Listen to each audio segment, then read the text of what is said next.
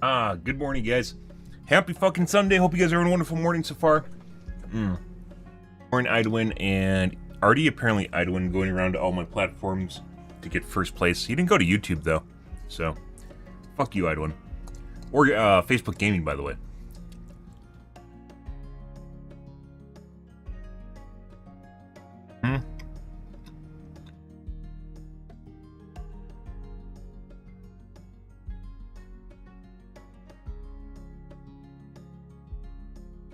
Yeah, no, I think there's still issue. I mean, yesterday I was getting instant queues. Look, it's I've been in queue for a minute and still haven't popped yet. Oh, what about YouTube? What about YouTube, huh? Huh?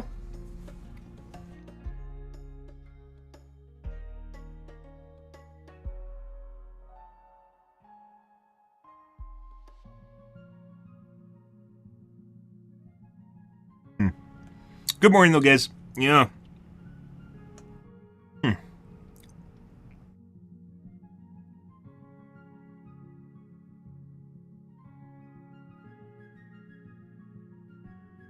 uninstalled Facebook when your grandma joined.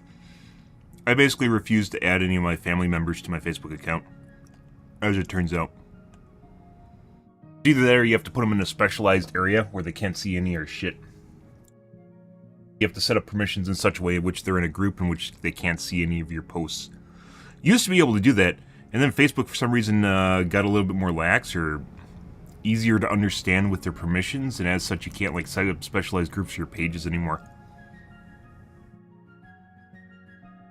But you basically could tell that people were in areas like... Sometimes you'll get people like that where they'll add you, but you're in like kind of an area where you can't see any of their stuff. Yeah. But then, of course, people get hurt if you don't add them in. That's, I mean, kind of understandable, but at the same time, like, I'm not... My, like, social circles... Not generally prone for my family members. They're generally not something I want my family members to be in. But, teach their own. Because that turns...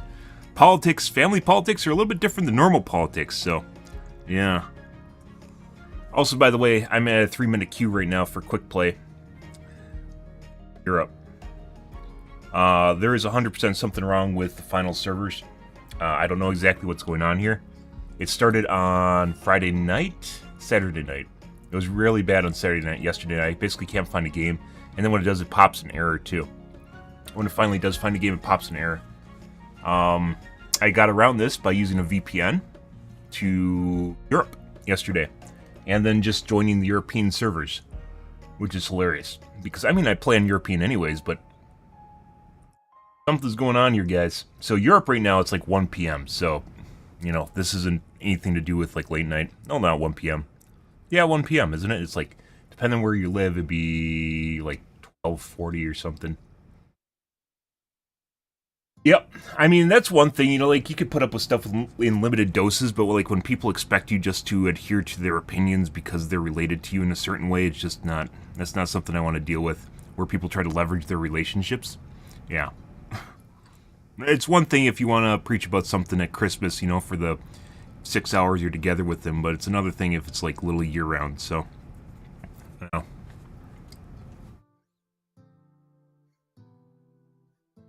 Definitely still something broken with the finals. I wonder if this has to do... So I was looking at the Twitch directory, and it fell off. This game fell off so fast, and I actually wonder if it has a lot to do with the servers. Last week they were working fine. Even Friday they were working all right for me, for the most part. Saturday was pretty terrible. So yesterday morning was pretty terrible, which was Friday night, Saturday morning. Thursday, Friday, prior to the patch, they're working fine, though. And now, if you look at this right now, it's like there's a routing issue or something going on. I'm pretty sure it's a routing issue, in which the game's trying to connect the servers, but the servers are actually just seen as offline because it's not going to the right addresses. So it just keeps sitting here searching. Now, on the other hand here, if I use a VPN, I didn't need to do. I VPN'd all around yesterday too. I was like trying to find servers that worked, and New York was all right, but it's when I joined Europe that things just worked out infinitely better. So, good morning, Cuphead.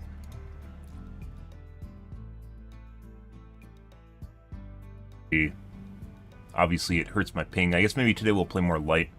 But my guess is the game really fell off on the Twitch directory because people can't play properly. It's like the whole Midwest in the US is having issues right now. I don't know about East and West Coast, but US is definitely having issues.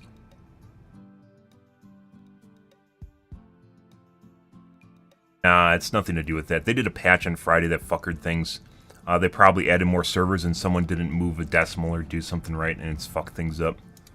Probably means it'll be addressed. Well, it's Sunday morning. That means it'll probably be still another day before it's addressed because it's the weekend. And weekend guy probably doesn't even know things are going on right now. Like, things are wrong. Now I connect to my VPN. Now we go in the finals and launch. I bet I can connect to NA servers fine, too.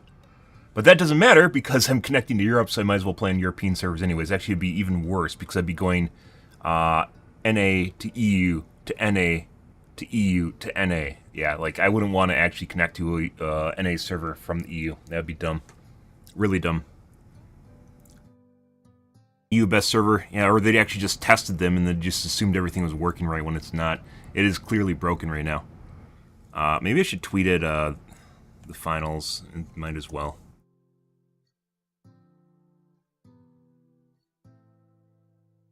Company for the finals.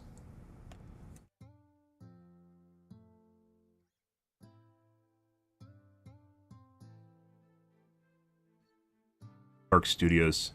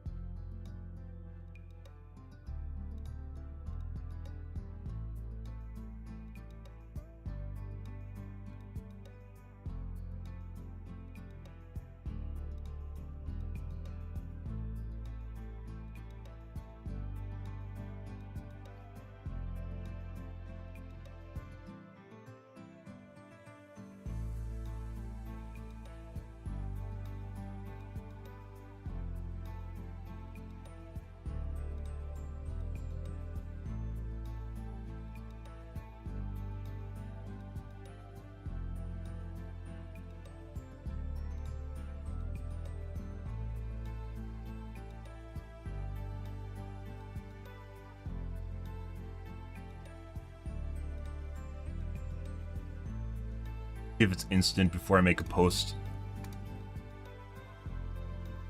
Connected to Europe. Yesterday we were getting queues in like 577 instant queue. Maybe this game's region locked? I mean, if it's region locked, NA queues would be popping for me, but even NA queues don't work.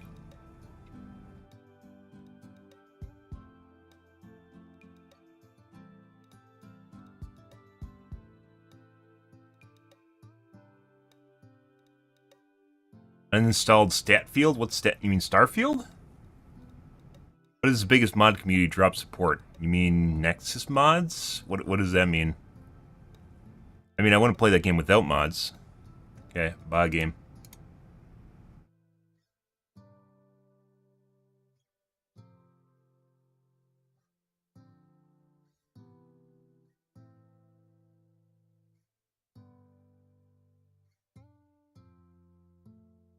Try one more. It's going to give me a debuff if I keep doing this, though. Try NA and see how fast we get a queue. Which, by the way, I'm definitely not going to play this because this would be insane. Because I'm going Wisconsin to EU to an NA server, which is probably in Virginia, to back to EU, back to Wisconsin. So, like, it would be worse than, like, going to Australia.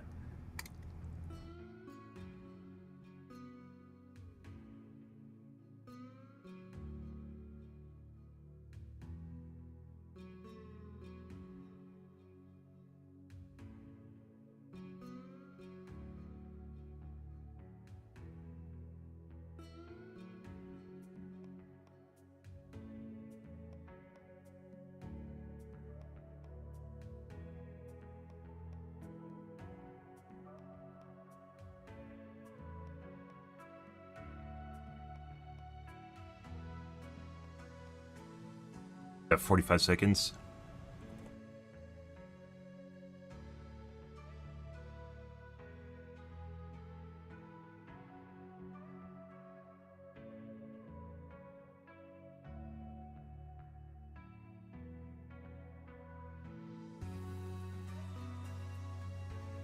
My teammates haven't joined. Oh, this is a...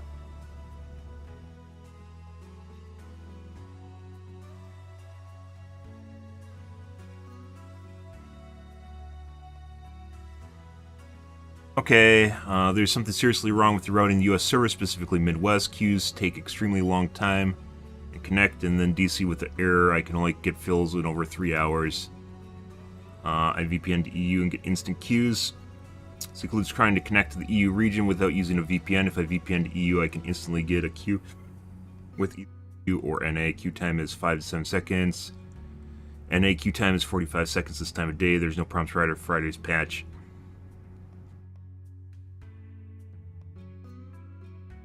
Yeah. I mean, Starfield is there. It was all over the place. I enjoyed it. There's a lot going on there. Do not play New Game Plus. You'll hate the game if you play New Game Plus. It is a waste of time doing New Game Plus, and it actually detracts. It actively detracts from your experience playing that game.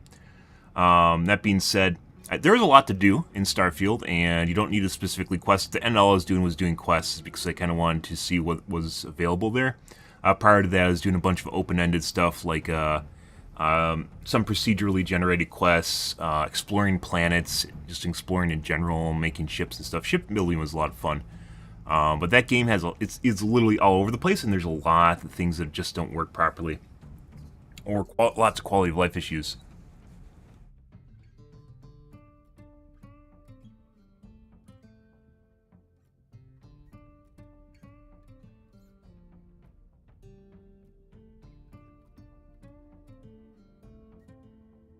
Slane. What am I doing today? We are playing finals, and because once again I have to use a VPN, we're probably going to do some light fun, light practice. We might play comp too. I play on EU anyways, NA and EU anyways. Might play comp too.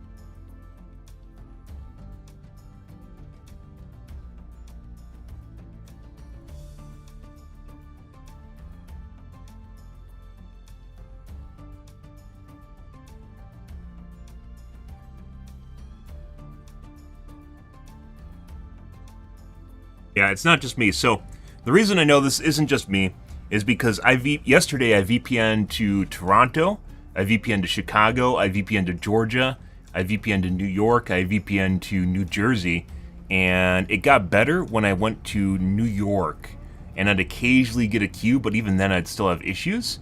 It was only when I went to EU. I haven't tried going West Coast, and maybe West Coast might work. I'd rather kind of stay as far as humanly possible away from Chinese players, but it might actually work. Yeah.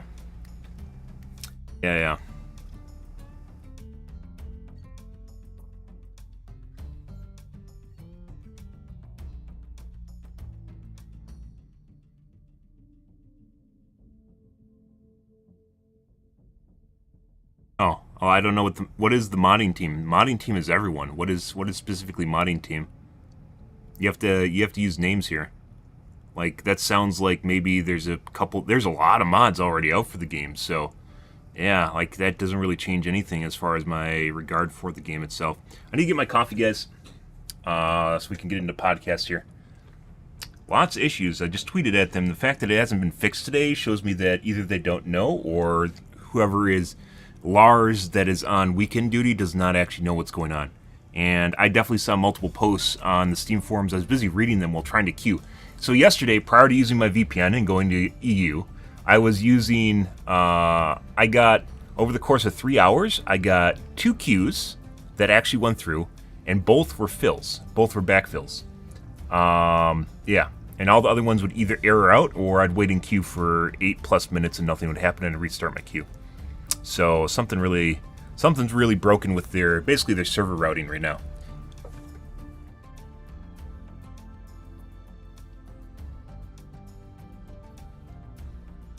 And this is very much hurting their game because it's launch weekend.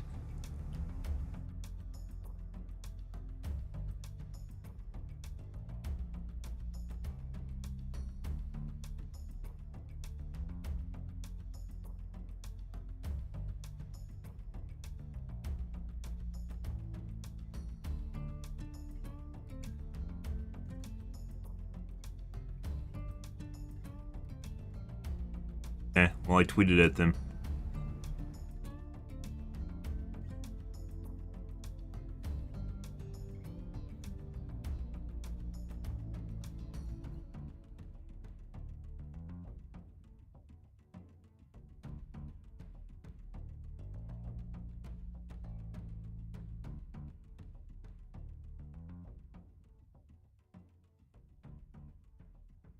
That happened, I woke up and 90% of my games are against Chinese hackers in EU. Huh. They learned that it's not fun to play against other Chinese hackers as Chinese hackers. Uh-huh.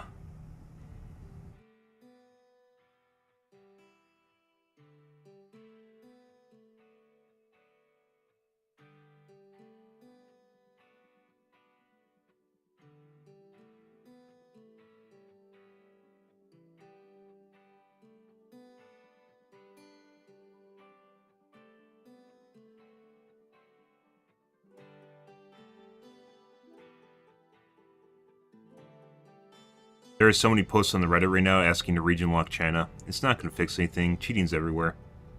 People are just assuming that it's only Chinese people that are cheating. A lot of them are, and that's based off old information from PUBG. I mean, it's basically in their culture. A lot of them are cheating, but at the same time, you also play against people that cheat that just don't have Chinese names or aren't actually Chinese themselves.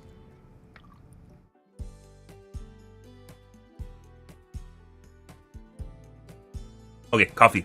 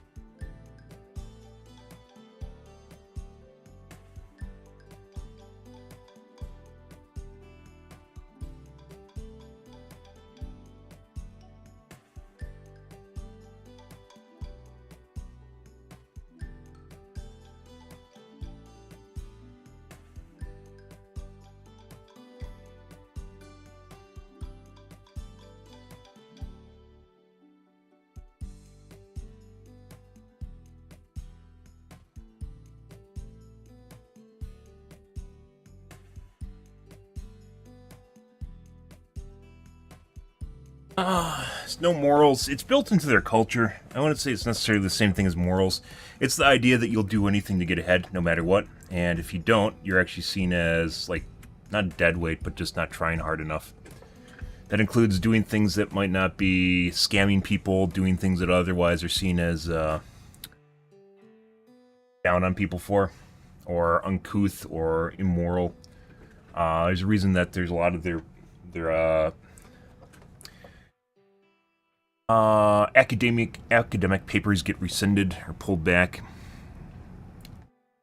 There is a huge drive to succeed over there at any cost, and as such, you are not just not looked down upon, but encouraged and almost congratulated for cheating at things. like literally built into their blood. It's built into their culture, built into their blood. Yeah, it includes gaming. And then there's like even things like apparently their like gaming cafes over there even offer cheats with their subscriptions too. So yeah, depending on obviously where you go, but one of the ways they attract people is by allowing them just to cheat. Pretty crazy shit. I mean, that's, you can see it's not just in gaming. Like you can see that in like a lot of knockoff stuff comes from China, right? Because you're just duplicating. And sometimes it's even better, but you're just duplicating what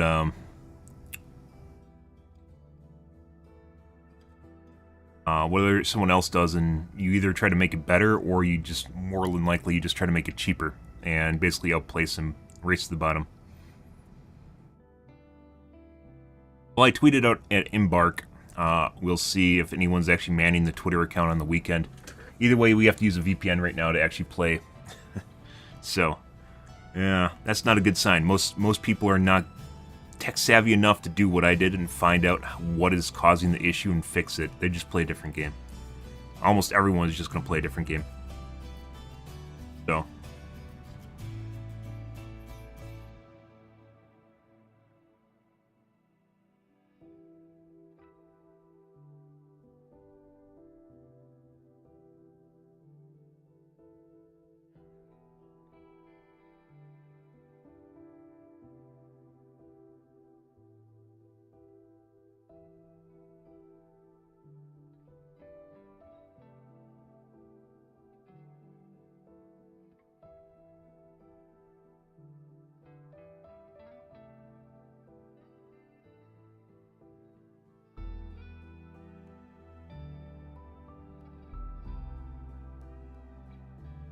Morning, Zeno. How's your day going, dude? Anyways, well, I guess we'll be playing across the VPN. And we could try West Coast. I didn't try West Coast yesterday. That would actually be ping better than EU. But we'll see. But then we also might get more Chinese. It depends if they have two West Coast servers. They have West and East Coast is usually the way games work in the US, but sometimes not.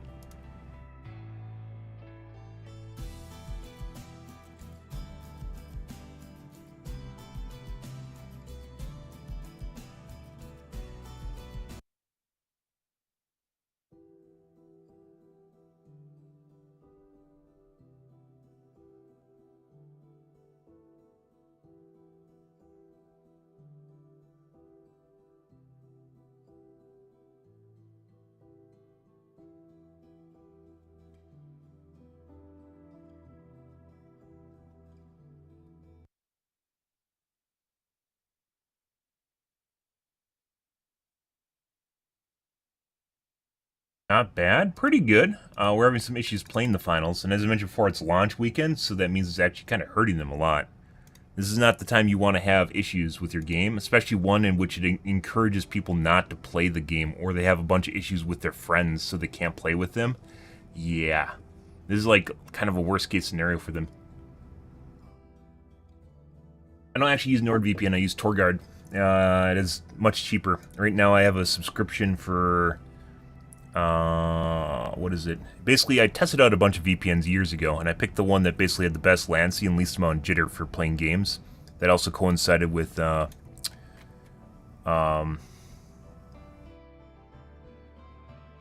budget, playing games budget, and then also had bandwidth to it. Also, TorGuard has a massive amount of bandwidth compared to other VPNs I've used where they actually throttle you. TorGuard, I've been up to my cap when I had 600 megabytes a second. I was getting that through a VPN, which is insane. In addition to it just being very fast. They don't have as many servers as like Nord does, though, but better quality in my opinion. And it's also cheaper, as it turns out. And you can get the triennial, so you get a license for 3 years. And I got it on Thanksgiving Day, and I think I pay $33 per year. Which is ridiculous. That's absolutely ridiculous. And it allows 8 or 10 concurrent connections too. It's something absurd. So, like, I did my fair share of research prior to buying one, and it's actually surprising how not many people use it, but it's, in my opinion, one of the better VPNs out there. And by the way, I'm not sponsored. This is not sponsored in any way, shape, or form. Yeah, normally it's like $13 a month.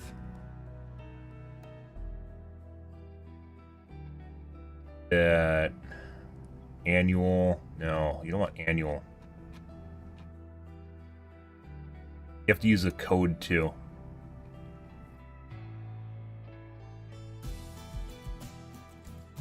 Yeah, 8x. Dedicate IP too.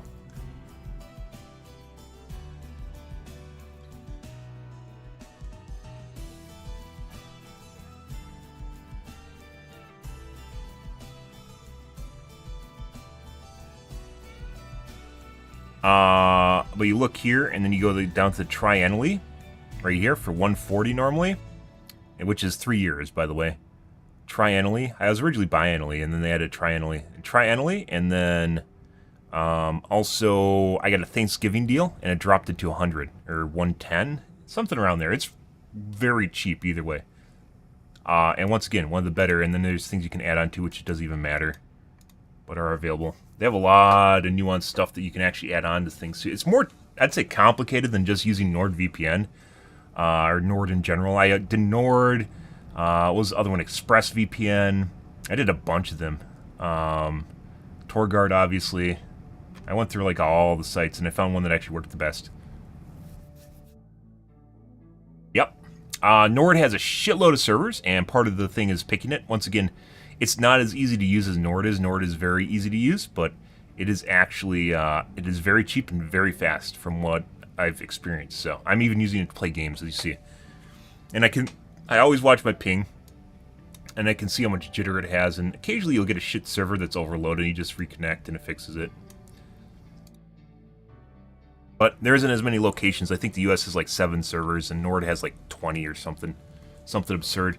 Like, I was trying yesterday when I was testing things out, I wanted to connect to either Ohio or Virginia, but they didn't have a server for it. And the reason for that is because it's just not where they have servers. I guess, obviously, a location price thing. But basically, AWS servers are in Ohio and Virginia, as well as in Washington, or Oregon, and California. I think it's Washington and California on the West Coast. So having VPN locations there or anywhere close to where AWS servers are is actually a big deal. It's not just gaming that uses AWS, by the way. Everything in the internet usually uses AWS. Is it RAM-based servers? I have no idea what that means, but that works for you good. They have a bunch of different things. They sell like dedicated boxes and stuff too, but all I use is the basic service, and it works great. They have all different sorts of things. Streaming bundles, so you can watch streams. Sometimes streaming companies will not allow you to watch through VPN. So that's why they have that.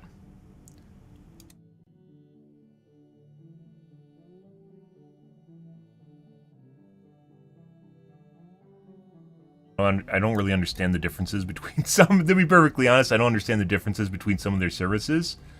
But you know.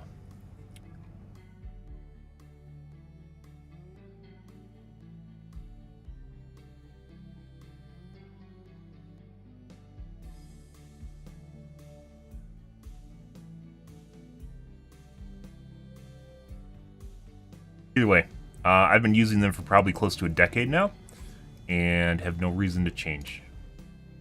Not an ad spot, by the way. It's just something I've used over the years because it's cheap, it works good, it works best, actually, in some categories, and very configurable. Done everything I wanted to. Anyways. 14 best OLED monitors I've tested. I didn't even know there's 14 OLED monitors out. What do we got? End of Billionaire Row.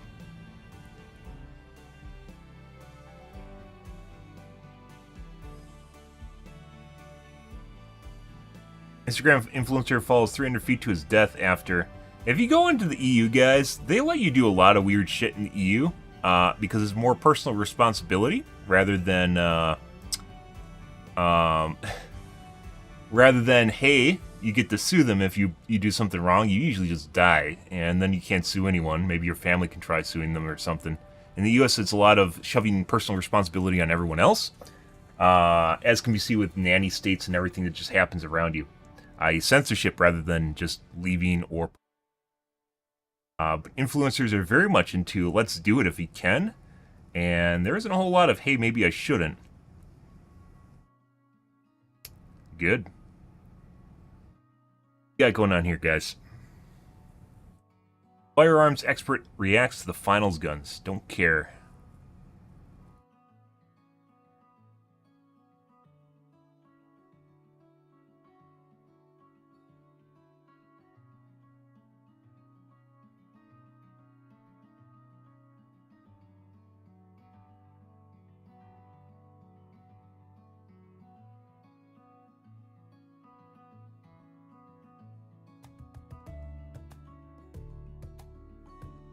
Pentatonics is still together. Well, partially together. One of them looks like they left. Two of them, maybe? Yeah, two of them left.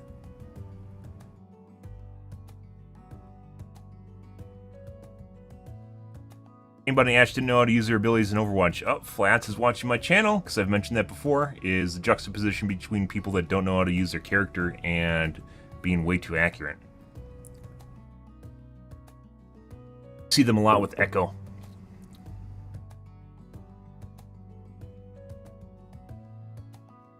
Get my channel watched muted by watching Tom Scott.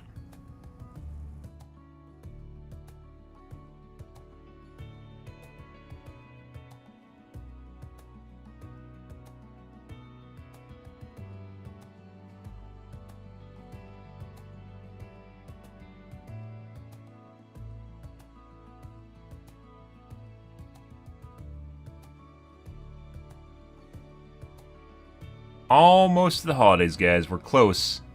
Still people pumping out the holiday guides.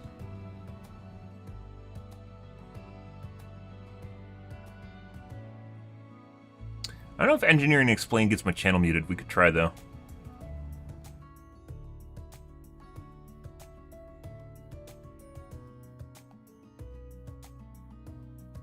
Really need all-wheel drive in winter. Very much, as someone living up north, it very much helps, and it's fun because it allows your car to like slide and at the same time accelerate. It's like drifting, but not really because it's more controlled.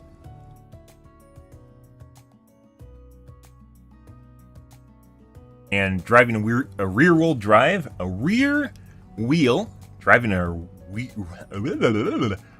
a rear-wheel drive vehicle in the snow is scary as fuck.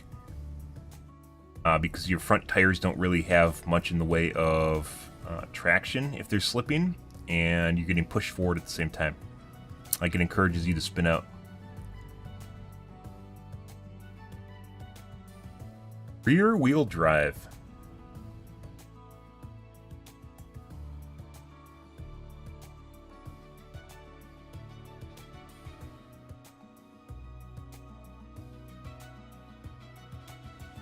Let's take a look at a B1M. They had a long B1M up here, guys. Let's take a look. Why did Billionaire Row end in New York? Hate what Chrome did with the tabs. There's a bunch of, with the update, they added a bunch of spacing or a bunch of like padding here, which just makes your tabs and what you can see actually smaller. Because who would want to actually see what your tabs are, right? Yeah, like look at all this, like the top of the screen here. There's actually space where I can actually just not click on anything, which shouldn't be a case at all. They like made the little tab itself smaller so they could add like fucking white lines between shit. I fucking hate UE developers, guys. Like, it's literally just a constant contest of job security. Like, just changing stuff so you can maintain your job, even after you do it the best. All-wheel drive is a lifesaver in the snow. Yes, it is. It's its largest transit system. Yeah. And the highest concentration of billionaires anywhere in the world. Here, money I would have gotten a car with all-wheel drive if I could have, but bursting at the seams with a relentless Saabs tend to be really rare. Good ones in good condition tend to be very rare. Good ones in good condition that are also performance models are even rarer. And then trying to get one that's also has that is all-wheel drive. I think they started in 2008, right before they went bankrupt, is even rarer. And also they have some weird issues where you have to rebuild the back transmission on it, and I didn't want to deal with that. That's hidden in the clouds. one that doesn't really adhere to the standard rules of real estate or engineering. Billionaires? Welcome to Billionaires Row. Home to some of the most tall and slender buildings in the world. 9-figure deals, pencil-thin towers, and cutthroat brokers. New York's Billionaires Row is construction at its most extreme. These insane skyscrapers are what you get when you combine super small plots of land, restrictive zoning laws, amazing engineering advancements, money, and sheer willpower.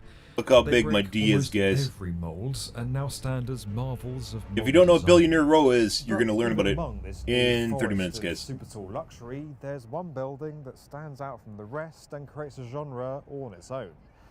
It's not the most eye-catching skyscraper on the block, but its story is unlike any we've told before.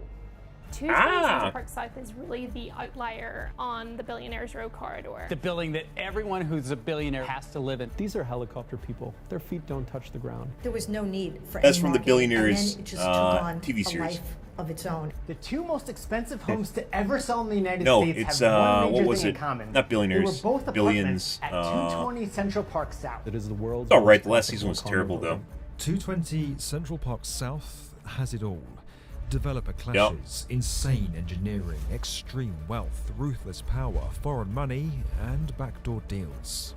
This is how a little-known skyscraper quietly became the crown jewel of Billionaires Row. The skyscraper made New York. When it was developed, this ancient island was covered in greenery, and if it had stayed low-rise, it probably wouldn't have amounted to much. Rip. But these extraordinary towers have let it continuously increase its area and welcome millions of people and businesses. Each shaped by the powerful economic and geographic context of its time, the city's skyscrapers now stand as silent chapter markers in its ever-evolving story.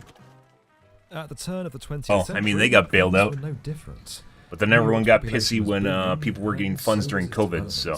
development. That ushered in a new era of But we bailed out the construction, banks, one that and the lured banks in get to wealthy keep their residents banks, with which is luxurious weird. co-ops. So, like, during the bank bailout, normally what happened is, like, government would just take control of them and, like, liquidate them, right? Safely liquidate them over time. They didn't. They just basically gave the banks money, and they got to keep their banks, which is fucking weird. Sale. Think ornate facades, exclusive amenities, and a cutthroat application process. It's like they went bankrupt, only just got money to not be bankrupt. And so began the carousel of New York's It building, a coveted status symbol marked by steel and stone. One of the earliest stood at 834 Fifth Avenue on the Upper East Side. Completed in 1931 and home to Lawrence Rockefeller, it was once described as the most pedigreed building on the snobbiest street in the So some country's banks most paid it back, prosperous 6 have not. city. Also built in the 30s was Everyone under 740 Northern Park paid Avenue, back. once home to John D. Rockefeller. For nearly a century, these roads right ProPublica. alongside Central Park have been the most coveted corridor in New York City. Then, around the mid-2000s, another building started turning heads. Right across the park stood 15 Central Park West, a two-sectioned asymmetrical tower with a striking limestone facade. Only this one was a condo, not a co-op.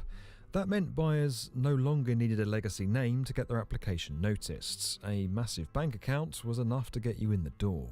15 Central Park West drew in CEOs, celebrities, tech executives, and even the daughter of a Russian oligarch who bought the penthouse for $88 million. Then, around the start of the 2010s, something changed.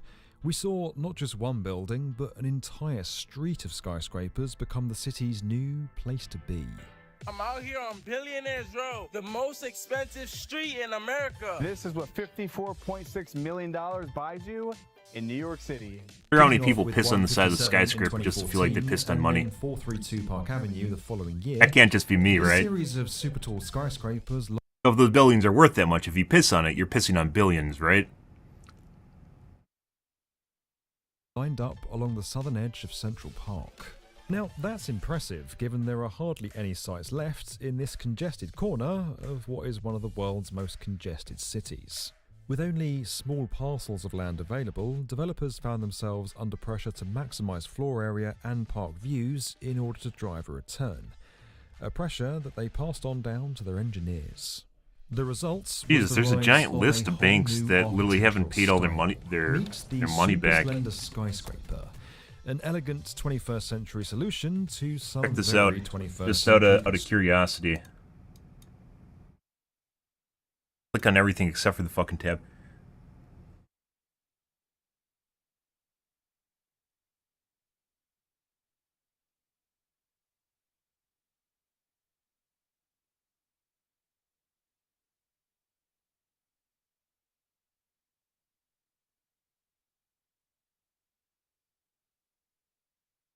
Someone made a website to track the bank bailouts, and you can see the profit, net outstanding, amount dispersed.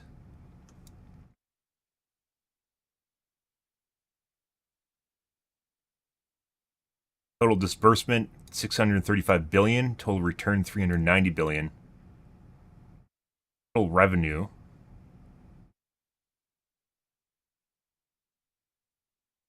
look here and see total dispersed profit, net outstanding.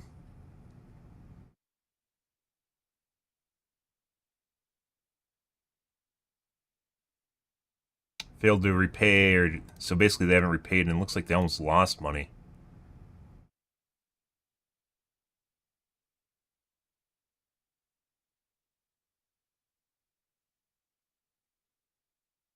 This is a gigantic. You think there isn't that many banks, guys, that went under during the that needed a bank bailout in 2008?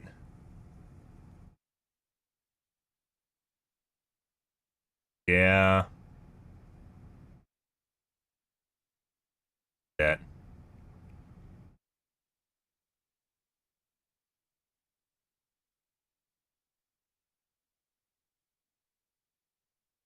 Constraints. Width to height ratios were pushed to the extreme. Yeah, they don't care about me. No one watches me. And super strong concrete cores were paired with stabilization tricks like dampers and open floors that help manage intense wind loads. This $1 billion piss, yep. building is seriously thin. 111 W57, Pretty good. the world's thinnest skyscraper, billion, that is. has a width to height ratio of 1 to 24. Compare that to 1 Madison or 520 Park Avenue, buildings already considered slender, and you get the picture. Engineers had broken a frontier and a phenomenon emerged. The ability to buy a newly built apartments in a super tall skyscraper with uninterrupted views of Central Park. And the world's wealthiest people snapped them up. Now, the development of these properties has been anything but simple, but once they got through all the politics and permissions to actually build Billionaires Row, there was another, less glamorous barrier standing in the architect's way. A lot of banks. A lot of fucking banks. The teams behind Billionaires Row spent countless hours designing, testing, and rendering out many designs before a single foundation was ever dug. Think those guys are actors, or are they people that actually work on the computers? Need to come with boundary-pushing workflows. Our video sponsor AMD is a oh my god for complex architecture projects like these. This is seriously impressive stuff. And wondering how York's Billionaires Row came to be. That's what. Over the last couple of decades, wealth inequality, particularly in the US, has been widening. Today, you don't say. 1% of Americans own a much bigger share of the total wealth than the 40%. And if you zoom out and take a look at the wider world, you'll see that the richest 10% of people control a whopping 76% of the wealth. Essentially, surprise! Wealth inequality is actually a thing in the US, guys. It has been since the 80s is when it started separating. People come up with all different sorts of bullshit reasons why it's happened, but it's just big wigs at the top getting paid more and everyone else getting paid less, or less compared to inflation. The new Billionaires Row that emerged from all this is big, yeah, people think millionaires are rich. They aren't. You can be a millionaire on Twitch. That doesn't mean you're rich. Rich people are billionaires now. And has forever changed the shape. That's 999 million plus one, by the way. That's why I like differentiating. When people think millionaires are rich, I like differentiating billionaires by millionaires by saying billionaires are 999 million plus one, right? That's $1 billion, right? Some people don't really realize that there's a huge gap between even millions and billions. You can be a millionaire by being a doctor or something. That doesn't mean you're going to be a billionaire, and you probably won't be a billionaire as a doctor. the successful building in the area among the acres of photos or beautiful drone footage that's afforded to the glass super tools. That's because it was an altogether more secretive affair that emerged on this little site right here. So this is it. This is it. Billionaires Row. What do you notice about it? It's just all so thin, isn't it? Look around you. This is all glassy edifices, flashy, and then you've got this somewhat nondescript building. Besides how skinny it is, there's nothing really that jumps out at you. Hitan Samtani co-authored the definitive story on 220 Central Park South at The Real Deal. We worked closely with him throughout our research to help us tell this story. This project is a totem for everything that is decadent and depraved about New York City real estate. It has it all, Fred. I mean, billionaire battles, trench warfare, extreme engineering, class warfare, billionaires sort of vying for each other's properties. It is a level of complexity and narrative intricacy that I've never seen in a project before. He connected us to Pam Liebman, head of the Corcoran Group, one of the leading real estate brokerages in the country, which oversaw several sales of the property. I love real estate because it changes every day. You learn something new every day. You probably work more than you would in a regular job, but it's very rewarding, fulfilling, and I just love it. I love the money. Central Park South got off to a quiet but promising start. I love the money, is what you just said. It blew everyone out the water. 4 full floors of a new condo off Central Park for $238 million. That makes it the most expensive home ever sold in the United States. I mean, you could. You could for sure. Coming in at number 1, wealth, $35 billion. Enter Ken Hell, ramen Griffin. costs like $10 per brick of it. Who has both the money and the ego Also, to try to you aren't gonna be shape living long his if all you're world. eating is ramen. This I'm just gonna Ken point that is out. one of the world's richest That men. that sodium's gonna kill you. I think everyone's been through the people that went through college went through the ramen phase. But he set a new standard for conspicuous consumption when he walked in. I remember back when I was in college, guys, because like drinking's a big deal, or it used to be. I don't know what kids are doing nowadays. Drinking's part of the party life in college, right? I had a friend that worked at a food store, and he said that at the beginning of the semester, he had a group of college kids come in and buy a pallet of ramen. Like, literally a whole pallet of ramen. Yeah, not even joking. And, like, so it turns into one of these things where, people are just going to spend all their money on drinks, and then they aren't going to have any food. So, yeah. I guess, I mean, there's literally ramen cookbooks, so, you can find ways to dress it up. But that involves cooking, right? And by the way, the best ramen, that's obviously Maruchan. Not the best ramen, but the palette of ramen is Maruchan. Best ramen is Nongshim Black. Personal opinion on that, fantastic ramen. It's probably the best ramen you can get. Prepackaged ramen, that is. South, and bought the most expensive. And if you haven't tried it, you should. It's spicy. Just be aware it's spicy, but it's very good. Real estate people thought, this is great. This just shows you Palette that of sodium, people are yep. willing to spend this kind of money in And there's all different sorts of ways that people have, like, the ramen culture, in which they find different ways of dealing with the sodium, like using half the flavor packet or something like that, right? And you can make it better. Like, if you take ramen and then you cook an egg with it, too, so basically you're poaching an egg on top of the ramen, makes it really good, and it adds protein, too. Eggs are actually really, really good. I've been figuring this out as you get older and older. It's kind of like one of those things that are actually just...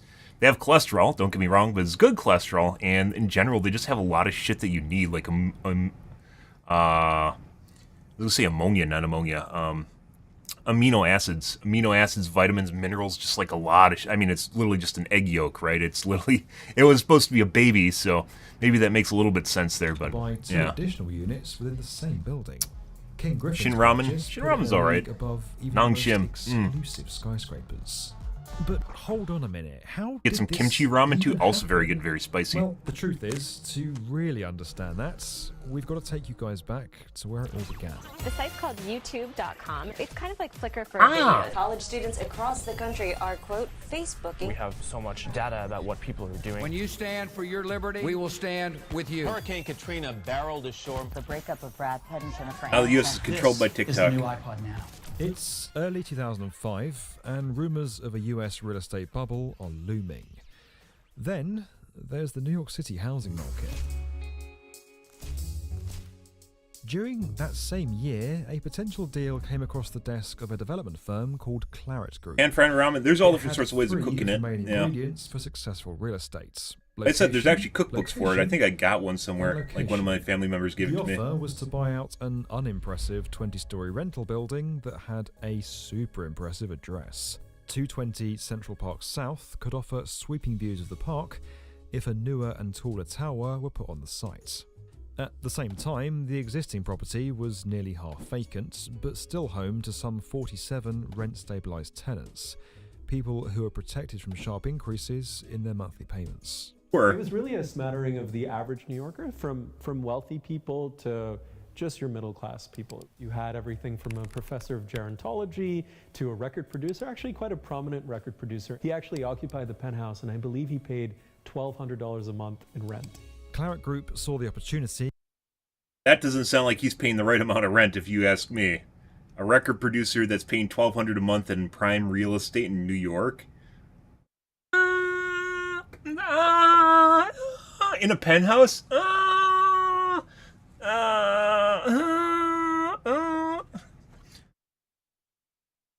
And ran with it. But to gain approval from the state and move forward with a whole new building, they needed money, and lots of it. And with remaining tenants on the sites, it wasn't exactly a straightsforward process.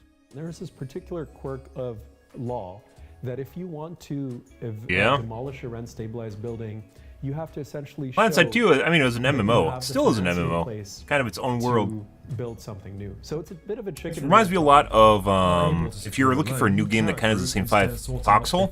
I haven't played it, but I've watched people play it. Foxhole is probably right around what you're looking for, where you just kind of do random shit. You're part of like a bigger cog. Planet Side 2, I think that does a lot better, but Foxhole's also Sucking one. up to the public companies. He's an absolute buccaneer.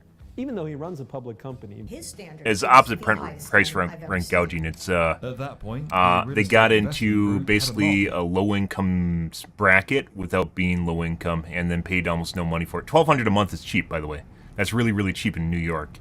If you're paying for a penthouse in New York for $1,200 a month next to the park, yeah, I don't know what to tell you. Cap of over $10 billion. Wow, that's a lot of money. In August 2005, Have you played Foxhole? Claret No. brought Vornado on as a 90% Similar vibes, equity definitely holder not of the same thing, and I honestly don't think it's as fun or it looks as fun as Planet Side 2. Planet Side 2 had a lot of potential. Every game has potential, guys. So many games have potential, and a lot of them piss it away. Central Park South, work needed to be done, including tearing The fact down that how much buildings potential there Planet Side 2 before has is the and fact buying that the enough game still air rights exists. to build taller, a task that fell to Claret. Yeah, you heard that right. Here in New York, it's not just the buildings for sale, but the air above them too. Developers can snatch up air rights around their properties and combine them to comply with development limits in the area and build even taller than they could before. The process can take years, but it's what's allowed 220 Central Park South and much of Billionaires You Row can to only rise build so you can sell the air above your building. high while preventing close neighbours from blocking those awesome views. Now, before you demolish a building, it's polite to ask people to step out of it first. Here, that meant buying out tenants, and to no one's surprise, the residents of 220 were not so keen on moving out. So the firm faced $1,200 a month in a penthouse as a record producer. Expensive battle. Yeah. I believe in the end they were paid between $1.3 and $1.6 million each to leave. Right, that's a good chunk of money for the average New Yorker. The project took so long and cost so much more than expected that Claret's upside was essentially wiped out. Vornado wrote them a check for their troubles and assumed full control. Building a skyscraper like this is... BattleBit's a lot of fun. I played it earlier this year. I wasn't on Twitch. You guys missed that arc. It was like, what, I played that for like a month? It was pretty good. I stopped playing it not because I stopped playing BattleBit not because I got bored of it or it wasn't fun. I stopped playing it because no one was watching it. Yeah, I don't know why. I think it's something to do, once again, when people feel as though the hype dies out on a game, they just don't play it anymore. Like, it doesn't even matter. It's fun to them. They don't care. People are so sheepily nowadays, I guess you could say, that if something isn't trending on social media and doesn't have the right amount of clicks or the right amount of validation, they'll stop playing it. It doesn't even matter if it's fun or not. People are people are very, very much part of herd mentality nowadays, where they just can't handle the idea that they're playing something their friends might not think highly of them or something, and they're like, oh man, I don't want to play this anymore. It's so gross. Generally, like in the case of BattleBit, for instance, I just didn't even look at the directory anymore. I just went live, and because it's depressing if I do, and I noticed that the game basically died because there's no one watching it. And I just kept doing that for like a month. It was very enjoyable, but just no one wanted, like, there's still people playing it when I left. Just no one wanted to watch it. Very weird. Very fun game. Because the site for it was directly opposite his own office. Catherine Clark is a journalist and author who became known as a kind of sleuth of Billionaires Row, uncovering the big buyers on the block. And so he would look out his window and he would see that site and he would think, that's the best site in New York. I need to build a condo there. Yeah. So far, so New York. But I want to go back to PlanetSide too, as a streamer. There's no way. I've talked about that before. I literally just would amount to people just constantly trying to stream snipe me, especially with the cheats nowadays. Gary Barnett, the founder of... I mean, there's people cheating back when I played it. That was a decade ago, 8 years ago. Developer in New York, kind of loves complexity, is somewhat addicted to complexity and messy, decades-long projects. Around the time Roth was facing resident lawsuits in 2005, Barnett bought a partial stake in a 13-year lease at a BattleBit hands. What are BattleBit hands? Directly below 220 Central Park South. He then went on to acquire an additional small parcel right in the middle of the Vornado development site. Why, you may ask? Well, Barnett was the owner of a nearby development site between 57th and 58th Street, and he hopes to build his own luxury property there, complete with Central Park views and their accompanying price tags. No views means less money, so when he heard that a building at the 220 site might go up, he swung into action and set up a bargaining chip to use against Vornado in the future. By the time Vornado wanted to clear the site in 2011, Barnett pulled out his ace card. So Vornado find this all out. What's their reaction? I guess they're not happy, right? They're not happy at all. They're trying to sue the hell out of these guys and trying to get them out of there. Oh, you don't like the fact that it's Minecraft. Sure. I guess 8-bit. It's the one downside to it is the fact that it looks 8-bit, right? Excel-owned parcel and its air rights in the middle of their development site. That's like 2's dead. $1,400 yeah, I think it was dead like 8 years ago when I played it. That was 8 years ago. And in an arrangement to preserve each other's views, Extel moved what would eventually become the mammoth Central Park Tower to the east. Only they hired me instead of Rel, they'd be in a different place right now. Just saying. Extel's super tall skyscraper also introduced a cantilever that extended 8.5 meters out above the Art Students League of New York building for the small payout of $32 million. Thus ensuring more units could keep their views of the park. At last, Vornado could move forward with its plans. Or so they thought. Construction here in New York is anything but cheap, even for a titan of a developer like Vornado. So the firm reached out to someone with even deeper pockets. Why the fuck are they called Vornado? Like Vor mixed with tornado? So like they're eating tornado? To build 220 Central Park South, Roth borrowed a cool... I remember that. It was like one of the other competent streamers back when I played. And I remember them, they're like... I had like a little bit of like a rapport going with them, and then they hired Rel and just never heard from them ever again after that point. But you know. From the Bank of China in 2014. Pretty good YouTube videos. Followed by an extra $350 million. Why you got hired. I don't make good YouTube videos. I just stream to YouTube now. By this point, 220 Central Park South had been years in the making. It had secured developers, funding, and clear. Yeah, I don't know. It never bothered me. I've never been really, never really hated like 8-bit, 8-bit graphics. But some people it's a turn off for, so I understand that. Central Park South is a truly remarkable feat of construction. Its rectangular form rises 290 meters into the sky, but measures just 16 meters across. That's a width-to-height ratio of 1 to 18. Or is eating. But to go up, construction teams first had to dig down. NATO? Through controlled blasting and painstaking I don't think rock Borg hammering, would. they excavated 15 mesh meters that into the bedrock and installed 3 2.5 meter thick concrete slabs and 142 rock anchors. Working so close to existing buildings, they constantly monitored them to ensure their structures weren't being affected. With the foundations complete, construction crews moved above ground and began constructing the skyscraper's most critical structural element, its spine, the concrete core. Take a look at your standard skyscraper floor plan and you'll always see the core in the middle. It means your structural beams that hold each of the floors up can run out to the perimeter columns and don't have far to go. It's also where you'll always see the elevator shafts, services, stairs and bathrooms. It makes for a good vertical access route up through your structure, and it means that people in your tower are all going to get natural lights and a nice view out. But there was only one view that mattered at 220 Central Park South. The real deal got a hold of the floor plans, and we've recreated them to show exactly how wealth is shaping engineering decisions in this building. To maximise saleable area, the core was pushed to the southern perimeter. Any interior columns were eliminated to create an open, flexible floor plan in the apartments, and that now much larger gap between the core and the northern perimeter was bridged with a 28cm thick concrete slab. Towers like this are subject to extreme wind loads and a phenomenon called vortex shedding, where differing air currents can pull up the structure, causing it to sway.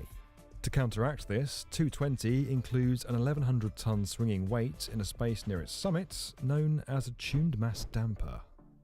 With 118 apartments, the 220 project combines a shorter 18-storey structure known as the Villa, with a much taller 70-storey tower behind it. But precast or hand set. I don't even know that, like, so you have a hanging weight at the center there that would off-center the mass and allow basically the tower to sway back, is my guess. But it seems like if they got too much out of alignment, it would actually cause the tower to fuck up, like fall apart. Very weird. You could like probably watch a whole like engineering thing on that. For building this tool. So a limestone curtain wall system was developed instead. Unlike glass, this material is opaque, and that allowed engineers to... You like you call those cheaters? Guess what? People still don't like that you call it cheaters. People like to pretend everyone's legit in video games. All you have to do nowadays is type in a game name here and cheats into Google, and you'll find a lot. In the case of the finals, finally, it's very bad right now. Concept was adopted. This groups the main perimeter but yeah, columns that's when I started talking about cheating, was at the end of my PlanetSide 2-ish area, when I couldn't ignore it anymore, because there's just fuckers just like fucking watching me through walls and like hardlocking me and shit. It was pretty horrible. And then like jerking off about it on stream too. This made it even worse. And then when I stopped streaming, everyone else stopped streaming. We couldn't get our hands on official figures, but Steve Roth claimed Vornado was spending around $5,000 per square foot on construction.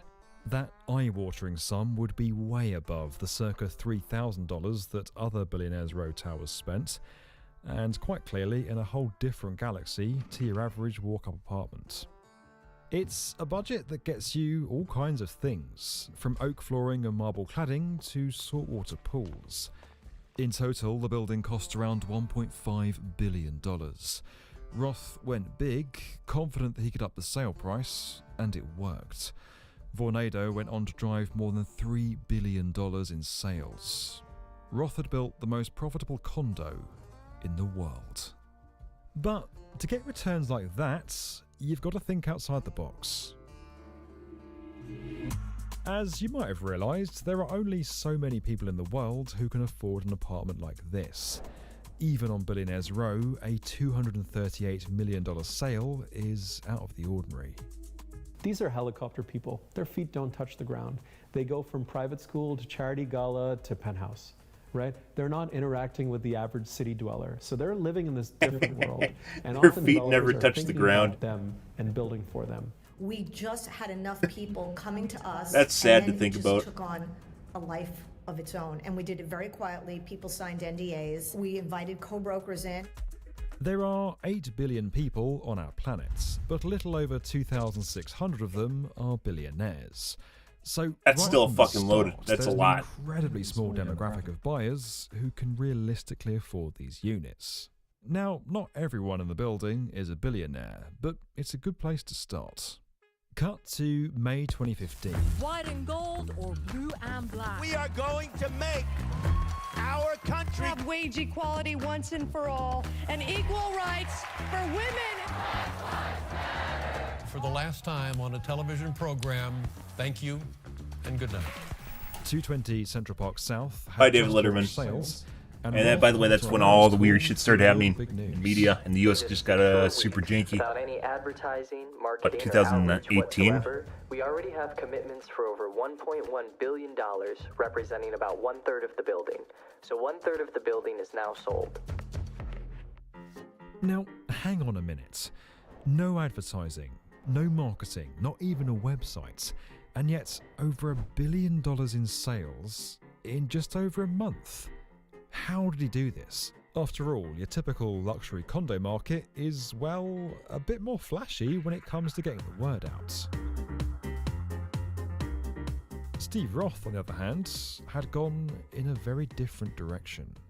Stephen Roth treated that building less like a condo and more like his own personal country club. So he took a really significant interest in who was buying there, who would be allowed to come and see the units. So it created this He has really big eyeballs effect where, you know, if you weren't allowed to be in there, you wanted to be in there even more. And that really sent the values skyrocketing. Steve knew what he was doing. Oh, for humans, that is. He treated that building as though he was going to live in every apartment. So most developers, good for them. They're planning it, they That's start what matters. to engineer it. Not the fact that basically everyone's going to get paid off later on in life anyways.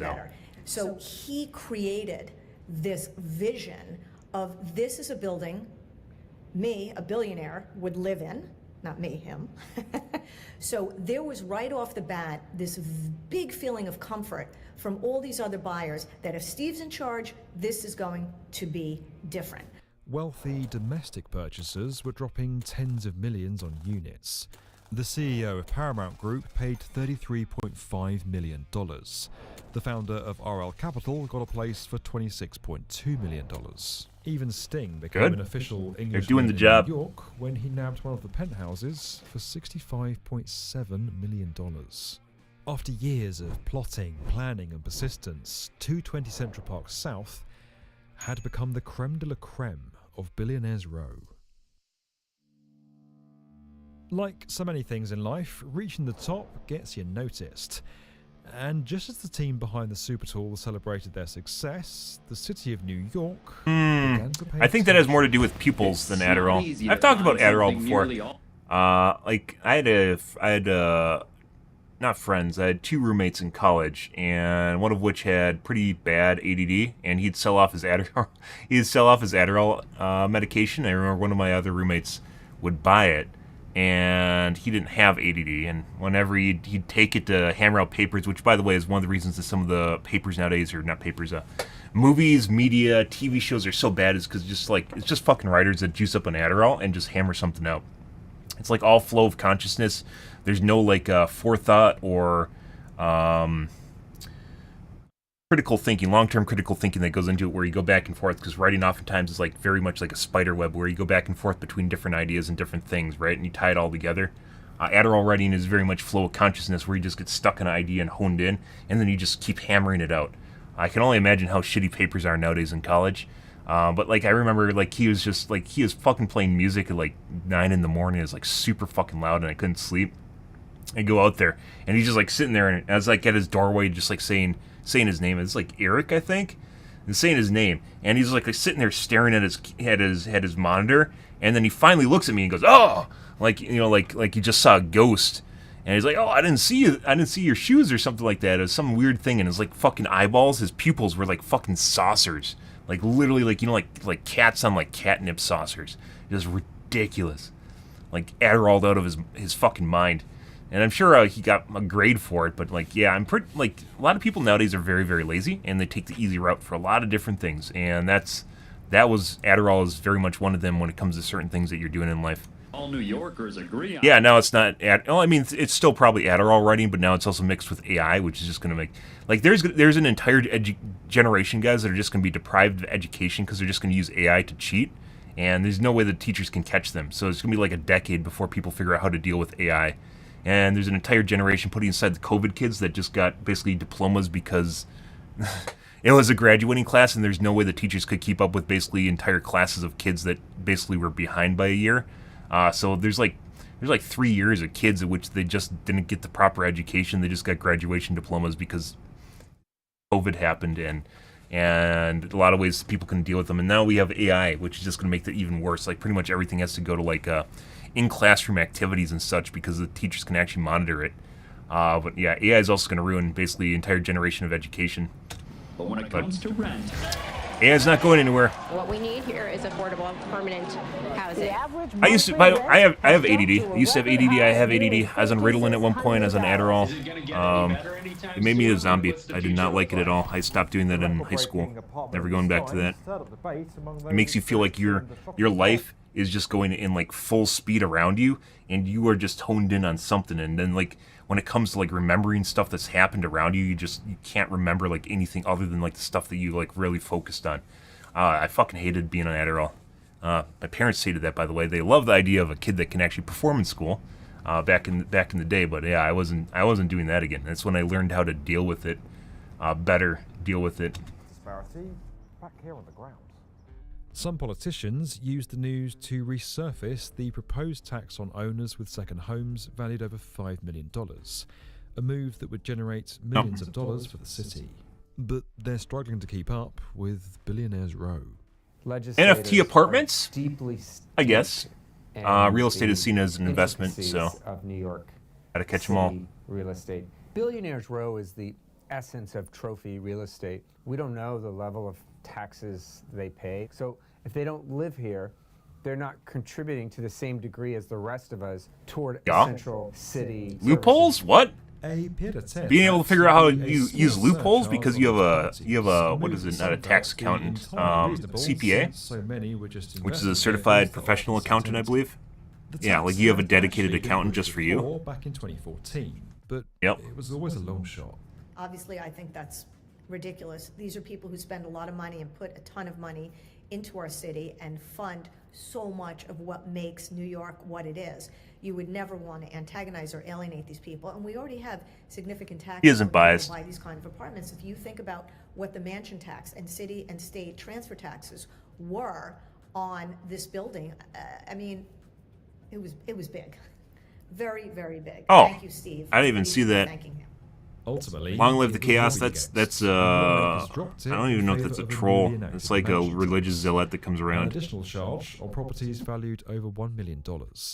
Having wealthy people in our city is a good thing if it contributes to the lifeblood of our economy. I'm not certain, though, that always is the case. Also, even though this video was 30 minutes long, like I spend a bunch of time where I just pause and talk about shit. Incredible engineering, a rising wealth gap, the relentless ambition to maintain and grow that wealth among the world's richest people, the complicated relationship between government and real estate, and above all else, the power of money in a city that's constantly reinventing itself. Like a diamond, formed under immense pressure in the perfect conditions and exactly the right time, 220 Central Park South has risen as a monument to all of it. For now. The good, the bad. How someone builds a giant skyscraper in the middle of nowhere and then it becomes popular because it's in the middle of nowhere. This city's buildings have always adapted to whatever history's thrown at them. They've always responded. Wonder what the biggest building is you could possibly build if you were able to build it as big as you wanted in the middle of nowhere. Here in the early part of the 20th century, with the construction most buildings are built basically in popular locations, so they're limited based on space and zoning requirements and stuff like that. But there are plenty of places in the U.S. they don't have that, right? So you'd have to find something like that, and you could totally like one-up anything in New York if you're able to basically have an unlimited zoning and area, right? It stands out for the most extreme of reasons. For KSA. What struck me most about coming here this time... You came here to listen to me talk? Good for you. ...is how I'm in one city, but I'm talking about two completely different worlds. The people of New York are struggling to find affordable housing. They're struggling with a cost of living. By the way, as far as this goes, you should not live in a city unless you have the money to do so. Cities are giant wealth black holes. This will not change, because as it turns out, the more people that are in an area, the more that things of limited value are worth more. It's supply and demand, right? And as it turns out, when you are in a city with a shitload of people, things like space turn into something that's going to be really expensive. You should never live in a big city unless you have the money to live there. It's just the way that it goes. You could live outside the city or in a suburb or somewhere else and have a much better living experience because, as it turns out, rent goes up, but the amount you're getting paid only goes up so much too, and therefore you're not gonna have enough to meet the most basic, like one of the most basic things that everyone has to afford is rent, right? Rent and or owning a home, rent or owning a home, and groceries. And if you live in a place in which rent is very high, it's just going to eat away at your basically low income because pretty much everyone isn't a billionaire, right? So yeah, like it's a lose-lose. Every time I hear about like problems with people finding like places to live in high rent in big cities, it comes down to living in a big city. Even Minneapolis isn't that bad. Like my brother lives in Minneapolis, St. Paul, Minneapolis, the Twin Cities, right? Even then, it's not that bad. But I wouldn't ever live there because it just gets too big. There's too much bustle. There's just too much shit going on. Some people like that shit, but I actually find it to be like not only distracting, but it actually just makes your life kind of miserable because you have to deal with everyone else around you. But to each their own, right? But like a nice normal size, like a small city, I guess you could say, because cities are like 100,000, right? So like 100,000 people is probably where you want to be in. Any more than that, and it just gets out of control. Crisis, and yet. Yeah, the Burj Khalifa, but I think that's also yeah. But I mean, Dubai has limitations too because it's basically litigation. It doesn't exist anywhere else. A rich person's playground, an affluent playground, and there's a bunch of pissing contests that happen there. Another phenomenon like Billionaires Row for quite some time. Well, I mean, then there's Montana that has no one in it except cows and occasionally cows. So I'm not on that end of the spectrum, but yeah, like I mean, I've been to big cities and they just are not my jive, especially driving in them. To build that ultra luxury real estate anymore, at least at that scale. History is littered with examples of cities that became so great, so renowned, but then ultimately pushed too far. And I can't help but feel, being on the ground here and digging into this story, talking to people involved in it and those living a normal life in New York City, that this place, this city that has so much allure and that I love and so many others love so much, might be going the same way. This video was produced by the B1M in collaboration with the... I mean, I even have been to London, and London does not feel like New York or like Chicago. There's just like the density in the U.S., and I'm sure it gets even worse in China. Is like it gets pretty absurd. When I was in London, like or not London, like Glasgow, and then what was the other one? I was in UK. There's a video series on the channel, and you can find support or donate over at getconstructiontalking.org. And as always, guys, if you went through, like I was over in UK for a little bit when I was in EU. For construction, subscribe up there, Edinburgh and Glasgow, which are pretty big. They're pretty big cities in UK.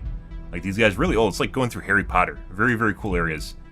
But like I was over here, and like it did not feel the same way that like not Madison, Chicago or the really big cities are in the U.S. It's just kind of like it's a next level of like, look at all the parks in here too. It's like next level of like just shit everywhere. Are the fish and chips? I tried fish and chips and they're all right, and I had some beans too. Yeah, had some classic. By the way, the best food, some of the best food I had in Europe was in the UK. Yeah, I like to point it out. Some of the best food I had in Europe was in the UK. You know why? Because they're like the US and they import a lot of their food, i.e. they have a bunch of people that have like, I had really good Jamaican chicken, nothing to do with UK, in the UK. Like the US has like, it's kind of like a mixing pot of a bunch of different cultures and food types. Yeah, so I was like in Glasgow and Edinburgh, and like we went to places that had nothing to do with the UK. But I did have fish and chips. We tried them when they're there, you know. It's yeah, it was fish and potato chips. Yeah. Yep. And by the way, people are like, "Oh, you had really good food in the UK?" And I was like, "Yeah, I had great food in the UK. I went to a Jamaican place in the UK." And they're like, "Oh." Yep. Yeah. B1M. Oh, yeah. I think we watched that at one point. Oh, that was a while ago. I don't remember the name of the building. Yeah, there's like a place in the Middle East. I mean, it's kind of weird that you can be in the Middle East and be like an oil prince and have all this fucking money, and you don't like choose to make like a mega project. I mean, they're building the line in the desert, right? I think in the UAE. Good for them. I think it's the UAE. They're building a fucking giant fucking skyscraper line. You know, good for them. Because at least they're doing something with their money that makes something, right? At the end of the day. Jerk chicken? Mm-hmm. Yeah. I don't remember all the places we went to. I ate a bunch of them. We went through my, like, I actually have it on YouTube if you want to look at my trip flashbacks where we talked about it. Yeah, there's a couple of them in the UK that we went to, but yeah, one of the places I remember in the UK was a Jamaican place. Jamaican chicken. Yep. And I also remember eating at a fish and chips place under a subway track, I think in Glasgow. Yep. Just, it was like going to Popeyes, but not really, because I didn't have food that actually was super amazing. It was the most generic UK food you can imagine. And beans on toast? Yep. I guess, you know, sometimes you gotta do it, right? Yeah. Okay. Cool stuff. High production value, by the way. B1M's pretty good. Maybe a little bit long-winded. I prefer their 10-minute videos, but, you know, they can only have so many 10-minute videos. They have some longer ones now. Good. That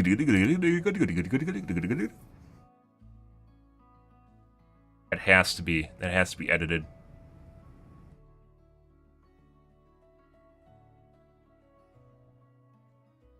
Why Amazon sucks now? It doesn't.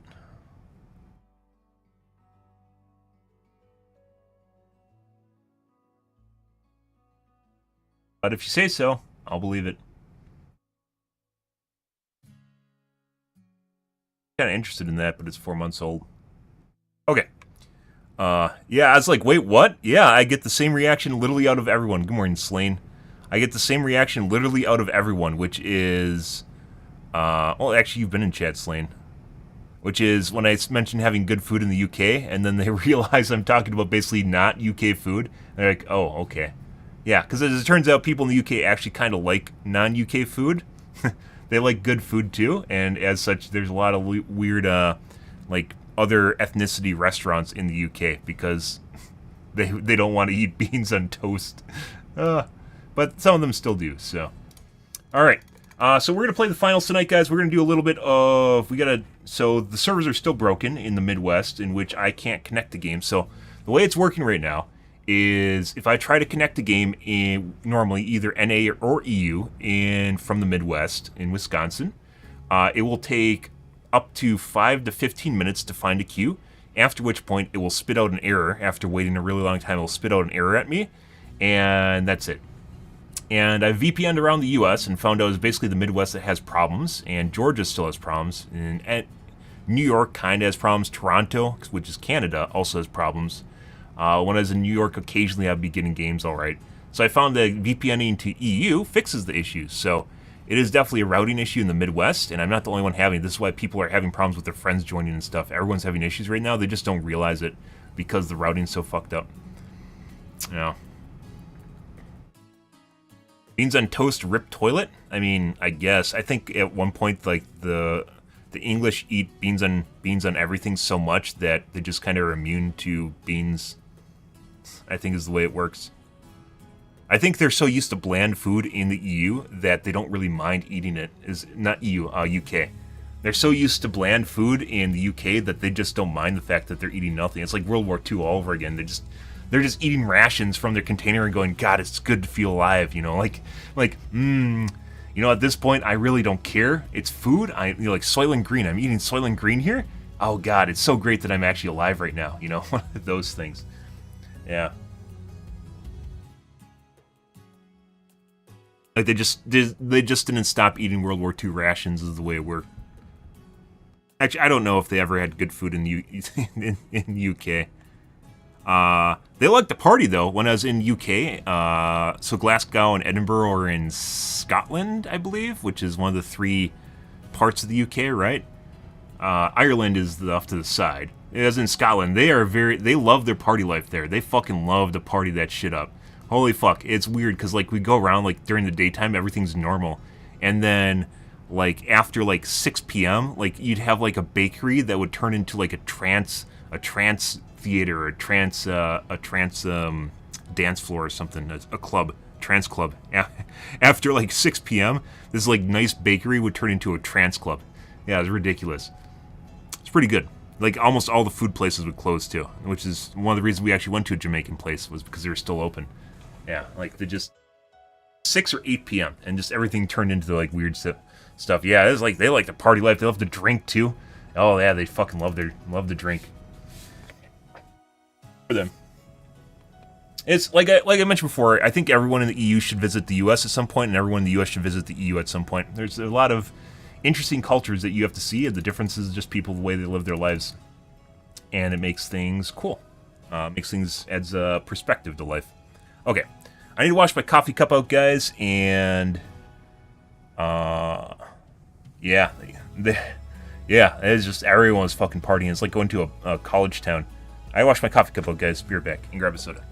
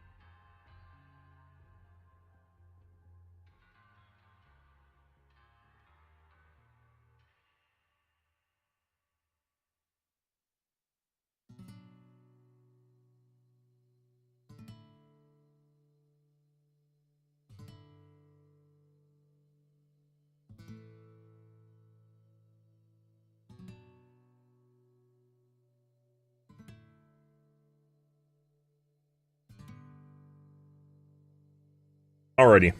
So, I think we're going to try seeing if we can connect to a West Coast server, but I think that's just going to increase the amount of cheaters we're going to run into. Seems like Chinese prefer going on West Coast US servers.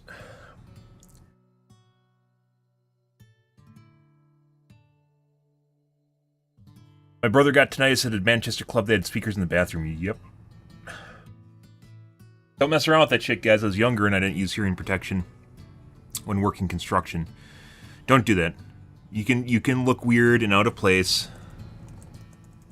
You can look weird and out of place and be that guy that actually uses hearing protection and still have your hearing at 40. So, well, I mean, I don't have bad tinnitus. I do have tinnitus and I know exactly what it's from. So, yeah.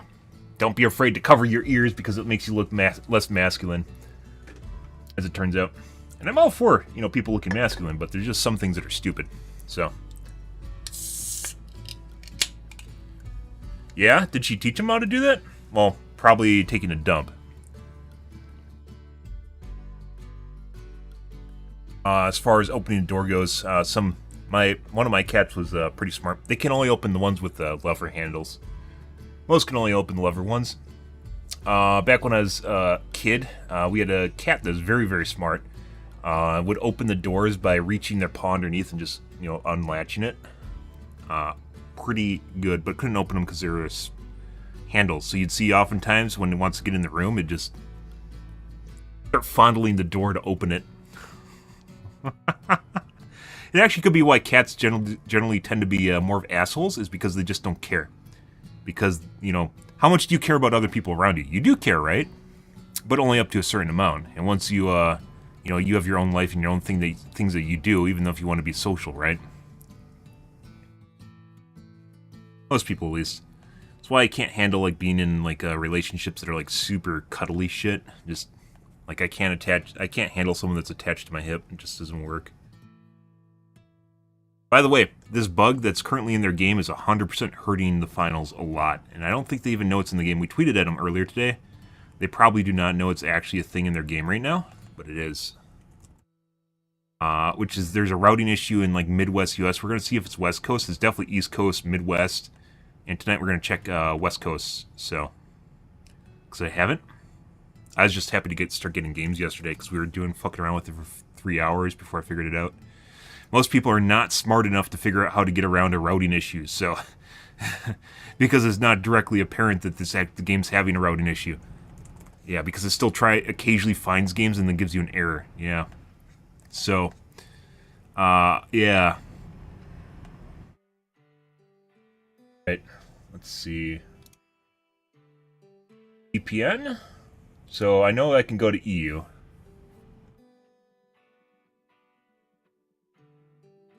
Bangkok? I don't need to go to Bangkok.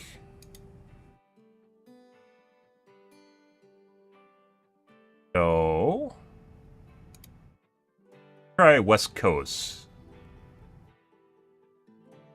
Dozy?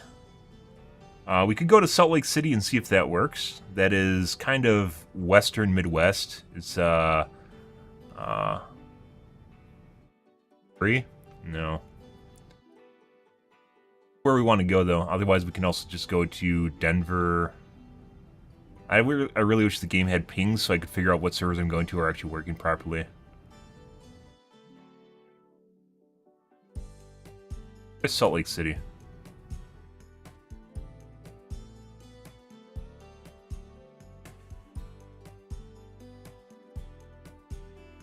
Bangkok.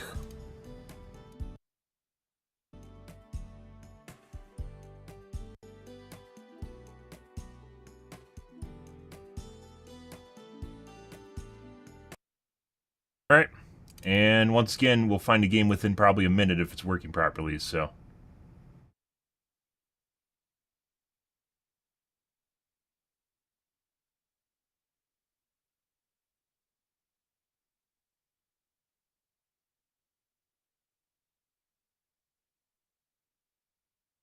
Oh, it's your aunt's cat that's staying with you. Yeah, that's actually pretty smart. She probably taught him how to take a shit, and then it crossed over, and then probably learned how to open doors. You'll see cats jump and open the lever handle doors, because they know how that works, but Usually training them to take a shit, that's something you have to work on. It's not something they'll do.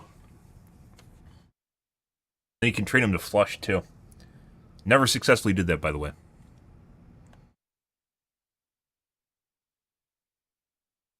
Someone had a bunch of time on their hands. Normally, what you do to actually train them to take a shit on the toilet is you raise the litter box up on, like, catalogs or something next to the toilet. Then you put the litter box on top of the toilet, so basically they're crapping on the toilet. And then you remove the litter box after a while, and then they basically just see the toilet as where they have to take a crap. Yep. I mean, everyone likes drinking the Kool-Aid. Even today, people drink the Kool-Aid, so, you know. People like, it's no longer religion, it's, politics. Politics, whatever politics you want to choose are now religion. Everyone adheres to their dogma. I don't need to tab out constantly.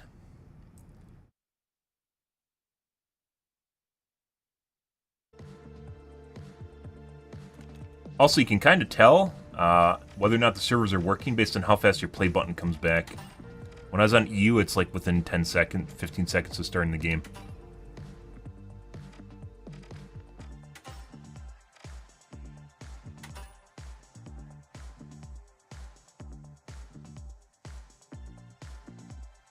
Like the whole Midwest. I think we'll go to... Oh. See how long it takes me to get a game. If this takes 3 minutes, we're definitely not in the right region.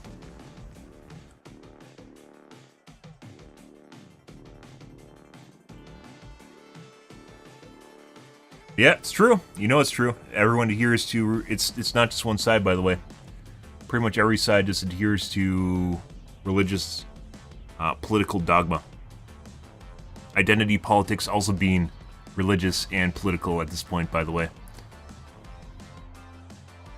Kids love that stuff.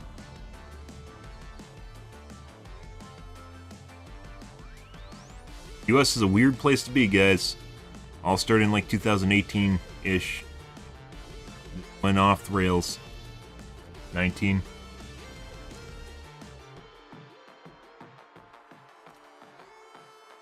So if we were on EU, we would have already found a server, by the way.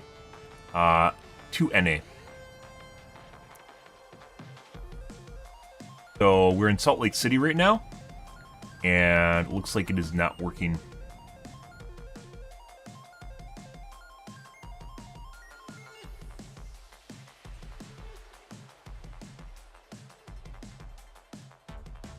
The other day when we're queuing, and it actually got a queue, it would then just throw an error after like a minute.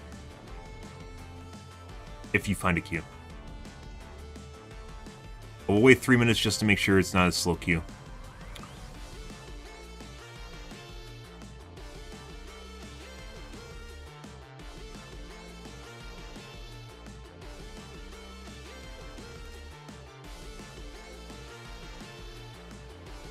By the way, anyone that's playing this game currently and having the issues that I'm describing, there is nothing that you see here that would lead you to believe there's a routing issue or that using a VPN would fix it. And if you did use a VPN and only VPN to a slightly different area won't fix it either. You have to geographically region switch, like EU is pretty far away to get away from this. Oh my god, Rubix! Thanks for the sub. Oh my god, Artie! Oh my god, you guys are beautiful.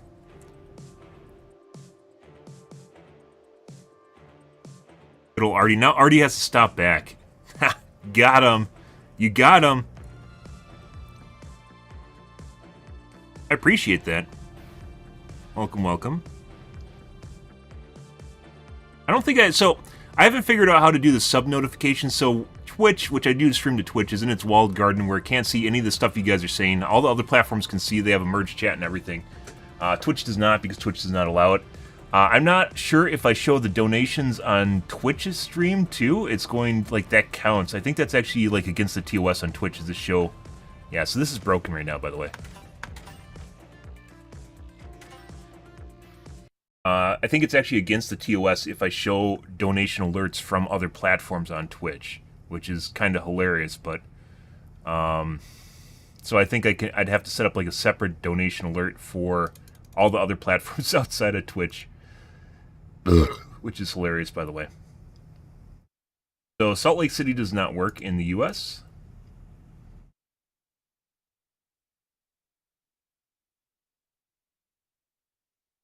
It is pretty good. Unfortunately, I think the queue problem right now that is happening is hurting the game because it's not outwardly apparent the game's having an issue, and people probably just think it's dead. And when a game is seen as being dead, it is literally like that. It sucks the soul out of it. People just like, oh, no one's playing this game. Why would I play it too? We're just talking about this at the beginning of the stream. Is, oh, no one's playing this game. Why would I play this game? Tee-hee. You know, one of these things. Let's go to San Francisco. There's Seattle too. We're gonna do San Francisco. About as West Coast as we can get, so. What about Fallout 76? We played Starfield for a while. Alright, San Francisco connected, guys. I know that we can just go to UK, but I'm not going to do that just yet.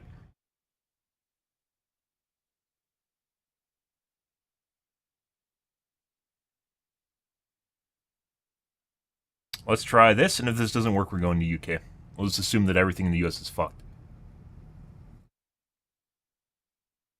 Twitch denied. Apparently. So they mentioned specifically merge chats, which we don't have a merge chat on Twitch, right? You guys can't see all the other people I'm talking to right now.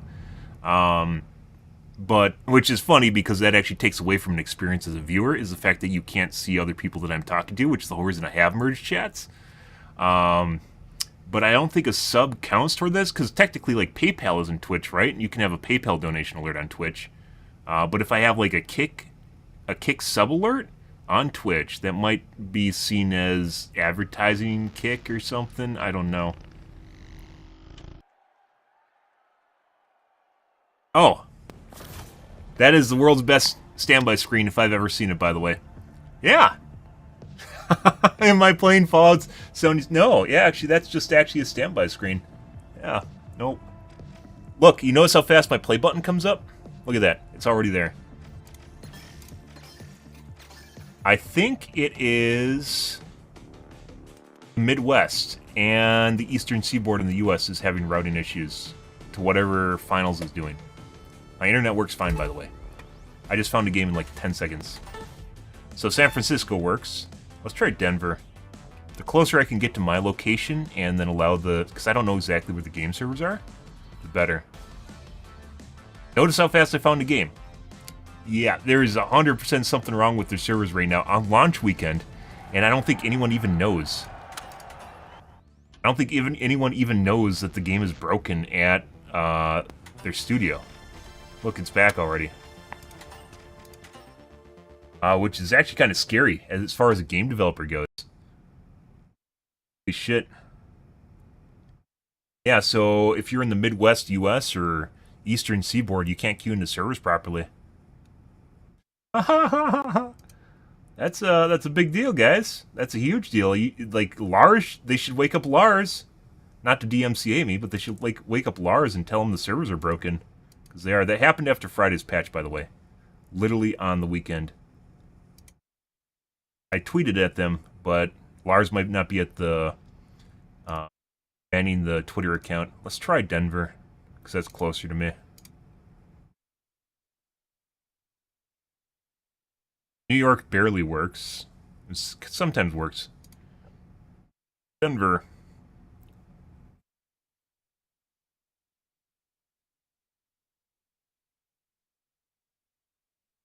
Alrighty. As I mentioned, almost no one is going to go to this level to try and fix the game to make it work. This is something I would never expect anyone in their player base to ever do to try and make the game work. Especially at this level.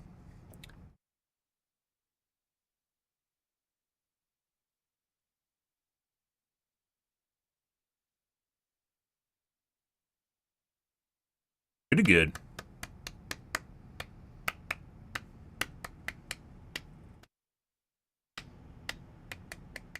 Good game. I think this is very much, if you look at like the Twitch directory, for instance, or any of the directories for the finals, it very much died out after Friday. And I think a lot of it has to do with the fact that basically the game does not work in the US right now. Yeah, in the majority of the U.S., the game does not actually function properly. And you can't tell that it's broken. That's a big deal. Like, if you look at other streamers and they're having connection issues with their friends and stuff, yeah, it's because some people are finding servers and most people can't, based on the locations I've VPN'd to. Most places can't. Yeah. That's the grayed out play button. Now let's wait and see how long it takes to come back. Probably like a routing or a DNS issue in which the game isn't able to communicate with the servers.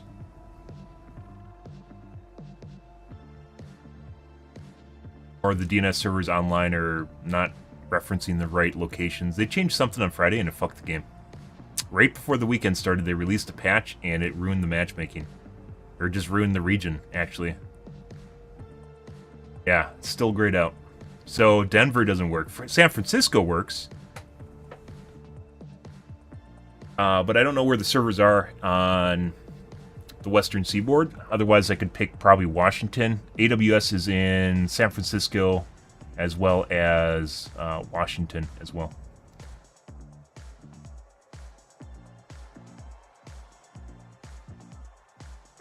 Also, not Fallout 76. That's from Fallout 4. All right, we'll wait 3 minutes if we don't get a queue. I don't know. I'll try San Francisco. We played on EU yesterday. It might be better because technically I have a better ping to San Francisco than I do to the UK.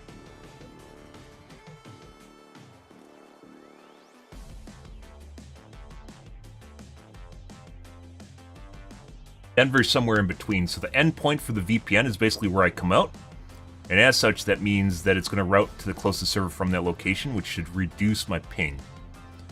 If I go to San Francisco and, like, let's say the server's in Denver, which there are some servers in Denver, it bounces back to Denver and basically you have to go bam, bam, bam, back.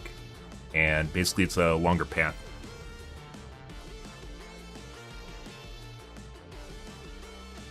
So we're already almost at a minute for this queue. We're going to wait 3 minutes. If we don't get a queue, we'll back out.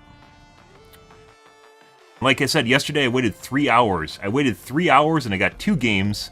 The only 2 games I actually got were both backfills. Yeah.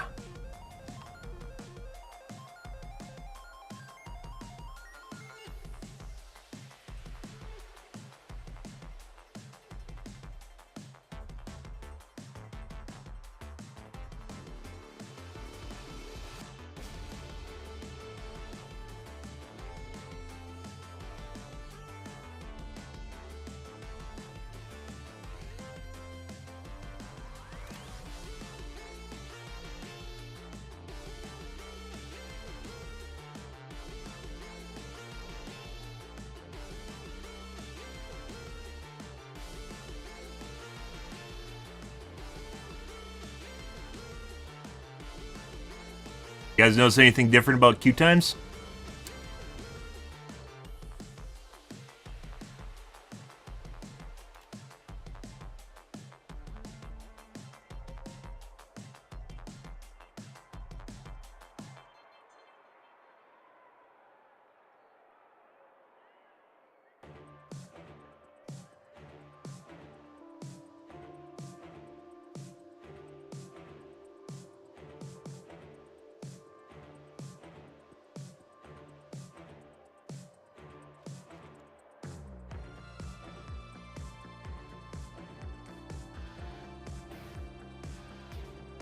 And since there isn't a ping time in the game, we can't actually tell if the server I'm connected to is better or worse than the other ones.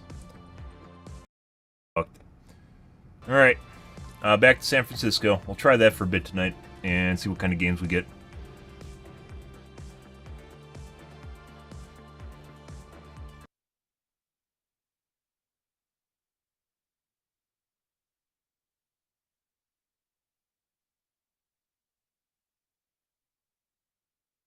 You can. It doesn't work, though. Like, the whole... Something's fucked up with their routing. The whole... Like, I tried going to EU, which I normally do. I normally play in EU and NA.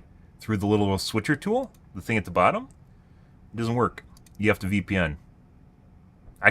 So I can VPN to UK, then go back to the US to an NA server, back to the UK, back to... Yeah, like, we tried that on yesterday. I got, like, the queues are, like, 30 seconds. Yeah, so I can actually queue through a VPN to the NA and get a queue in like 40 seconds. Yeah, so there is very much something wrong with their routing. Something's broken. Let's see. Salt Lake City did not work. I don't think I want to try Vegas. San Francisco is further north than Los Angeles. Back to San Francisco. Crazy shit.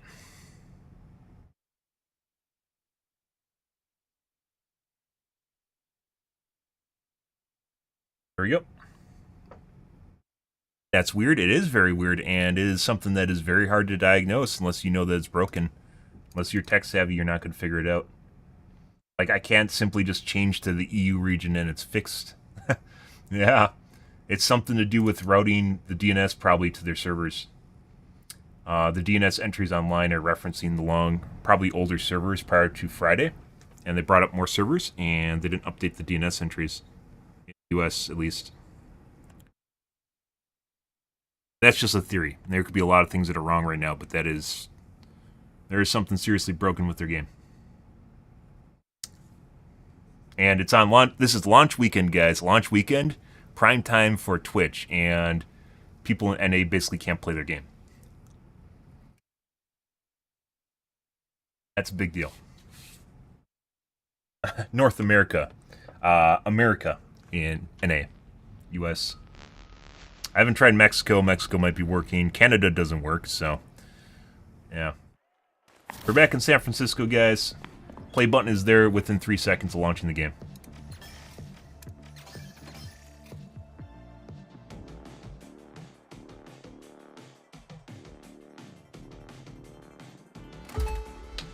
Found a game in 7 seconds. Yeah, I don't think most people even know what's going on right now. They just can't play with their friends. It's all broken. Yeah, it's a routing issue. So San Francisco works if you're in NA, or you can go to UK. But Midwest does not work. Eastern Seaboard does not work. It doesn't matter which region you select, you have to use a VPN. Yep. Good luck, guys. If you are wondering why you can't play, that's why. So there is potentially still servers in the US that work. It's just Western Seaboard. Eastern Midwest does not work. And I don't know how late this is going to be, because I don't actually know where the servers are on the West Coast. But we have to connect to San Francisco to get a server. And since we aren't playing ranked, let's do Sword. Get all the DCs because their games aren't connecting properly. So now we're going to have to wait for fills. So this is also another problem. If I play on EU, by the way, this doesn't happen because everyone in the EU is working properly.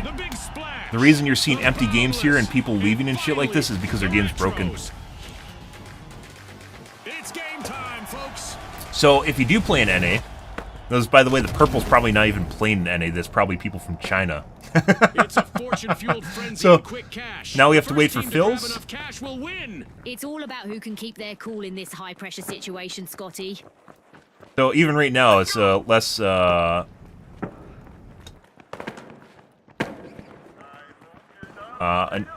unoptimal experience just compared to playing on EU, simply because people aren't able to join properly. Great steps from the retros. They're moving forward and opening vault 1.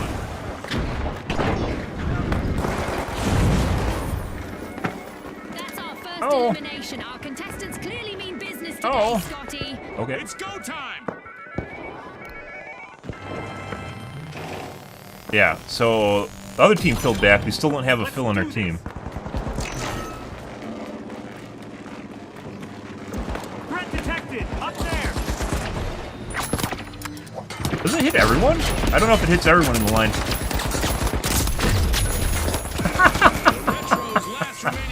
He just teabagged me.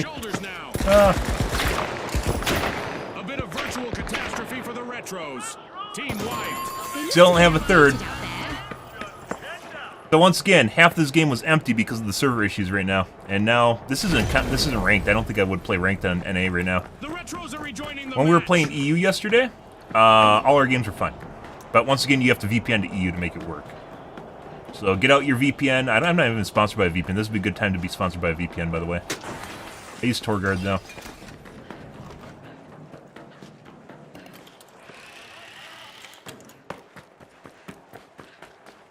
Yep. If you couldn't figure out why things are broken. The match is starting to heat up as the Boundless have started our first cash out. I've learned not to jump off of buildings randomly.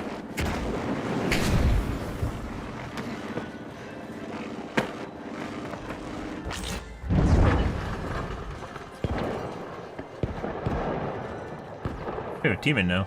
Looks like the Boundless have found their second wind. Heading to cash out Station A.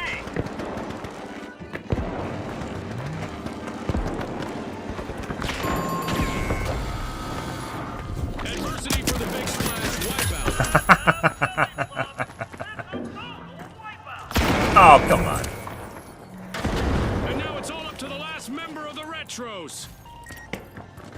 Well, so I don't know what the rest of the world is really. It's just mainly the Midwest. It started on Friday. I'm pretty sure they added more servers and it fucked everything up.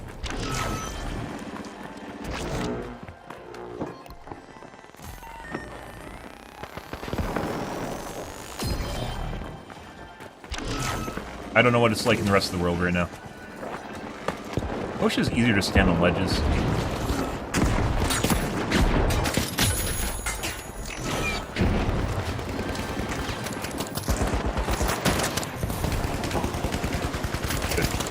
Dude.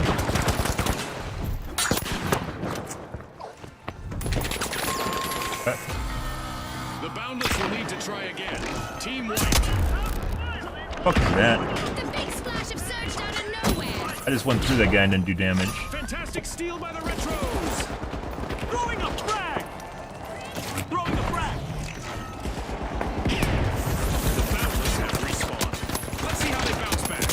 How did I do like no damage to you all? The lunge attack normally does 140. I just lunged into that guy and didn't do anything. But once again, my guess is the purple guys here are all from China, which is why they all connected perfectly. Or they're on West Coast. I mean, there's a lot of people on West Coast, so... Western Seaboard. But I don't know what the rest of the game is. EU works fine, which is probably what they tested on Friday, and then they just called it a weekend. They called it a weekend. And Lars, that's manning the help desk right now, has no idea how to test any of this shit, so... Yeah. Oh, ping indicator. That'll happen.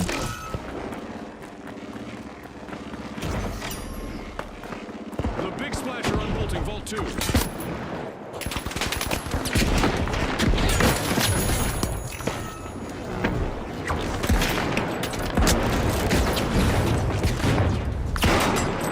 My god. Touched him with the tip. I love the tip.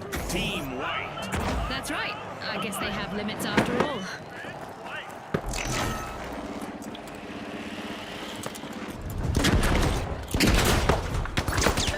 Oh. Oh. Man. I think his teammates are over here. Let's go to catch and see. We're gonna assume he wanted to take it to his teammates. So we're gonna go somewhere that he wasn't going. The Retros have kicked off a cash out. I can't. You can't dash. Well, stunt. Oh, come on. Avoid a full team wipe. This should scale right. Why are people? I guess our game isn't successful, guys. You see how it dropped off Twitch? You see how the game dropped off Twitch and no one's playing it? Ah, it's kind of weird. I guess it's a flop. And meanwhile, basically the Midwest, like literally NA can't play right now. San Francisco can. We were in. We connected to Denver and we still couldn't get servers. So, yeah, San Francisco can. So it's like the game's like partially broken, but still kind of works. Like worst case scenario for them.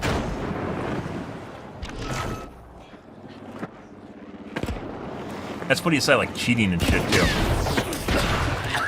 Oh, come on. Oh, he has a sledgehammer.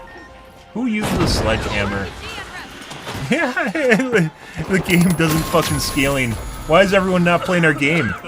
Aw, it's a flop, guys. Yeah.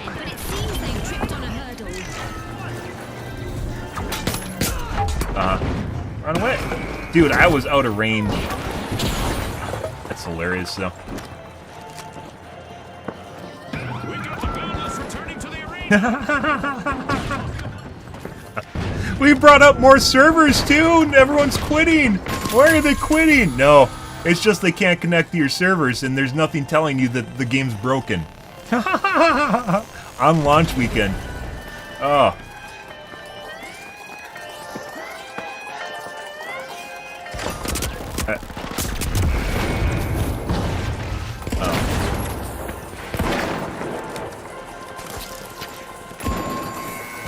It's all over, folks. That's a wrap. That's a wrap for now, and even though the battle was virtual, our contestants' newfound fame That's a bad, yeah. I mean, I tweeted at them maybe a couple hours ago, but the Twitter guy might not even be there on the weekend, which just makes this even more hilarious. And once again, I don't think most people could diagnose what is going on with this game right now, and they just, because it looks like you just take forever to get a queue, right?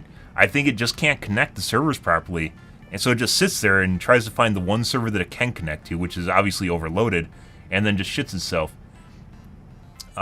It's not an easy problem to diagnose, and like I had to go through basically, I trial and, because I don't know where the servers are, because they obfuscate their IP, I had to go through trial and error of connecting to basically different regions in the US to figure out basically everything's dead in the US except for San Francisco, and UK works. Canada doesn't work either. I didn't try Mexico. Or Dallas. I could try Dallas, but usually the servers are in California, Washington, like AWS, Ohio, or Virginia. Good. Works on my end, yeah. Yeah, Euro works fine right now. I spent 3 hours fucking around with this yesterday to figure it out, guys. And then I was like, okay, whatever. And changing this down here does not do shit. I can connect to UK through VPN and then get find servers fine in NA from the UK. So this thing down here doesn't even fix it. You can't just switch regions and be fine. You have to use a VPN.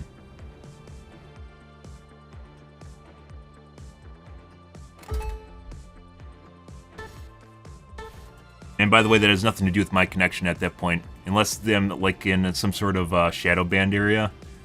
Yeah, no, it's not working properly. Like having a brand new connection when you VPN somewhere. 8-second queue, guys.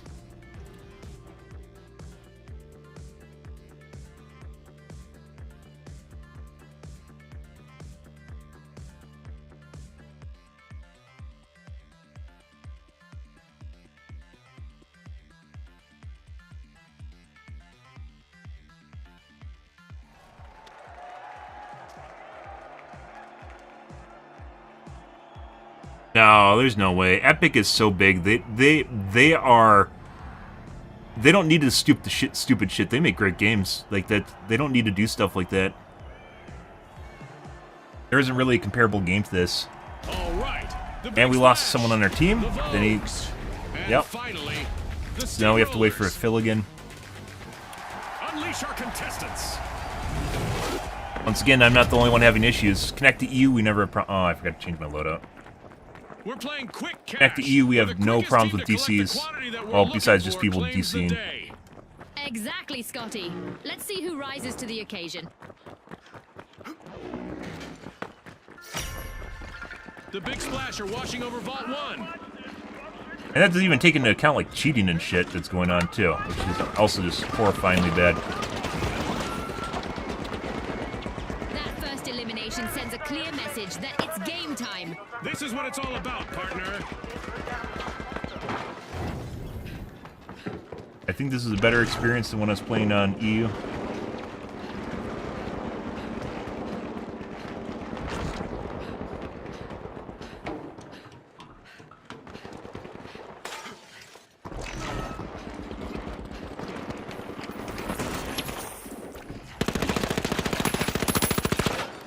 Everyone, why the fuck did you... What are you doing? Why would you do that?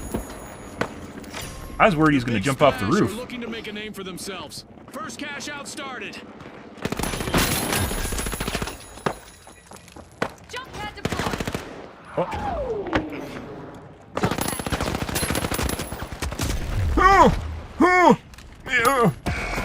And then he finally Me Too'd me. He wasn't as low as I thought. Well, it's not just tryhards. There's just a lot of people cheat now. There's all sorts of cheats available for this game, too. Hey, buddy. Oh, you want to res me? Okay. What a nice guy. I guess we can go to the objective. It'd be kind of curious if we can look at the amount of people that don't connect, like, to get an idea of how bad this is, just like looking at the amount of people that don't connect to the game and match. Adversity for the Vogues. Wipeout.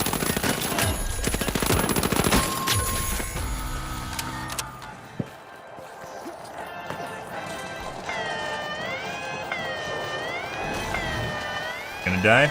I'm gonna die? Nope. The Vogues are the latest thing in the arena. Team Respawn. A timely lead for the Steamrollers.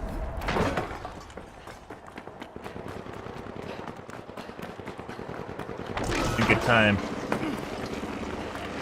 Frag grenade set. Frag out.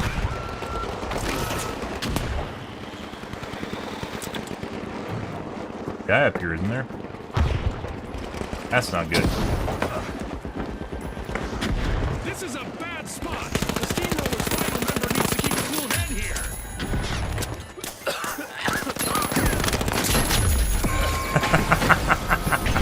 A wipeout and a setback for the Steamrollers. They were on the wrong side of that leveling.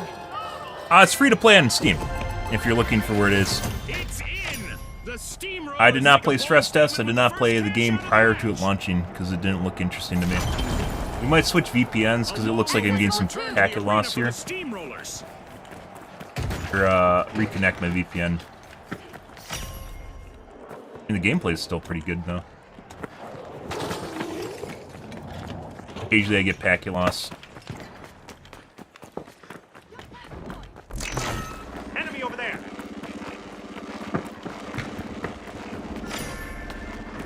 With a flood of confidence, the Big Splash are opening Vault 2. What the fuck? Where did he come from? That was an orange guy, too.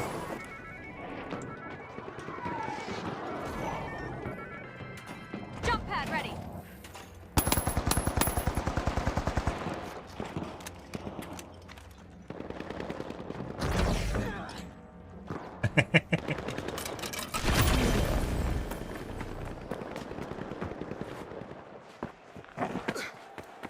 Sword is not viable, but it's fun to use, so.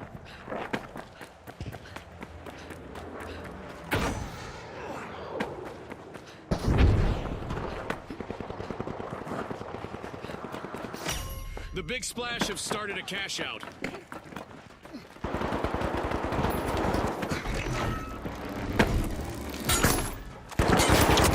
Is that a heavy? Oh, where the fuck did you come from? Is that a cheating fuck? That might be a cheating fuck that's stream sniping me. They could find themselves in troubled We'll see. waters now. The Steamrollers steal a cash out. That's how you We'll take see, guys. control, folks. Good for them.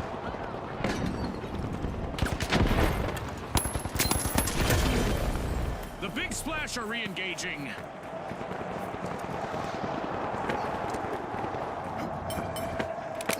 Frag out. Frag grenade out.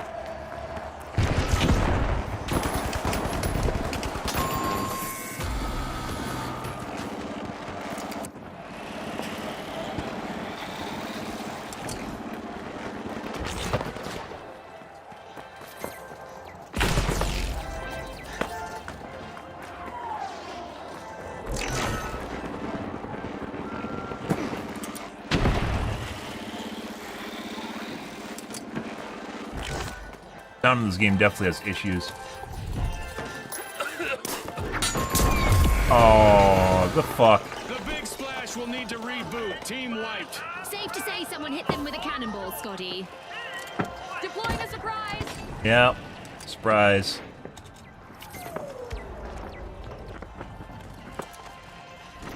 Backstab, by the way, is also fun to use. It is just super unreliable. Hey, buddy.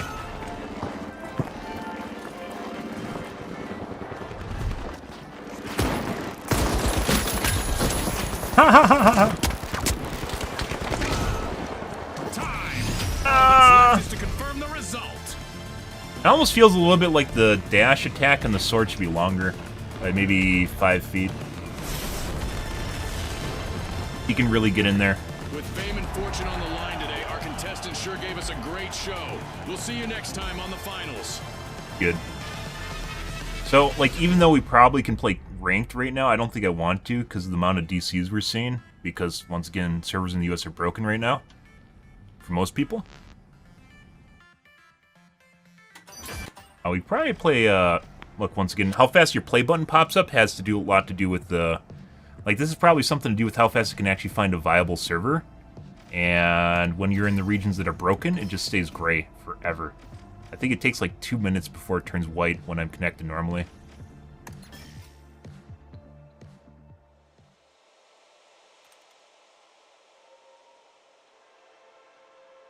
Wow.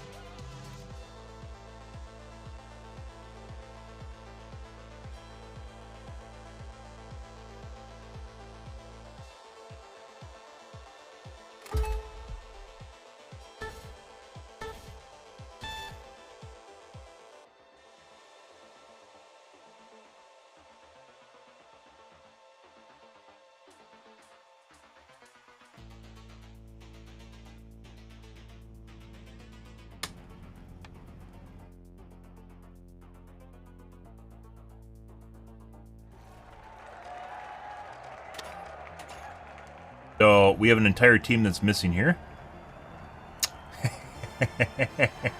Yep. So, there's an entire group of people that are probably staring at the screen right now, wondering why they can't connect to the game. In the US. Here we go! The socialites, the steamrollers. Pretty big deal. Finally, the big splash. Let's get this started. Like this, I expected fully to see like emergency maintenance on like Saturday, and nothing. Our contestants will need to unleash Oh, I was supposed to change my VPN. quick cash. They'll need to gather enough cash first to win. You're right, Scotty. Remember, folks, historically, it's been all about that fast start. The Big Splash are looking for admission to Vault 1. With the tip. That tip isn't long enough. There it is. First elimination of the Yeah. match. I saw a sledgehammer and I turned around and then it turned into a rocket.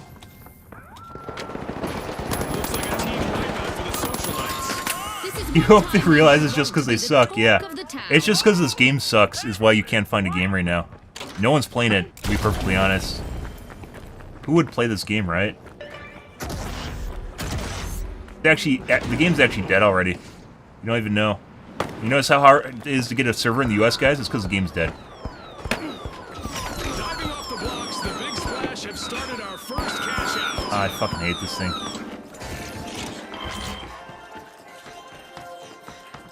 I mean, it's actually good to have it on. I'm not gonna stay in here though.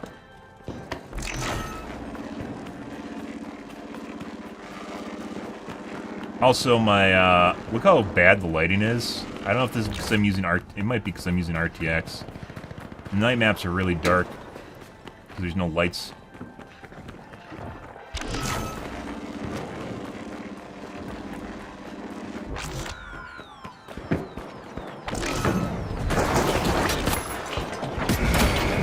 I just ran into that. He wasn't even aiming for me. That's hilarious. Back up now for the remaining member of the Big Splash.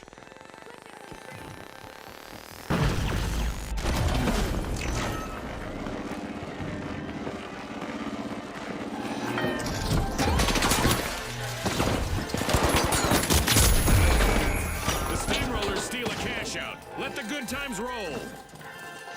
Orange is basically still missing their team.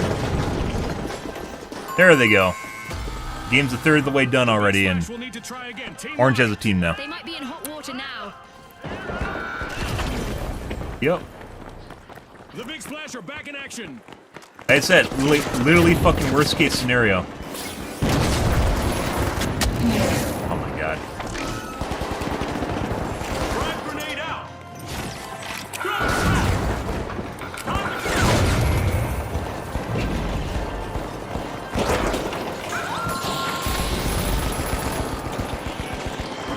These guys are actually thinking that Sledgehammer is viable right now. Shame.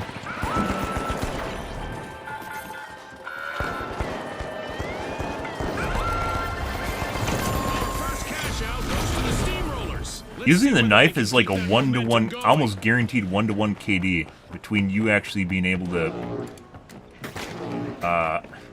getting a kill and then dying immediately after getting a kill.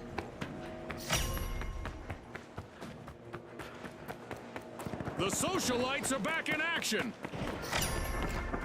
The steamrollers are opening Vault 2.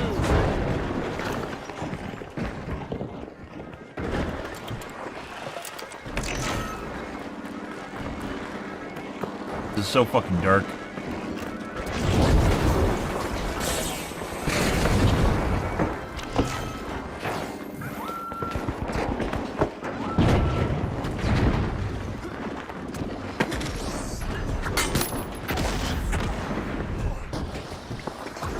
Oh.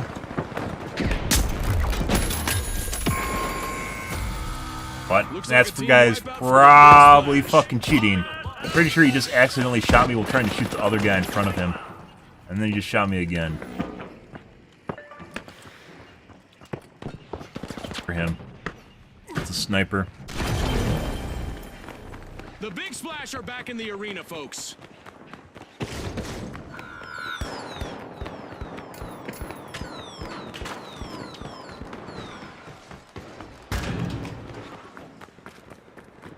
I think the lighting is so dark because I'm like the only person that actually uses RTX in this game. And as such, it's not tested at all.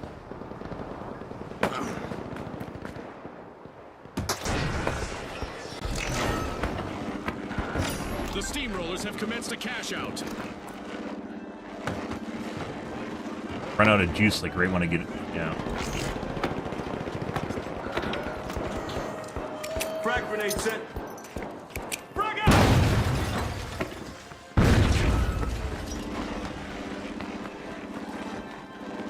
Guy's in there, isn't he? Yeah, he is.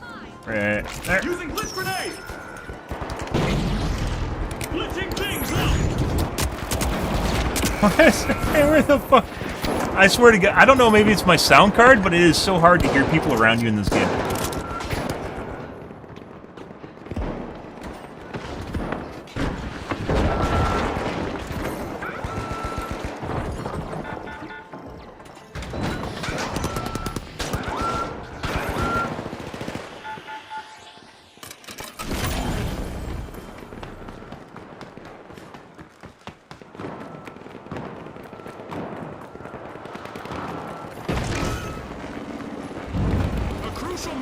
Socialites, if they want to avoid a team wipe, just one contestant left.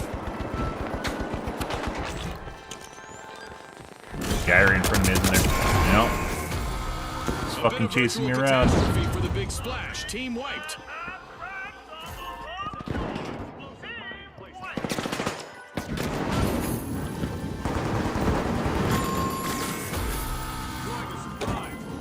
Point I heard him. I thought I could stick. At the point I heard him, I should just stop trying to actually, There's the guy.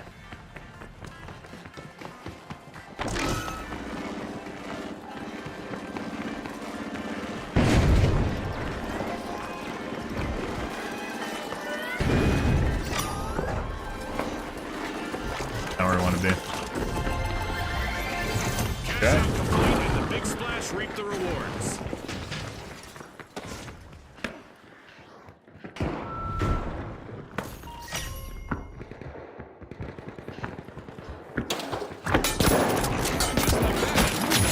In the arena. Nope.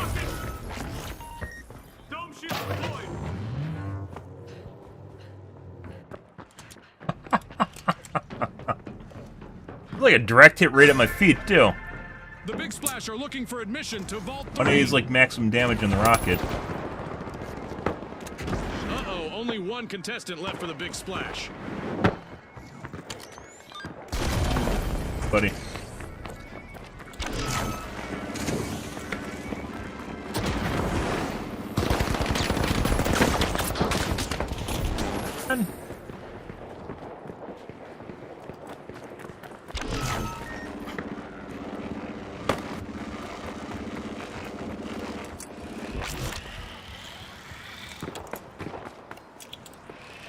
The socialites are sending out invites for a steal as they've just started a cash out.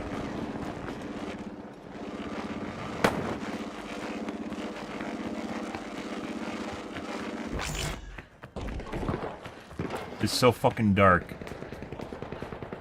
I don't know what's going on here. Or turn off RTX lighting. I had it on because it seems to help you see people better when they're cloaked.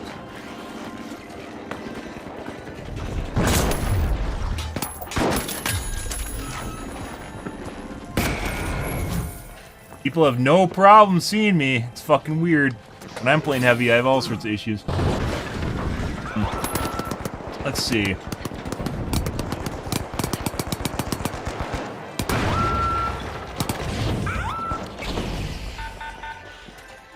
I've turned shadows to low before and it makes everything look really weird.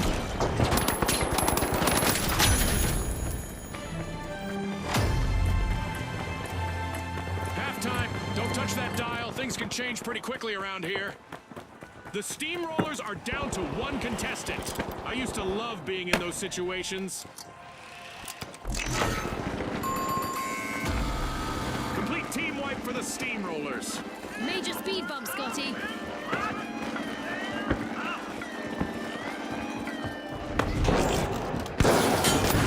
Big Splash are at the head of the line. The Big Splash has created a cash out. Good steal.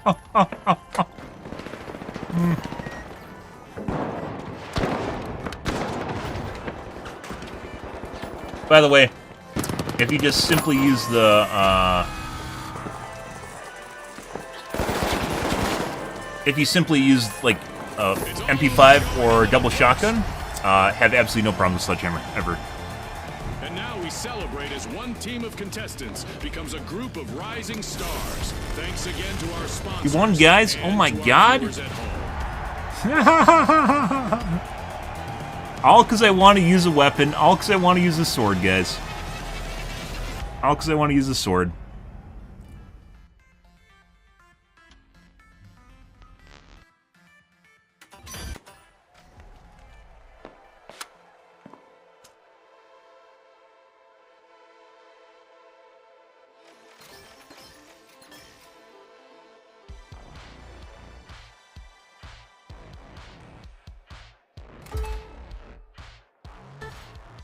Second cue.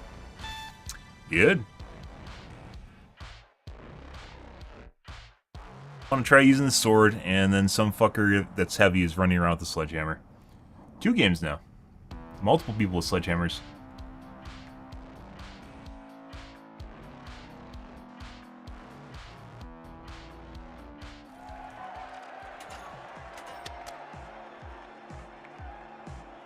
Well, we'll do that. Actually, so the problem I found with the dagger is definitely that people can hear you when you get that close to them to try and backstab them. They hear you and turn around. At which point you can't backstab them anymore. Finally, the ultra rares. Let's go, everybody. We'll see.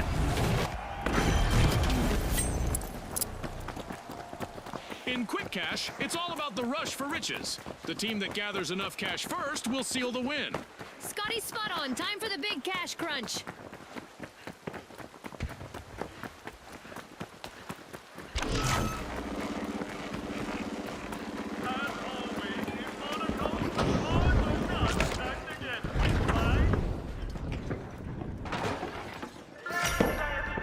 The live wires have connected with Vault 1, and they're opening it.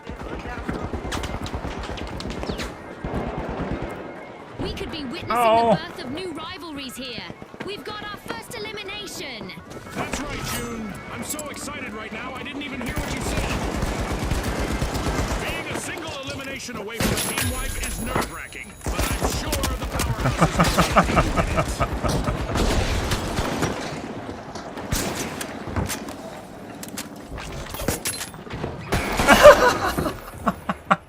I almost one-shot him. That makes it all worth it. It's like 320 damage for backstab. You can one-shot anyone except for the heavy. And the heavy, I think you can just melee them and they die? I'm not sure. It's very close, though.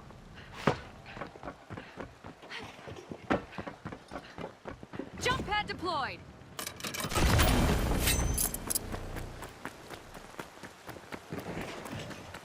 The match is starting to heat up as the ultra rares have started our first. Eventually you'll see really paranoid shit and you'll start seeing things like flamethrowers, which is hilarious. This flamethrower is not actually a good weapon.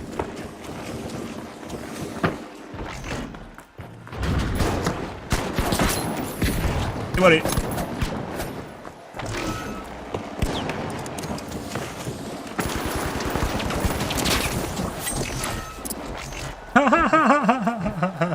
What is this guy shooting at? I don't know. I don't know. I'll kill him though.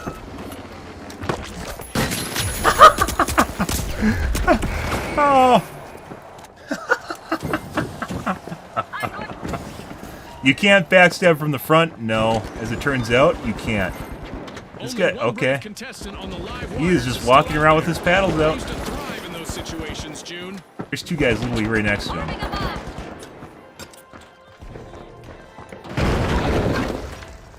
Play for the really paranoid shit to start happening. That's when you know it's good.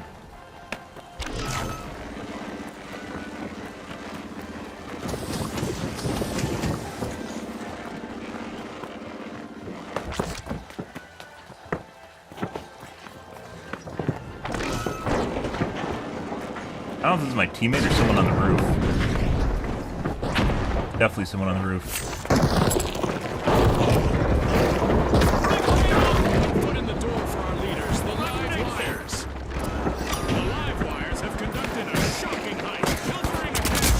Oh my god. What the fuck is that?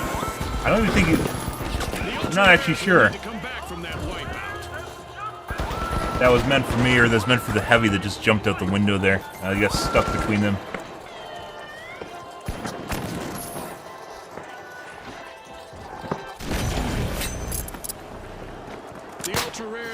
That's not it.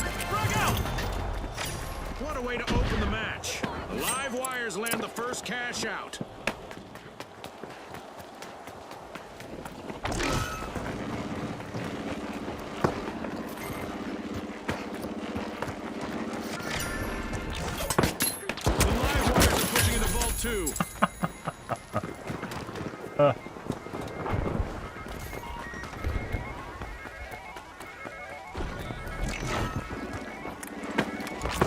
Oh! You gotta be fucking kidding me. What the fuck is that?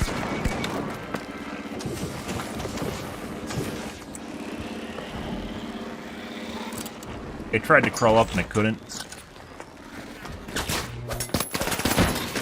What the fuck is that? He's trying to show me good?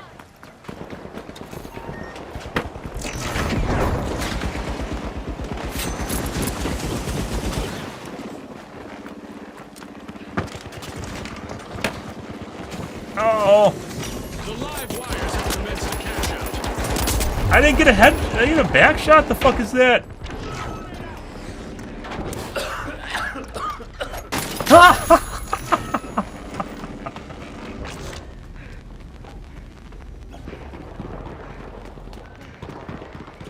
Oh.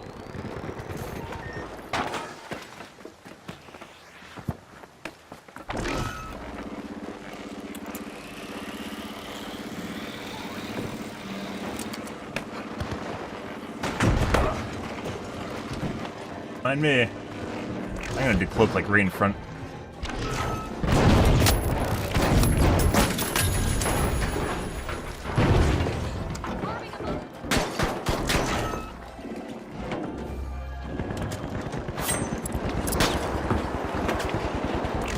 Oh, no, no, please don't kill me with with your shotgun.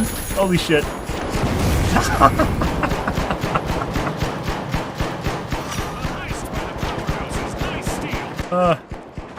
It's a little butter knife. It's a little butter knife too.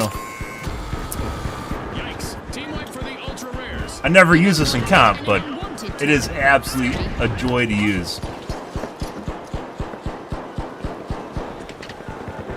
Missed my backstab on the guy too. Like, so sometimes it'll look like you're gonna get a backstab and you just don't. There's desync as people are turning around. Aren't even doing that horrible. Fantastic steal by the live wires.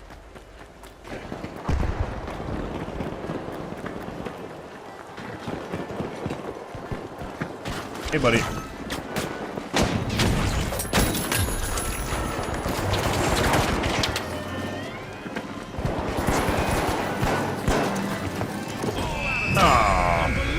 I didn't know the enemy was there. It's lights out in the arena, just as the spotlight swings to our winners. From all of us here at the finals, thanks for watching. Like, we actually did a shitload of damage considering I only got 7 kills. That's actually ridiculous. Relatively speaking, a shitload of damage.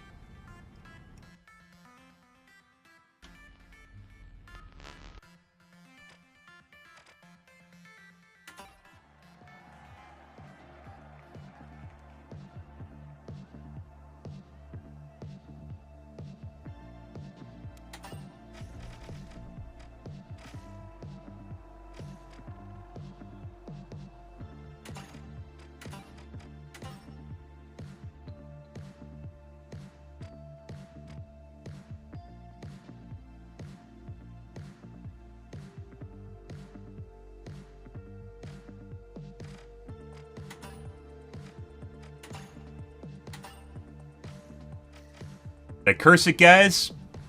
Did they figure out? Now I don't get to play the game anymore?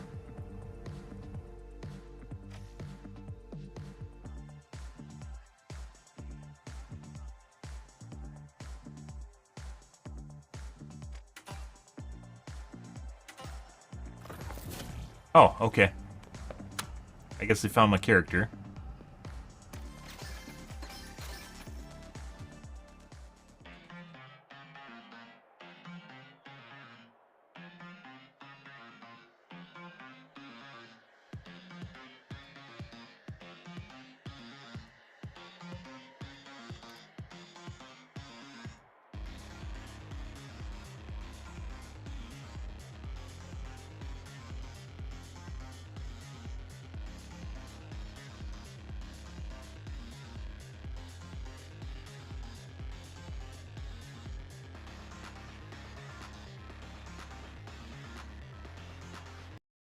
Restart my game.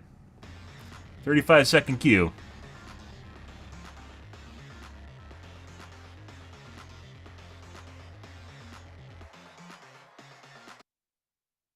Did the final Embark Studio figure out that I knew the secret to getting around the fact that people in NA can't queue, and then they bricked my account or something? I'm gonna reconnect my VPN too. See if that was.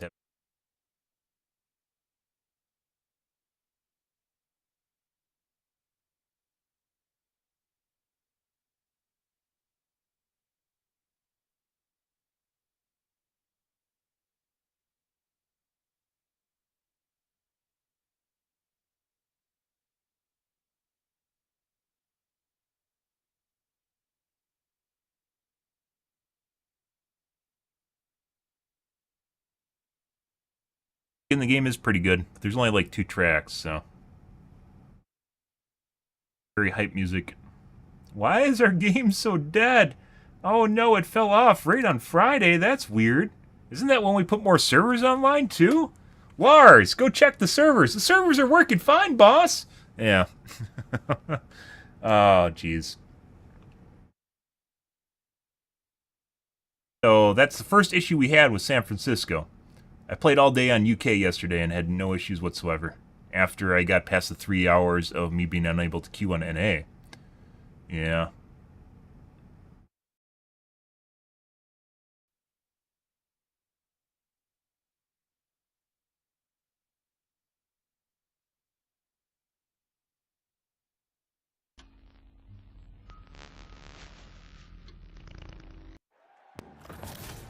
Instant play button.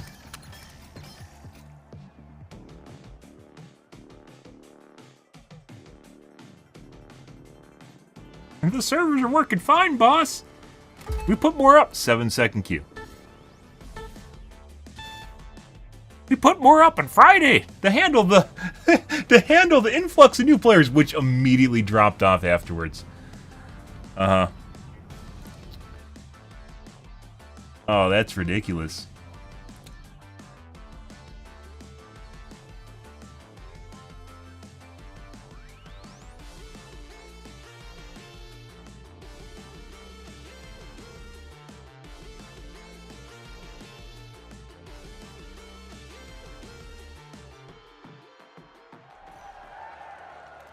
Game. Maybe they just fixed it. Maybe they just fixed it. Maybe that's what's going on. And a sniper. That's not good. With a name like that, too. Unless he's cheating. Which sniper still doesn't work even when people are cheating. I don't even know why you use a sniper when you can use the Magnum, which is a sniper rifle. That doesn't have any of the downsides of sniping. The arena has loaded. Buckle up.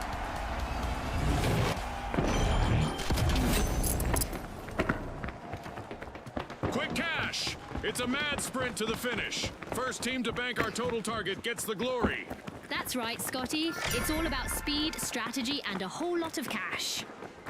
The high notes take center stage. How'd I miss that? How'd I fucking miss that? Why am I stuck in the animation now? Uh-oh. That was our first elimination of this match. We may have gone to bad server, guys. Not gonna lie.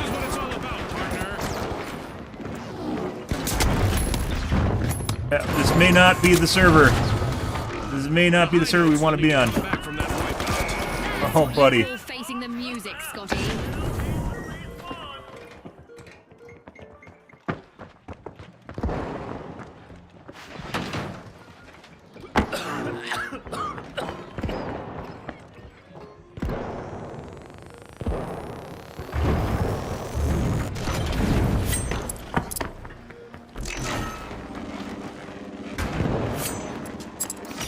Socialites are truly influencers this match. They've started our first cash out.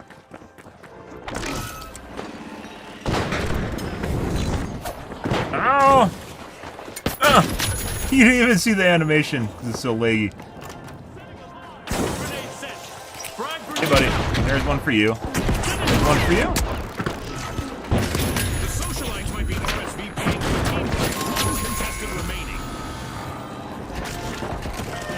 Team-wide mishap for the Socialites. There's a guy above me right now. I'm gonna die. I didn't die.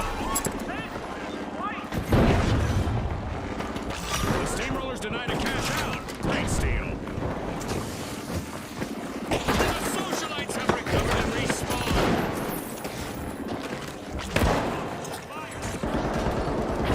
Blitz grenade.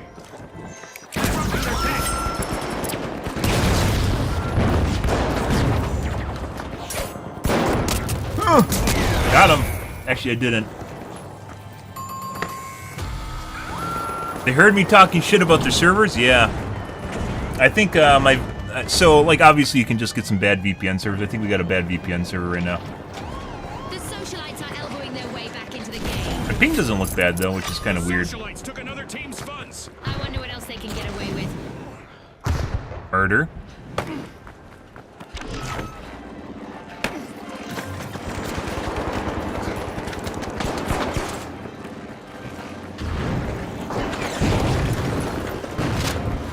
Fuck you go. I don't fucking know.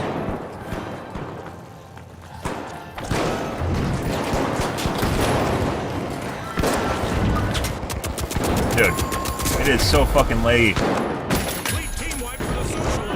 That's not how you should RSVP to a party, Scotty. Frag out! It's in! The Socialites make a bold statement with the first cash out of the match. You can see, like, the desync is like I ski off of people when I try to run into them. The Socialites are back in action.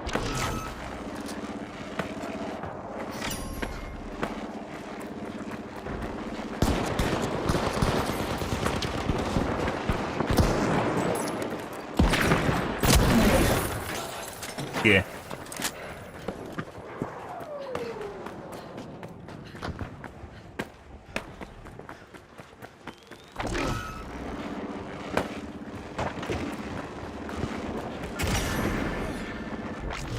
There's a guy right there. I'm gonna get there right in time to die.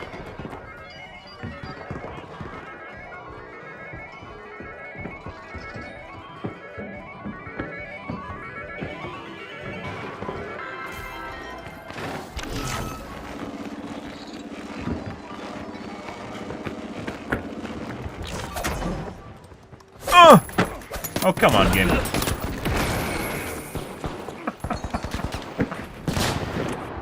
It's pretty sure you can't direct that grenades on people when they're that close. Maybe you can. Or maybe it's just that grenade launcher.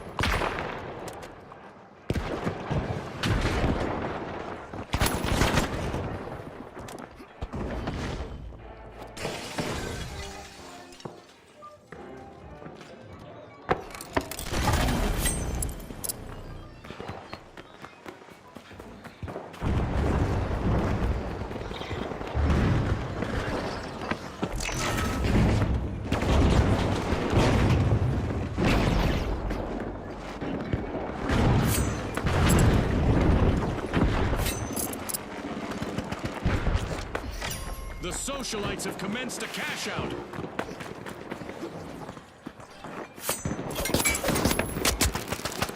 I sure do miss the thrill of the game, June, but I do not envy the socialites' only standing member at this point. Looks like it's like 25 per swing or 33 per swing. Next to nothing, basically.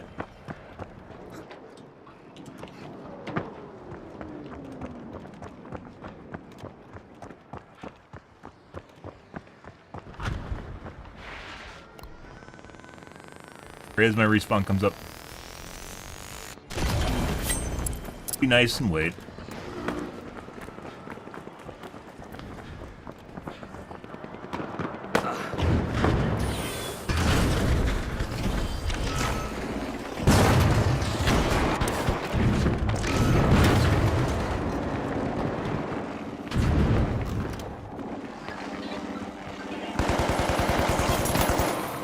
Dude, that was totally a fucking backstab. The fuck game.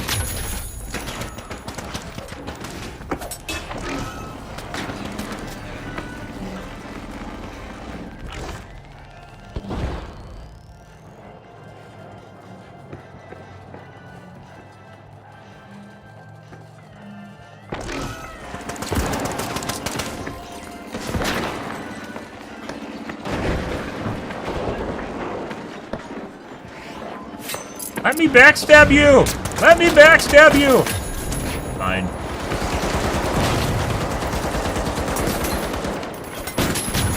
Yellow's one's a backstab.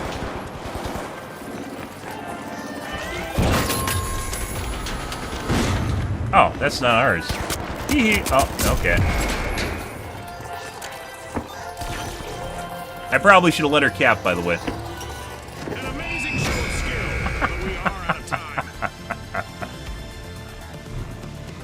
Also, Today, our contestants sure gave us a our great VPN is show. not working properly. See you next time on the finals. BDW. Oh.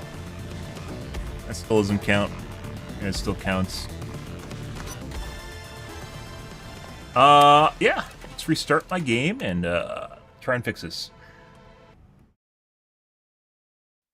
That server wasn't actually that horrible up until the end when it fucked up. I don't know what that was about.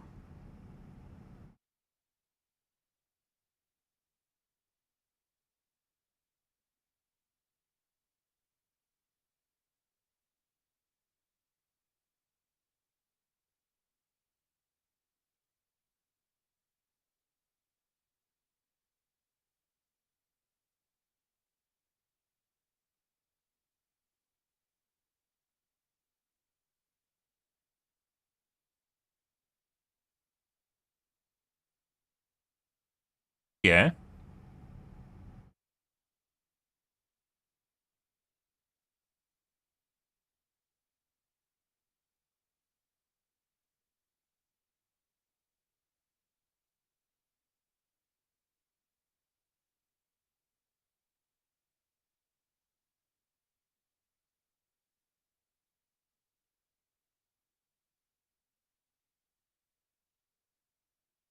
You need to take a piss, though, guys. I'm not gonna lie. Which I believe I am going to do. Correct.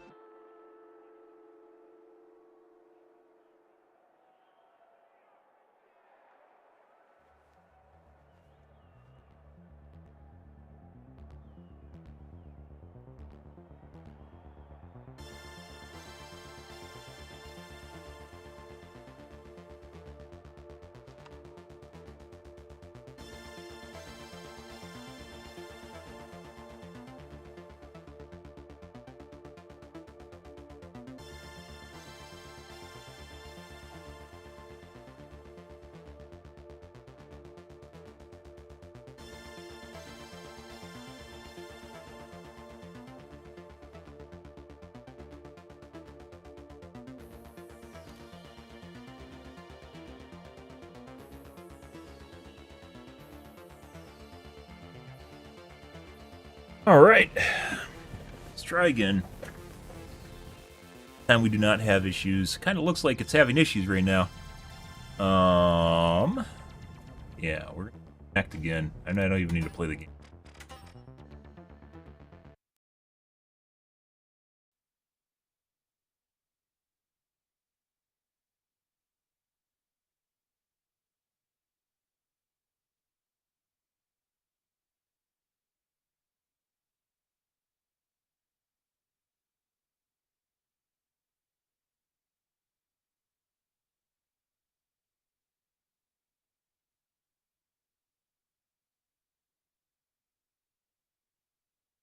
There we go.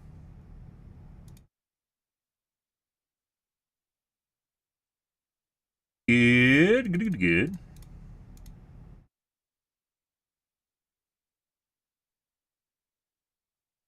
Kids doing in San Francisco right now?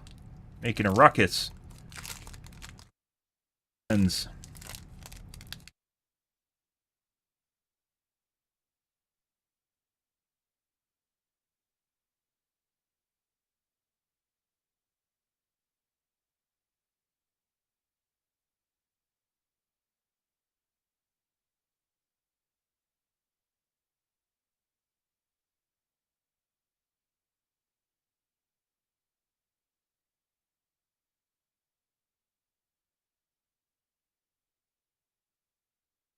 I just got lucky with my first server.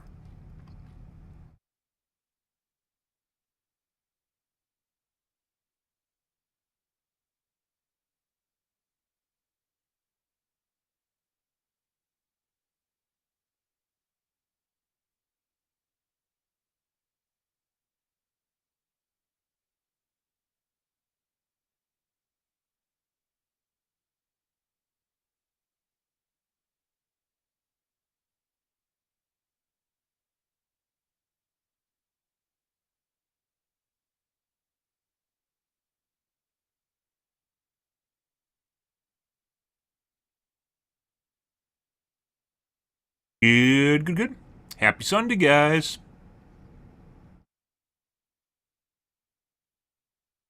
You guys are enjoying not playing the finals because you can't, because the servers are fucked up in the US.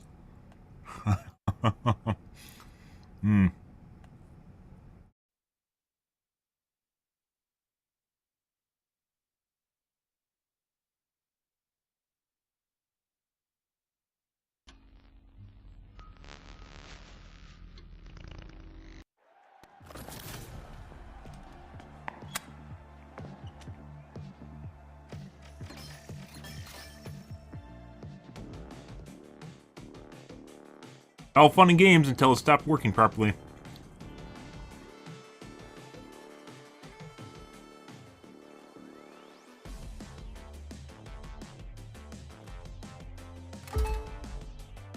Eight-second queue, 7.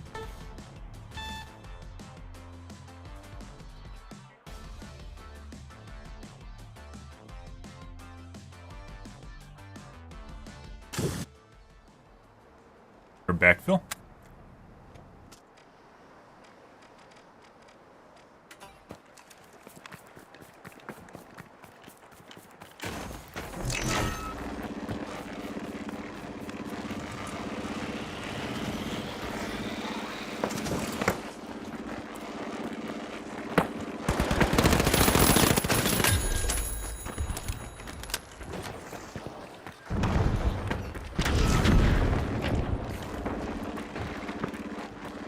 Guy one, he's inside somewhere.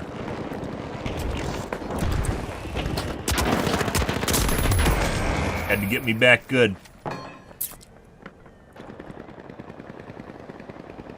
The Retros grabbed another team's cash out. Definitely not a defensive strategy.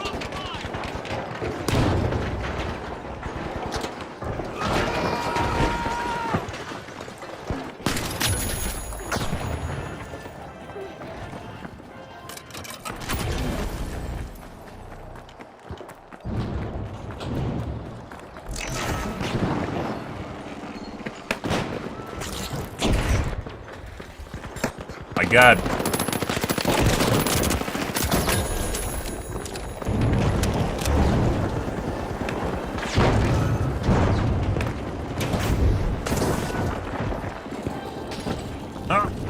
Grab the fire.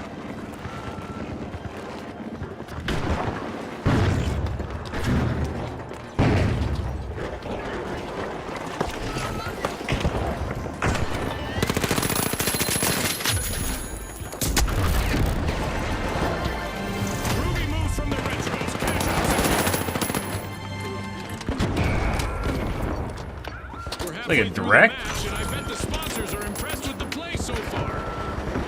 Good.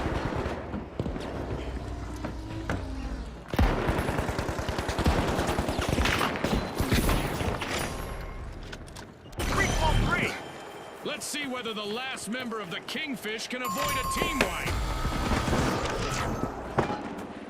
The Retros will need to reboot. Team wiped. They looked a bit outdated out there. The Retros just made their return to the arena. Some action in the arena as the Retros are opening a Vault 3.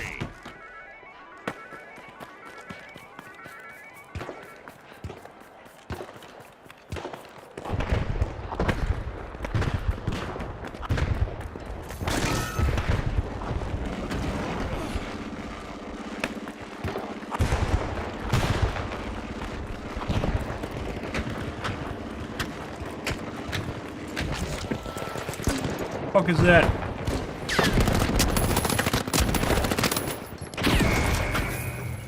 And then he took no direct. What?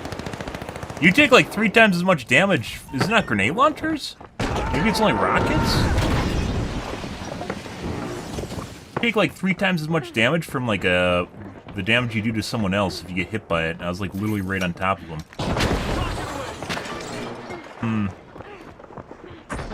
And again, I've also seen some people that I don't do damage with rockets and landing like right at their feet. Prior to shenanigans going on right now.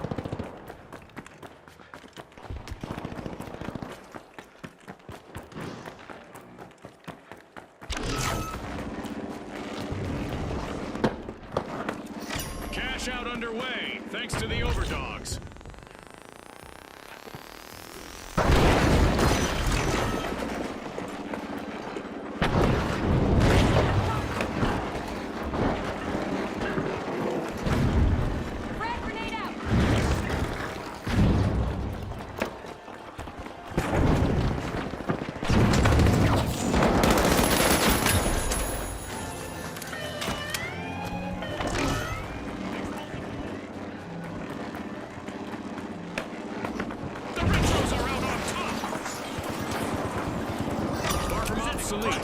I have like no fucking sound for these guys. The overdogs will need to reboot. Team white. They lost the scent of victory that time.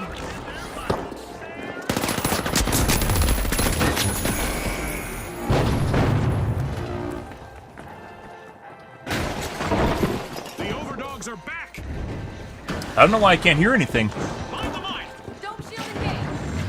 Like, these guys like wandering around or walking around in general.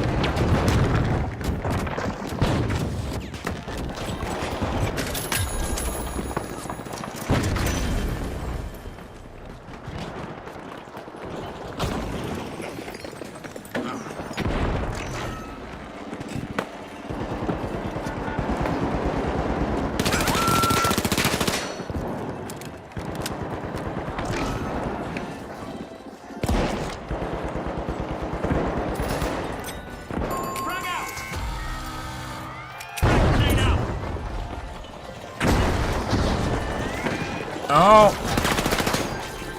Like, literally right at the last second. What fucking timing.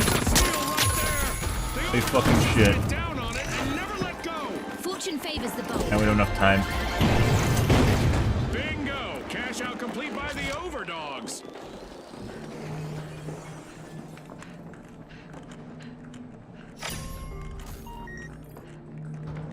I love this part of our show. Who will get to the new vault first?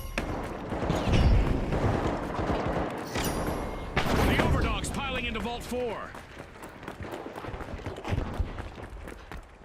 Everyone loves a good juxtaposition. I don't understand, like, what is doing this? Like, for some, I've seen some games, guys, where it just seems like the buildings just, like, fall apart. And like nothing's doing damage to him either.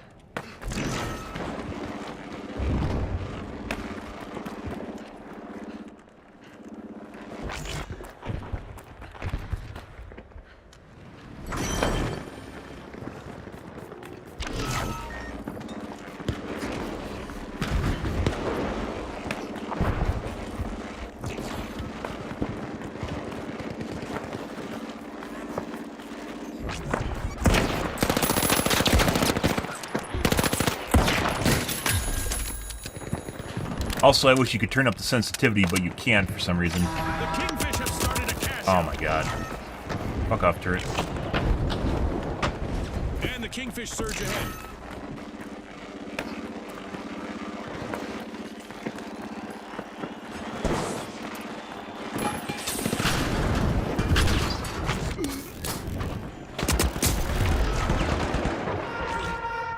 A new event is looming, and our contestants might find that the best strategy is simply to embrace the unexpected. What the fuck? He's shooting my teammate, and then it snapped to me and like brained me. I think that was like a headshot. To brace themselves for a different kind of action and reaction, as the rules of physics are being rewritten in the arena. What the fuck is that shit?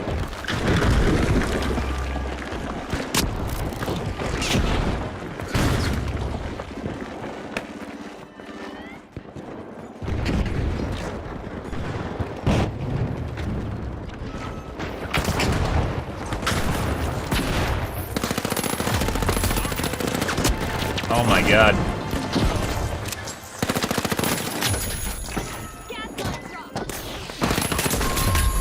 Oh my god, I just ran into the mine. I saw it there last second. Oh. Baited me? Will not experience any muscle atrophy or skeletal deterioration during our low gravity event. It's all fun and games in the arena. 30 seconds left, June. Gah, I'm on the edge of my seat here. Associated with spaceflight, by the way, in low gravity. Realism. Frag grenade out. God, sniper way down there too.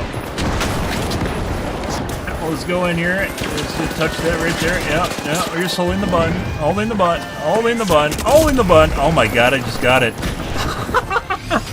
thanks to our sponsors for bringing us this incredible spectacle. Thanks, Orange. Congratulations to our winners. That was a bro code right there. He's like, yeah, man, you're capturing this. I'm gonna let you do it. I was like, yeah, man, let me do it. And then he did.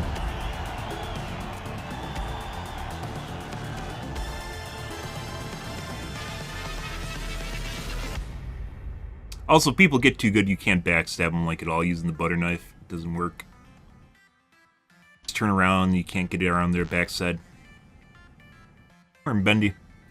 Yep.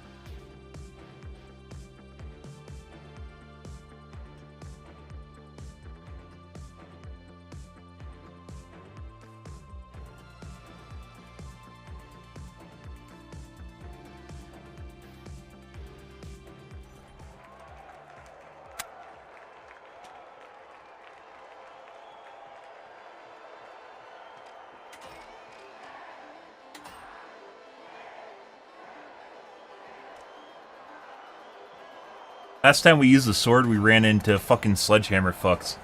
For some strange reason. The steamrollers, the big Rarest thing in existence, multiple games in a row. The powerhouses. The stage is set. It's showtime.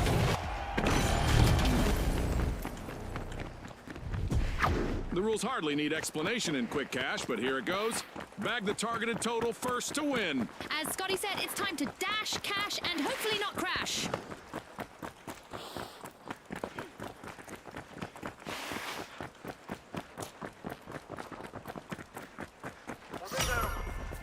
The steamrollers are starting a revolution.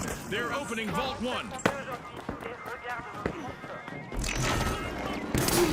You gotta be fucking kidding me. Dude. It's just fucking everywhere. Boy, oh boy, are we in for a treat? That's what she said. Like, it must be on the stairs, in the corner on the stairs, and I ran into part of the gas cloud from the stairwell. Have been rattled. Team wiped. They'll need to recharge now. Like, the ultimate enemy of light is literally fucking gas. And maybe fire. Maybe gas. Fire doesn't... I don't know. Fire seems to be less annoying than gas is. Respawned at full strength. The steamrollers are all fired up. They've started our first cash out.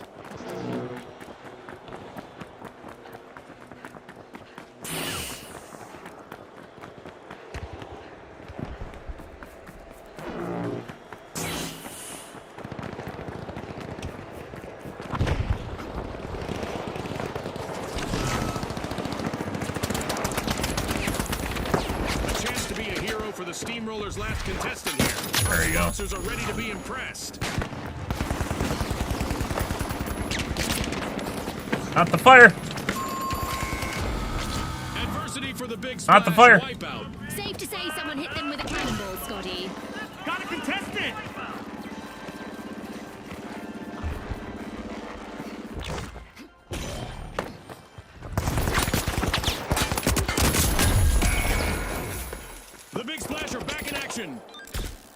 There definitely needs to be more of a downside to using the paddles. Like, it's too easy to come back, and when you do come back, like, you get like a little like 2-second window of like spawn protection too, where you just don't take damage, maybe 1 second. More than enough to oh my god, so close. Which is more than enough to kill someone. You basically have to go for the medic when someone reses. You can't go for the guy that resed. It almost feels like there shouldn't be a spawn shield at all, so you just get fucked. Which sucks, but, like, downside to actually spawning. Middle of everything. I think that was actually a thing for a little bit. Frag grenade set! Tossing a Big frag! Splash have jumped back in with a sensational turnaround. In a tidal wave of strategy, the Big Splash just stole a cash out. Oh! Our first cash out goes to the Big Splash. Let's see whether they can keep that momentum going. Didn't have went for the orange guy. Have lost all but one contestant. Let's see whether they adopt a more Yeah, like the knife would be better, obviously, if you could dash like maybe 5 feet further. 3 feet, 5 feet. It's not that much. Hey, buddy. No.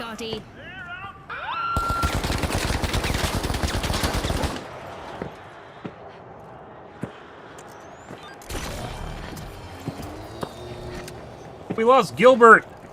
The Big Splash are back in play.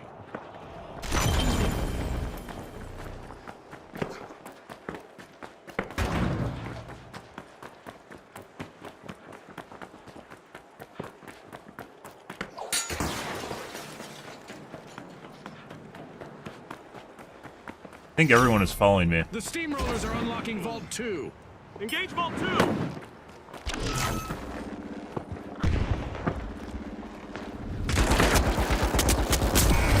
You gotta be fucking shitting me.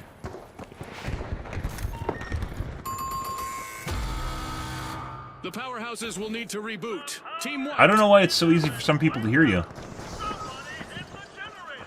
There's like something wrong with my headphones, or maybe not my headphones, my sound card. Something's going on here. The powerhouses Like I could hear him for sure, but like when I'm playing heavy, it doesn't work that way, or just in general. But I was trying to hear the people inside the building earlier. Remaining member of the Big Splash.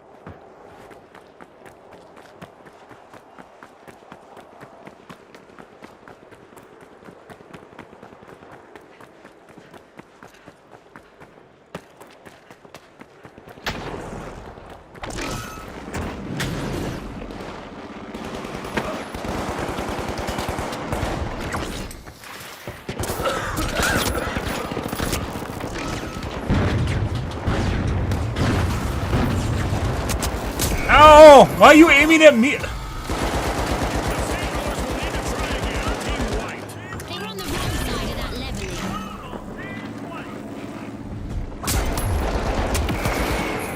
I swear there's something weird going on with this guy.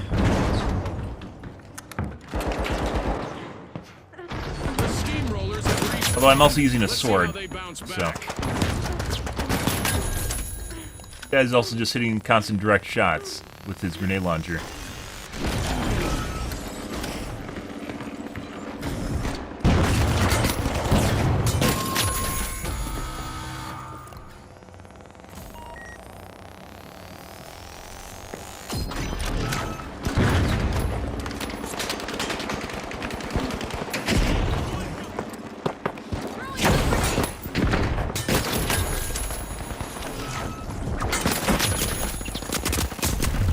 No, you can't recloak. I was trying so hard.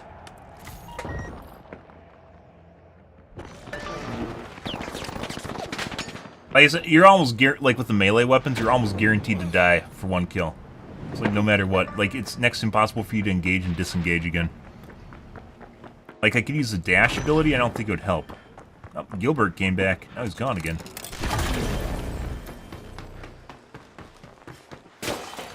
I mean, the backstab's fun too, just not remotely viable if people know what they're doing.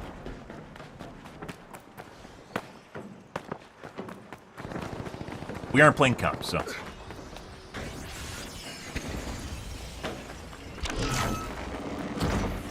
The powerhouses have kicked off a cash out.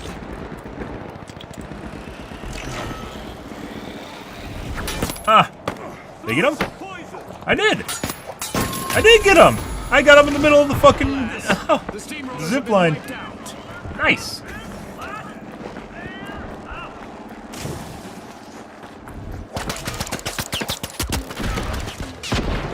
I actually need to use my stun more. Like when people are doing that, I need to stun them. The steamrollers have recovered and respawned.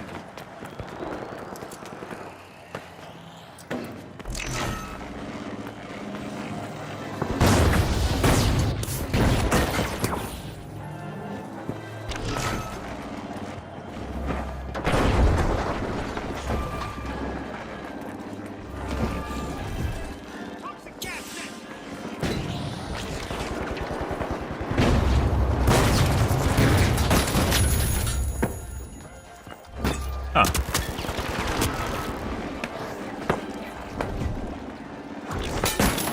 With the tip. Like I said, if it was like 3 feet longer, that lunge.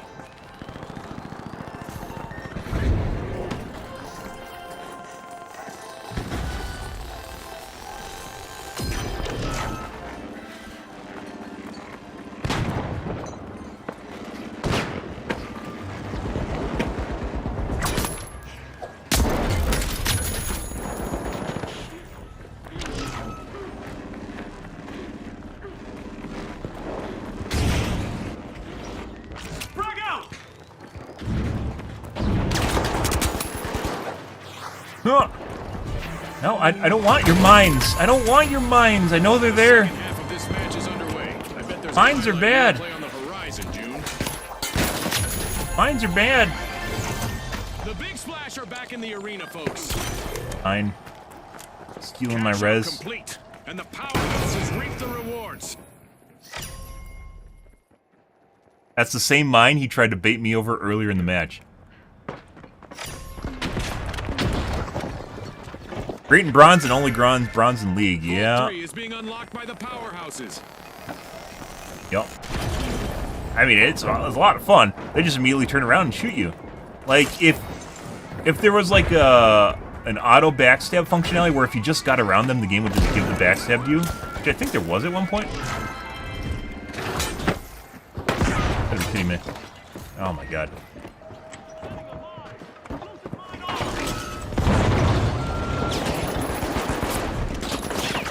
I can't tell where fucking anything is right now. Okay. This'll burn. No! No! No! It's so hard to get that last little hit in. I think the devs kind of intentionally do it that way, though, because if Melee was too powerful, people would just bitch and moan about it forever.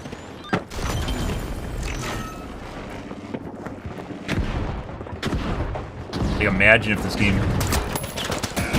Imagine if the only way to play this game was literally just Melee, or a very powerful way. Just everyone just playing constantly. Like they do with the shotguns, like when the game first came out, people were complaining about shotguns, despite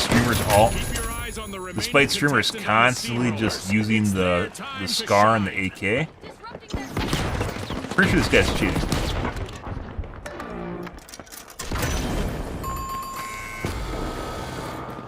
Ouch! The steamrollers suffered a wipeout. Scotty, if I were them, I'd be steaming mad.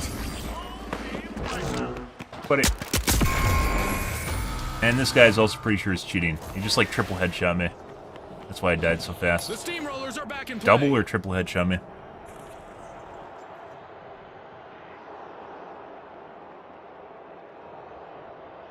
Good.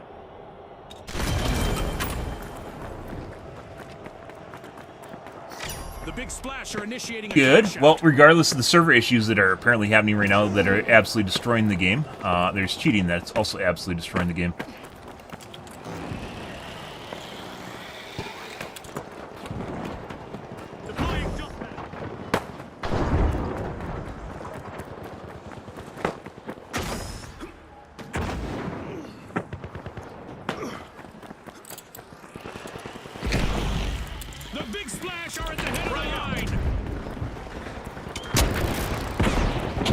That last second.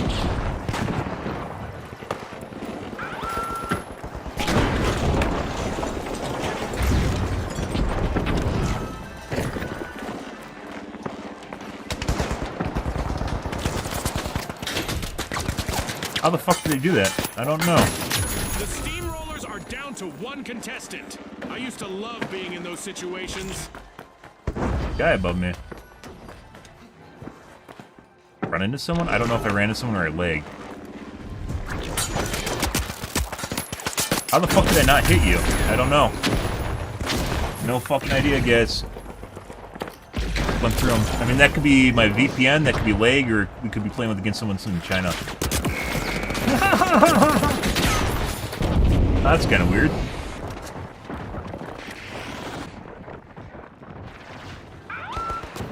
Our teammates aren't super terrible either.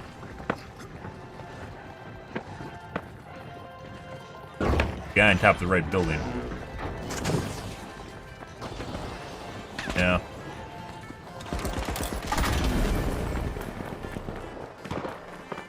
Don't play the ending music. We aren't ready to end the game, man.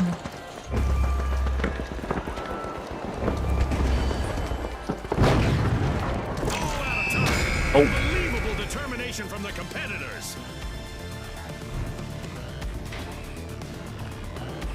So if the enemies are lagging, or if you're lagging, Melee becomes much more difficult too.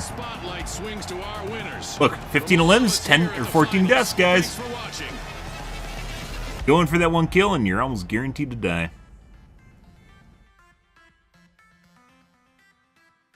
Like, even if I use like the dash ability, I don't think I'd be able to even set up to get close enough to get a kill in the first place. Dash out.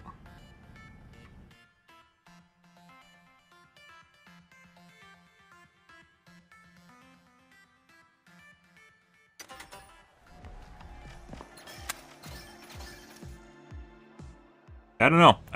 If Melee was more powerful, there'd probably be so many people just complaining about it because they're just Kovacs bros that just want to shoot like little pixels on the screen, and that's the end of all video games in existence.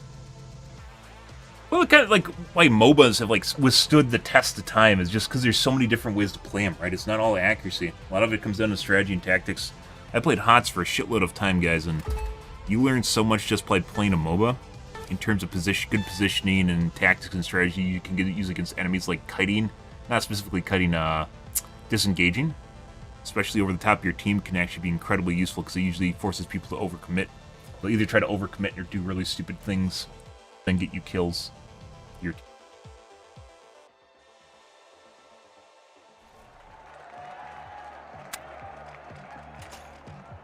Everyone's playing light in gameplay. Okay.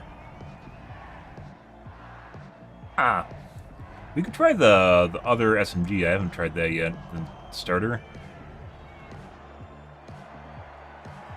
Here we go! The mighty, the powerhouses, and finally, the boundless. Welcome to NA server issues. Or routing issues. Server issues, routing issues. It's a fortune-fueled frenzy and quick cash. The first team to grab enough cash will win. Scotty's hit the nail. You can't use like your right click as a movement ability either. Like it doesn't work. It's not fast enough. So people can outrun you pretty easily.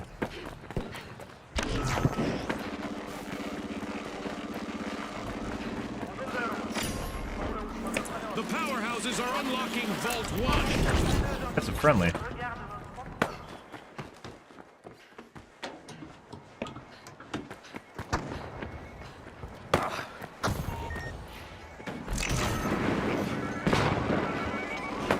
Bunch of guys there. Our teams have made their presence known as we've got our very first elimination of the match. The battle lines are drawn. Only one contestant left for the powerhouses. They need to avoid a team wipe.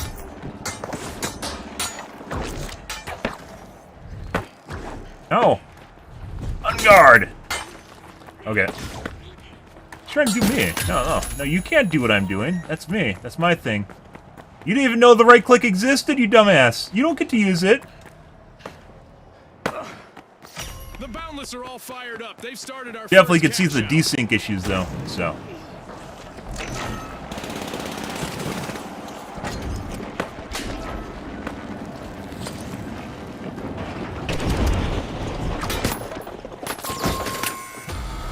That desync absolutely kills you. Normally in most games they'll give you like more leeway as far as like the desync goes. Oh, there's a guy in front of me. He's gonna kill me? He's gonna kill me? He's gonna kill me? He's gonna kill me? He's gonna kill me. Fuck you go. He's still here. There he is. I'm definitely charging through him. What the fuck's going on here? There's apparently also aim assist. Get out of here. Sword is not viable. Don't do what I'm doing. It makes it less fun when other people are doing what I'm doing. Oh, there's a mine. Don't use the weapon I'm using. It's only fun because no one's using it.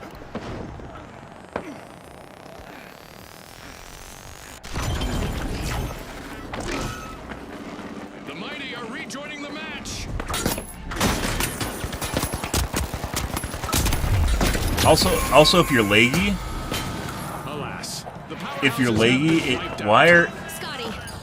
I swear to God, I'm gonna put on MP5 and kill all the fucking sword users because they're just doing what I'm doing. Fuck this shit. Fuck this. Fuck these guys. Get some Me Too fucks. I want to do it too. It looks fun. Yeah, fuck off. To go do it in a solo game. A strong offensive push by the mighty as they steal a cash out.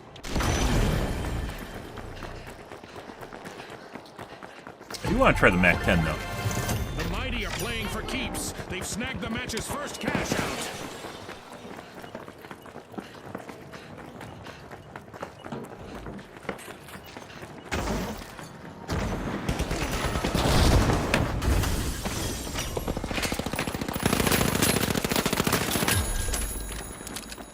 Like, why would you actually use a sword when you can just use the MP5? They need to make the sounds different for teammates compared to enemies, depending on what it is. Most games they do, so you can differentiate enemies from teammates. Are flexing at Vault 2. We'll probably get them to switch back to MP5 or whatever projectile weapon they're using, and we'll go back to sword. Pushing back into the arena with all their might. It's the mighty. Team respawn.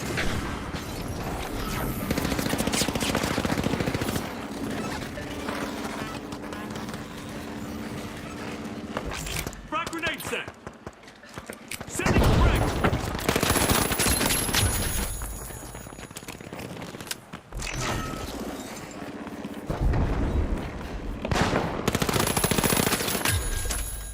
How long do you think it'll take till we won't see a sword user?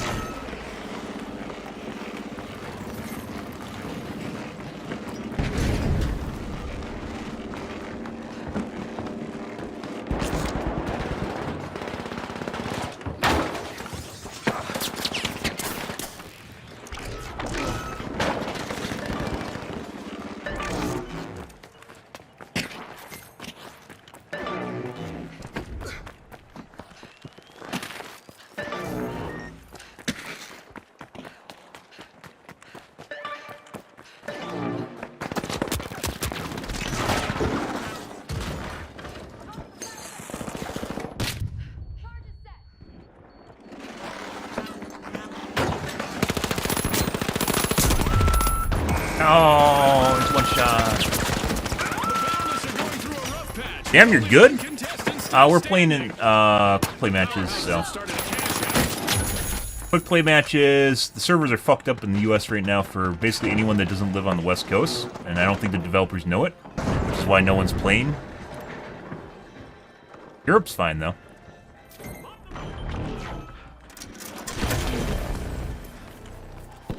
Also, thank you. My aim isn't constantly stuck to people's chests, though, I'm sorry to say. Yeah. Probably shouldn't do this. I think we're gonna die. Did die, but I still got it. Kill him, he's taking your objective. Yeah, there you go. Yeah, shoot him. Oh, he waited.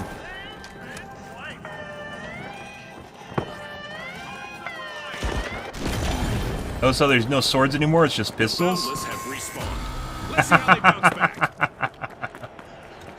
Maybe we'll do like one more life and then we'll switch back to sword. So I actually want to use the sword, because it's fun. But I'm not going to fucking do it if everyone's running around with a sword that's dumb. Frag grenade set.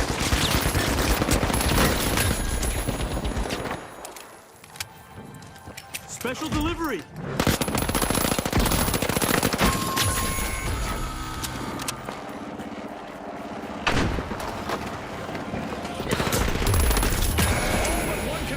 Eliminated on the Boundless. This would be a perfect time to have equipped a defibrillator.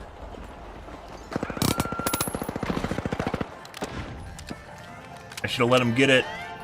Should let him get it. Let him get it. There needs to be like a give command. So we can't get it. Yeah, that's not. Now we can't get it at all. No one's gonna win. Or Orange is gonna win. Oh my god, Pink got it. Also. Back to the sword. Full marks to the powerhouses. They bagged a cash out.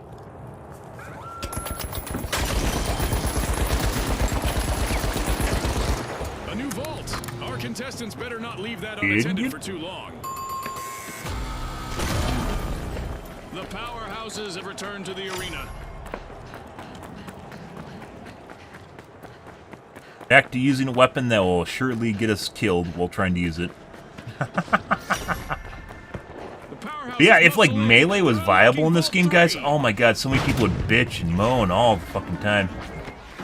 It's constantly bitching and moaning.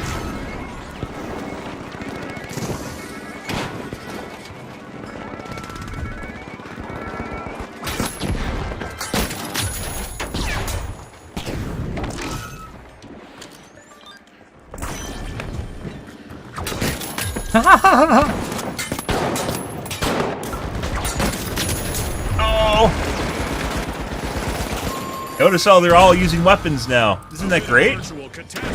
You think they're going to switch back to swords? Or like, no, I'm not doing this. But it seems they've tripped on a hurdle. Switch back to sword, I'm going to switch back to an MP5. We'll just keep doing it over and over again.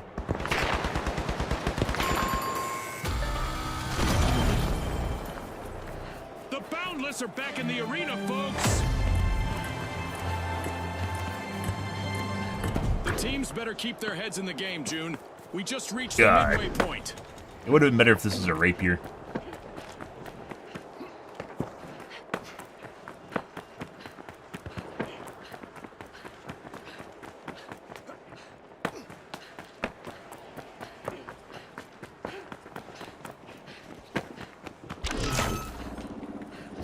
Banking on victory, the mighty just started a cash out.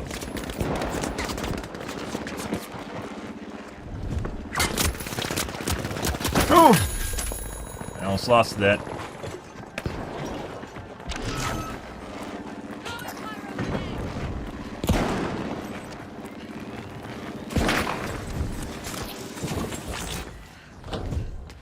Come on! Come down here! I want to play!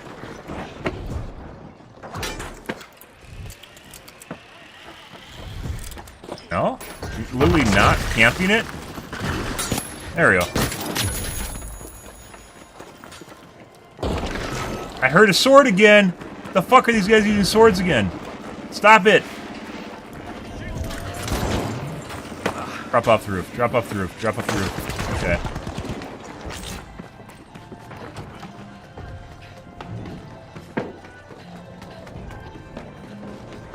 Yeah, if the lunge attack was like maybe 4 feet further, it'd be much better. Throwing a frag. Special delivery. All eyes are on the Mighty's last contestants. This could be a chance for them to get on our highlight reel. Thanks for coming down here. Couldn't have done it without your help. We'll need to reboot. I don't want that. I don't want that. There's a guy on my right. Please don't shoot me. I saw the brick of C4, literally right there. For some strange reason, my teammates were humping my face.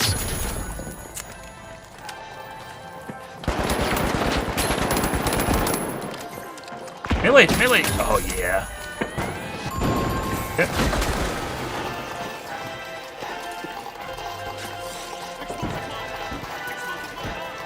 It's all over, folks. That's a wrap. GG. With fame and fortune on the line today, our contestants sure gave us a great show. We'll see you next time on the finals.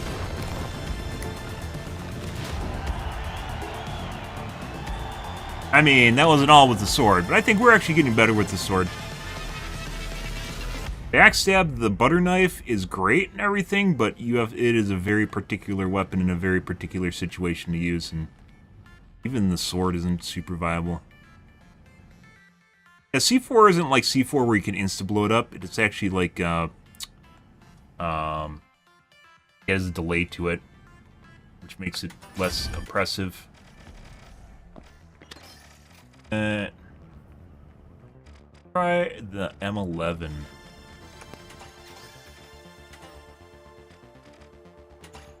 Flashbang anyways. Honestly,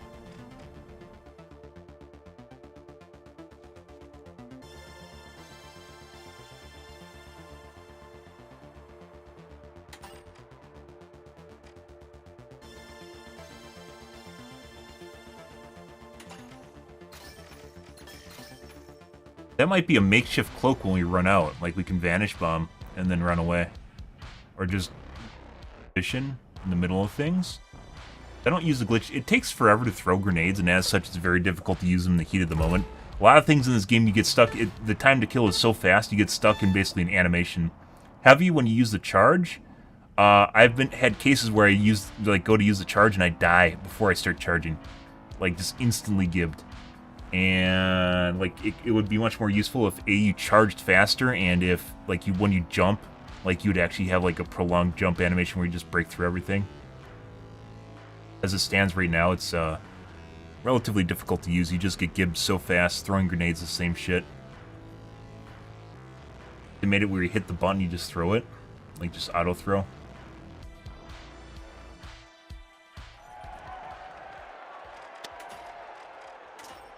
Try this.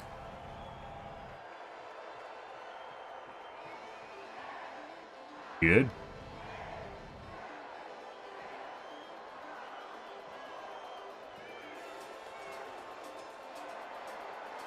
Now, the powerhouses, the live wires, and finally, the retros. Shoosh. The arena has loaded. Buckle up. Really weird thing about this game is like there's absolutely no masculine stuff in the game. Like there's the Elvis suit, but like none of the faces, generally the faces are not masculine at all, and there's no facial hair. Scotty, spot on. Time for the big cash crunch.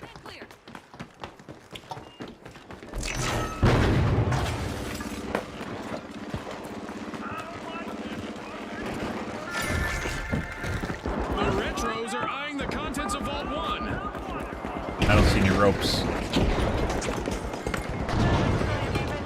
It's on, Scotty. We've got our first elimination. The action is sure to ramp up now. I hope the viewers at home are ready for a wild ride.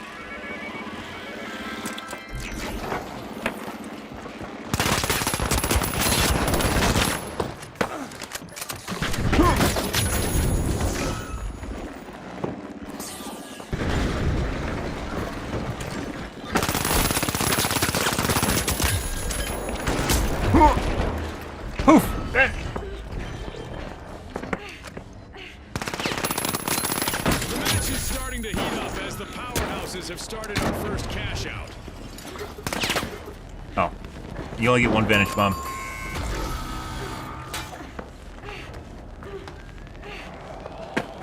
Oh, here. You didn't die. Waiting to res. Ow. The live wires are back and ready to avenge that team wipe. So close. Doesn't even charge out of attack. The powerhouses are not even close to full strength right now. Only one. I don't think most people know there's a charge attack on the sword, which is probably good, but you know. There's like no way we're winning this, by the way. Breach charge planted. But you know, this actually feels better than the MP5.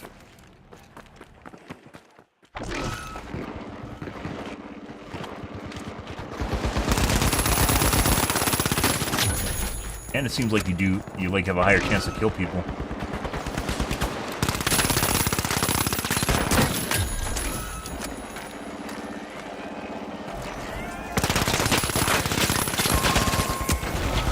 Finish bomb!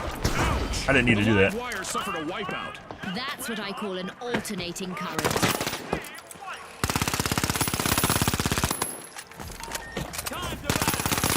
You missed it!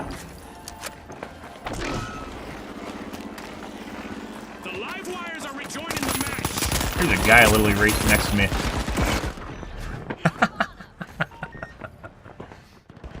Yeah, honestly, like, for me personally, the Mac 10 actually feels better than the MP5 does. Hey, buddy. Oh, that's not me. This is exactly what the powerhouses needed. They've pocketed our. I wonder if using the Vanish Bomb is actually faster than using a Retros are in cloak. danger of not withstanding the test of time. Only one contestant left.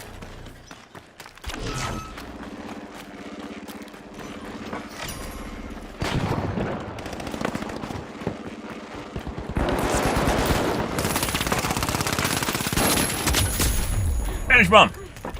I didn't need to do that, but that's mine.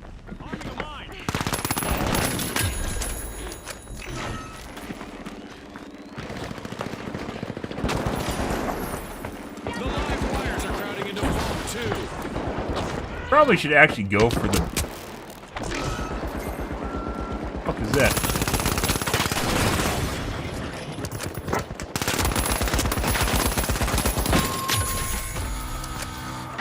Ouch! The powerhouses suffered a wipeout.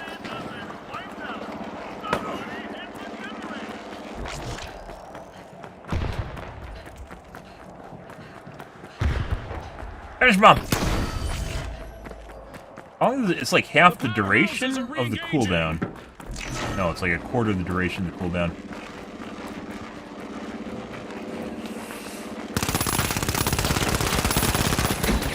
Oh, my teammate just absorbed all that.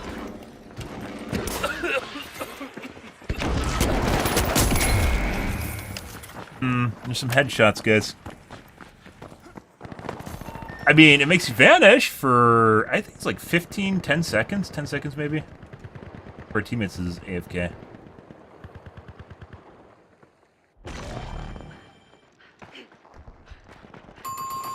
That's, like, the reason I equipped it isn't because it's redundant, it's because I sometimes run out of stealth. And when I run out of stealth, it's nice to have something else that you can use to re-stealth.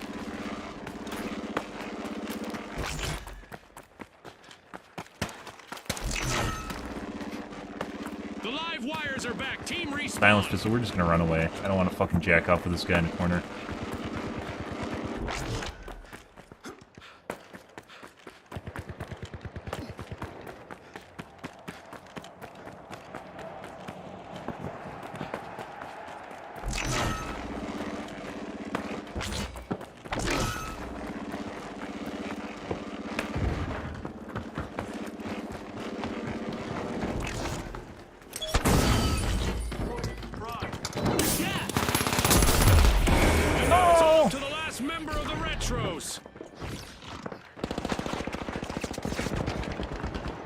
I was hoping the arm duration wouldn't be that fast. And that's one way of dealing with stealth people, is just kite them over the top of your gas mines, so.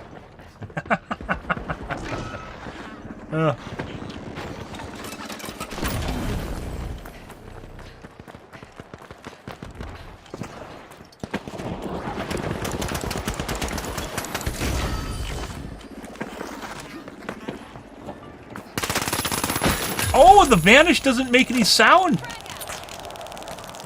The vanish grenade doesn't make any sound, guys! Okay. Okay, okay, okay, okay. Here you go, teammates. Have that. Yeah, that's for you guys. Why are you throwing it back? I don't want it. Fucking use it.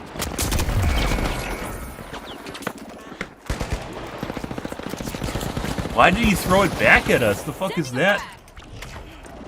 Can be. When you're light, they're very scary.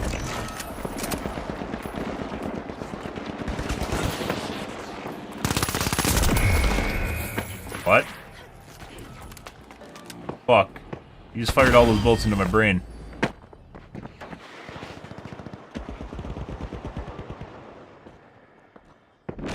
So when you're using the flash grenade, when you're stealth with the flash grenade, it doesn't make any sound.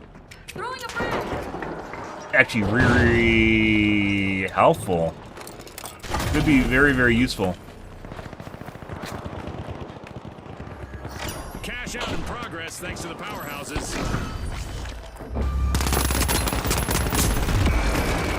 God, he is one shot.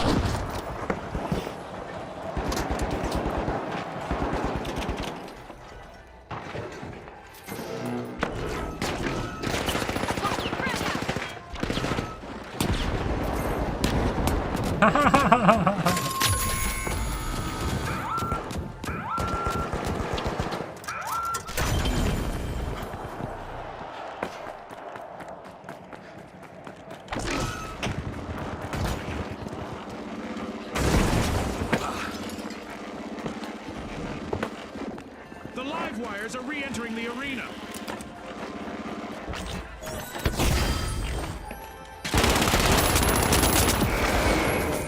I grenaded him. I wonder if he was looking right at me.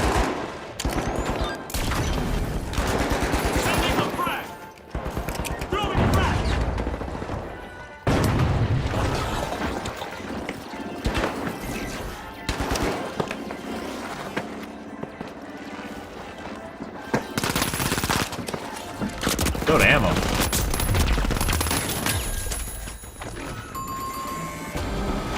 That's a blow to the powerhouses. Team wiped. They've been knocked down to their foundation.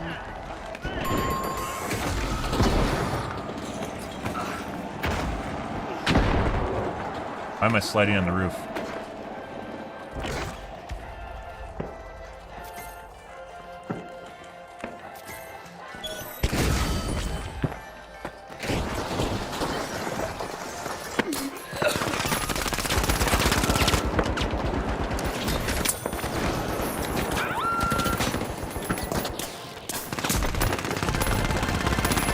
Cash out complete. You gotta be fucking and the kidding me. retros reap the rewards.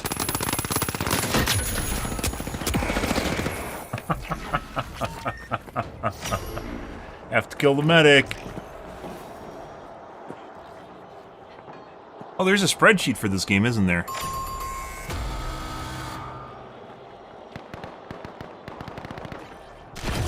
Someone made one. The retros have returned to the arena.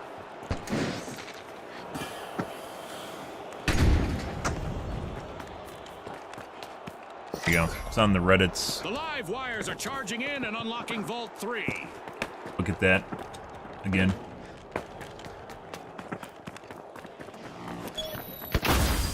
Get him? No.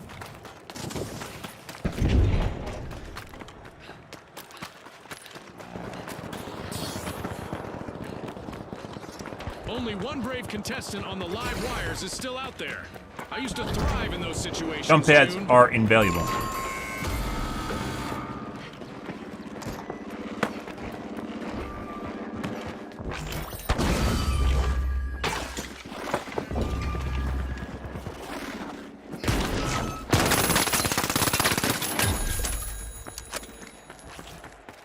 We've got the live wires returning to the arena. What if we actually take this and go to an objective?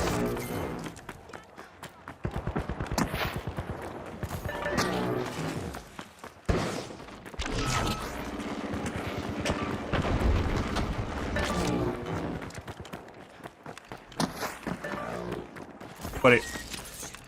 He's fine.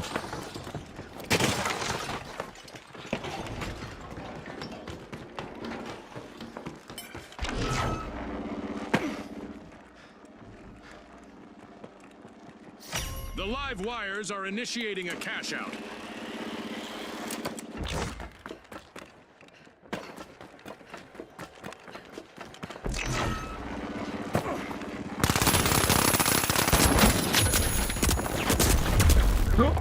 Gas bomb.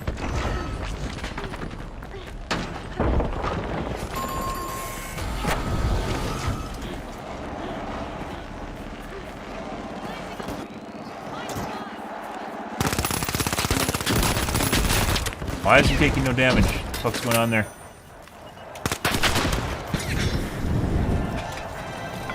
I'm gonna burn to death. I'm gonna burn to death. I'm gonna burn to death. Where the fuck did you come from? What? Random Chinese guy? I like when you, like, no one's making any sound and then all of a sudden just someone comes out of nowhere.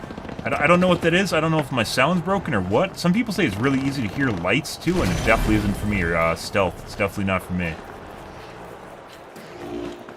Unless they're on your team. When they're on your team, they seem to make more sound.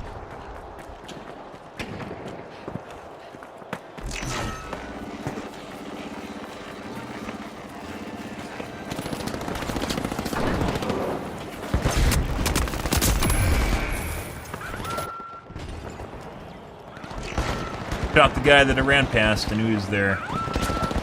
Tunnel. Also, the pistols, honestly, I think are a joke in most games. Pistols shouldn't actually be. That's really weird looking. Pistol shouldn't be a primary weapon. Besides, like maybe a machine pistol, and even then, it should be like a side weapon. The powerhouses will need to come back from that wipeout. Cash out complete, and the live wires reap the rewards. Just what the doctor ordered, another vault.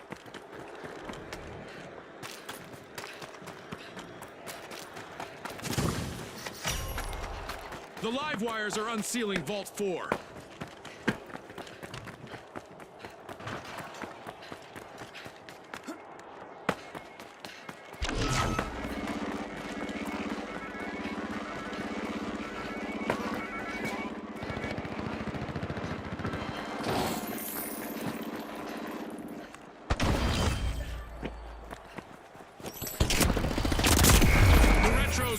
No idea. If they're not careful.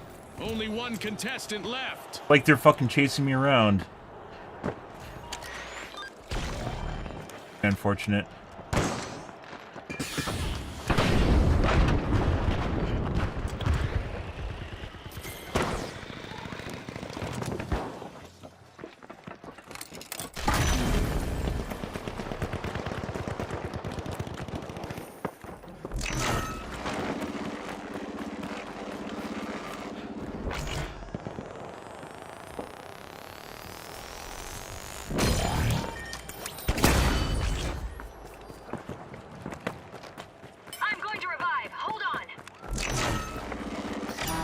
Out underway thanks to the powerhouses. Oh my fucking god. I don't think that went in.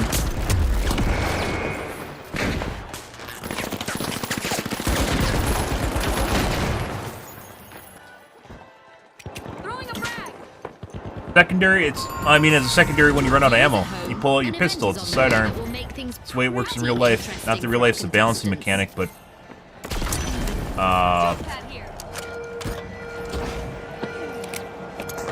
it didn't go in. Time to bring out the big guns. Every elimination will earn our contestants some extra cash.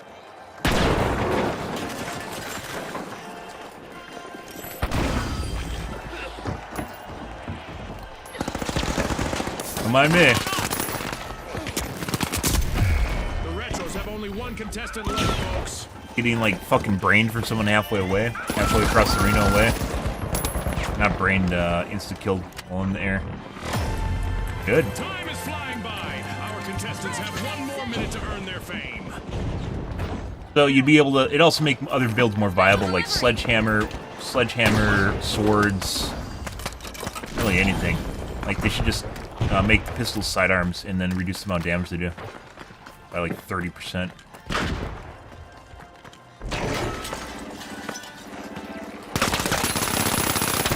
30 seconds to go, folks. What the fuck is with this guy just showing up out of nowhere right in front of me? I don't fucking understand that. I'm pretty sure this guy's cheating. Random Chinese fucker? No.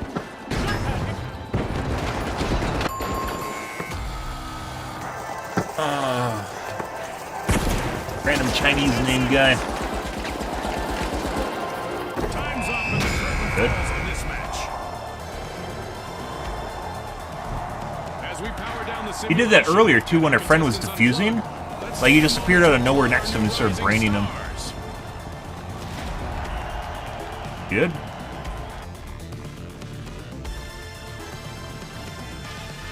Guy. And there's no kill cam. Started happening about halfway into the match when we're steamrolling him and his teammates.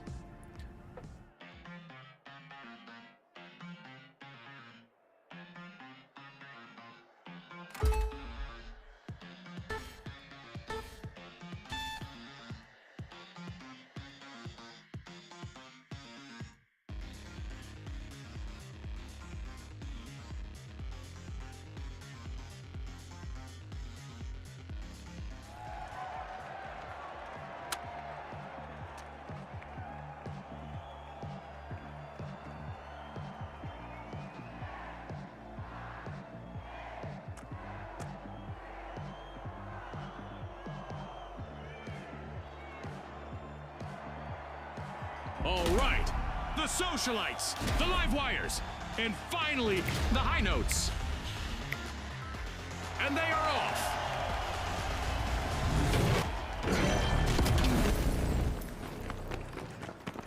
We're playing quick cash. Got to change, guys. To collect the quantity that we're looking for claims the day.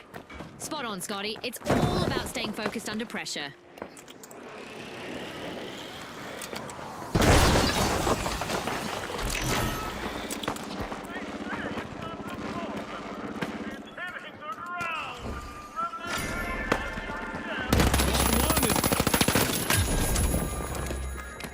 And there's the spark to ignite this match. Our first elimination is bound to turn up the heat. Our match is in full swing.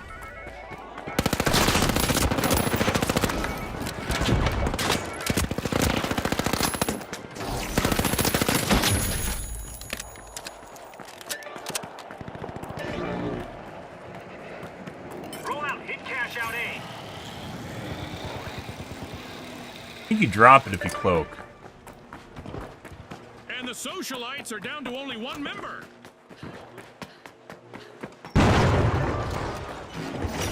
The match is starting to heat up as the high notes have started our first cash out.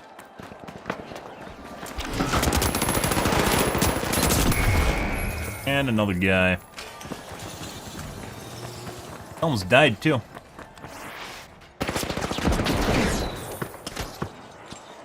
Oh no! Saw it. I saw it. You can't hide it. I saw that. Then you just appeared next to my teammate.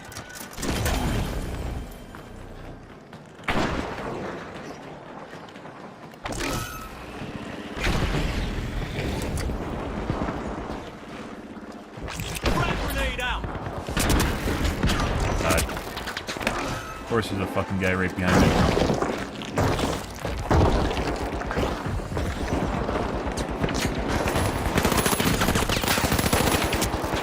How did you not die?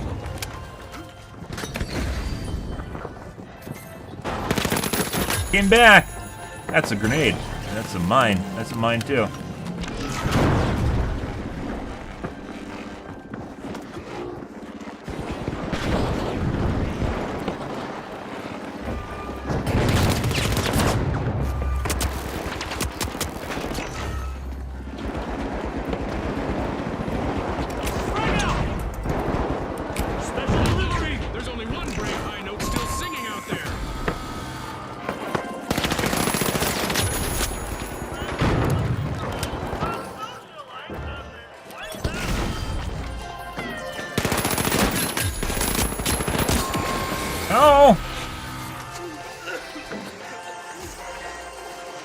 socialites are back.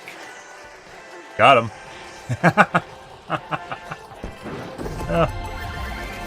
Our first cash out goes to the high notes. Let's see whether they can keep that momentum going. Maybe the MAC-10 doesn't kill faster. It feels like it's better. Close quarters, it feels like it's better than the MP5 is. MP5 is just better though. I'm going for Vault 2. Playing for Vault 2. The high notes are squeezing into Vault 2.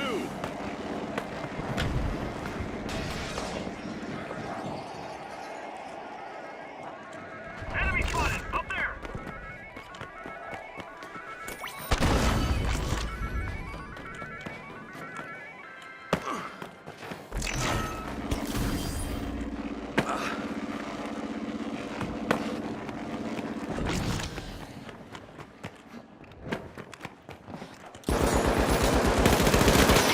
Miss the thrill of the game, June, but I do not envy the socialites' only standing member at this point.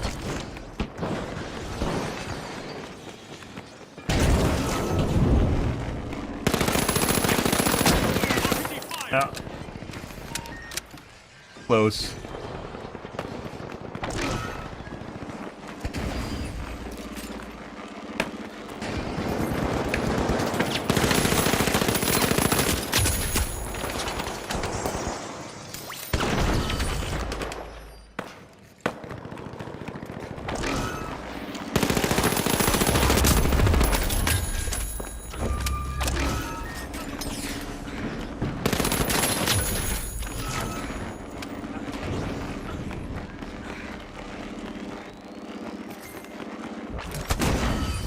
The socialites are sending out invites for a steal as they've just started a cash out.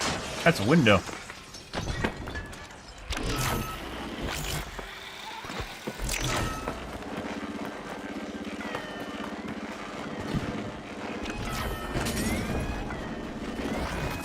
The live wires made an awesome steal there. Damn. I don't know, maybe I'm doing something wrong? It is so difficult to fucking see people that are cloaked. Everyone says it's super easy. I wonder if my graphical settings are wrong or something. I don't know. Oh, maybe it's the special effects.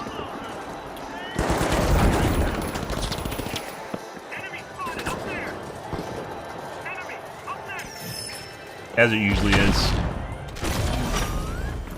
The high notes have recovered and respawned. The socialites snatched another team's cash out. One skilled play can change the game. Tossing a frag. Throwing a frag.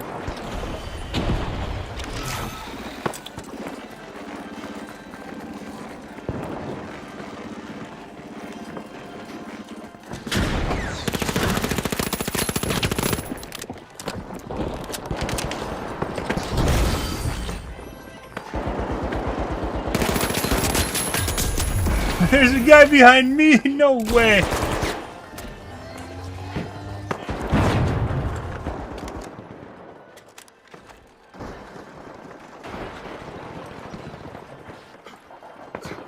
Advance on cash out C.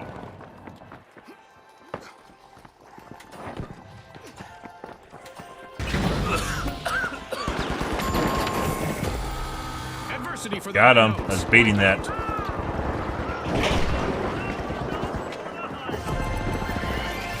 The socialites are looking to make the headlines. They've just completed a cash out.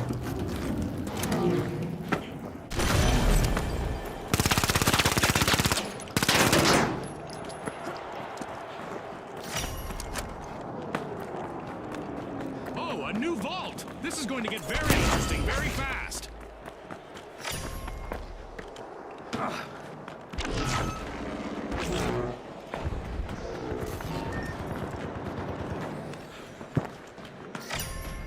The live wires are unlatching Vault 3. Throwing a frag. Frag grenade set.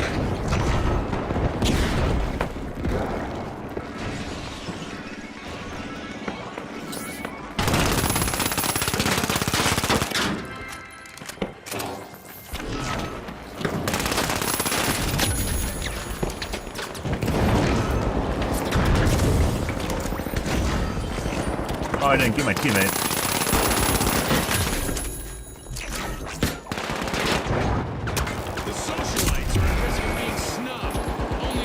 Good.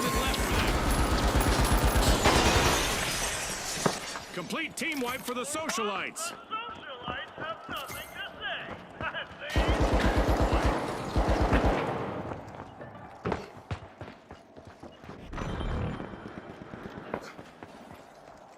The socialites have respawned. I think he wants to res, yeah.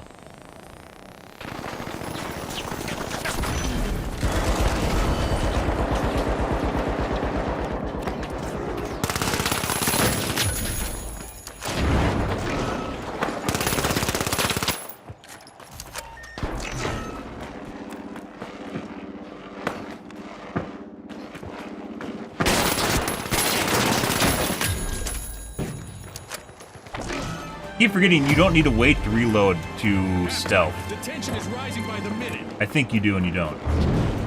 I don't know what game that's from, but it's like buried in my...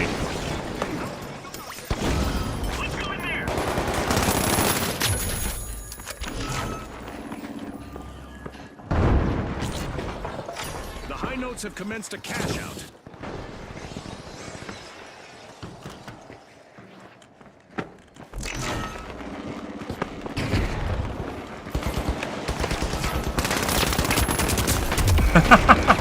It's a kill alleyway.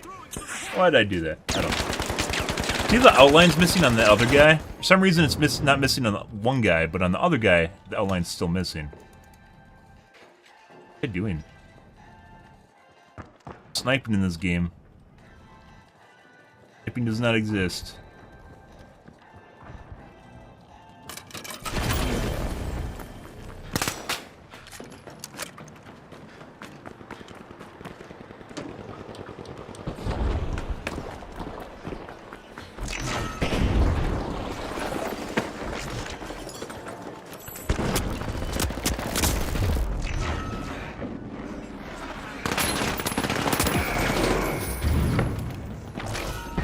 I really wish you could make the sensitivity faster. I wonder if it's intentional. No way, because it actually works for some people. Ah.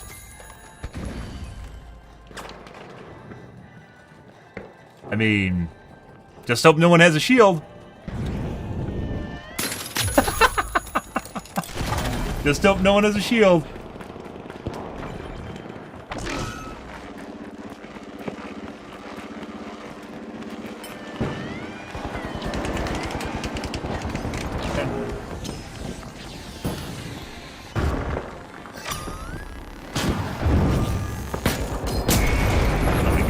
Really needed to go in just now. Not sure I did 148 with the sword.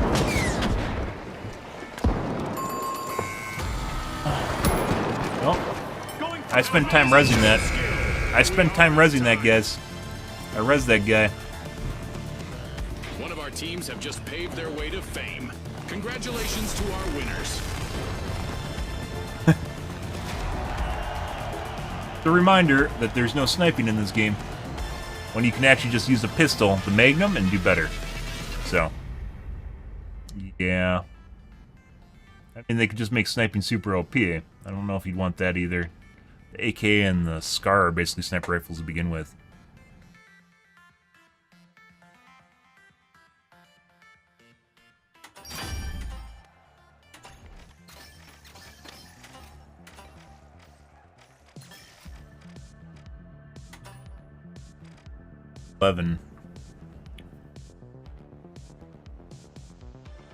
LH1. Oh, EMR. He has very low time to kill. SH-1900. Oh, it's a double barrel.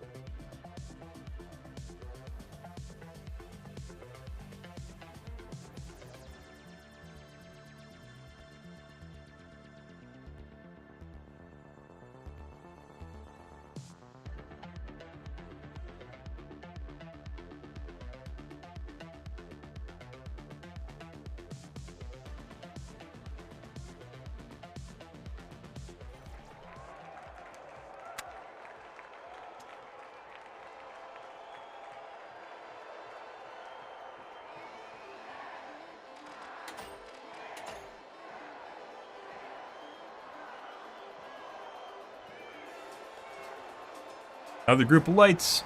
Here we go. The mighty, the high notes, and finally, the overdogs. Shoo. Watch closely, folks. They're ready. Yeah. Snipers, I mean, either end up insanely OP and you turn into this dumb shit where people, like, it has to do with the fact there's very little gun differentiation, meaning you can use a laser rifle like the AK or the SCAR and instantly kill people, right? The overdogs are rising to the challenge. They're opening Vault 1. And as such, there's no real benefit to using a weapon that's only good at long range, because they took that niche away. And just like that, we got our first elimination of the match. Warm-up is definitely over.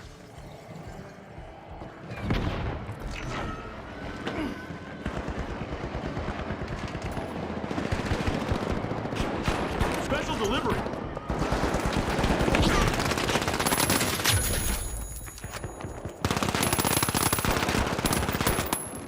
Fighting for fame is the mighty's last standing contestant. The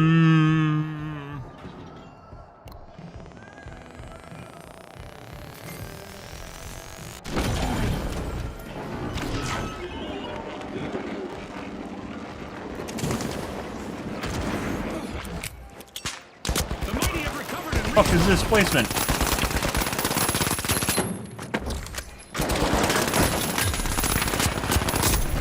I could have queued. I should have queued and ran away. He's so derpy, I thought we could kill him.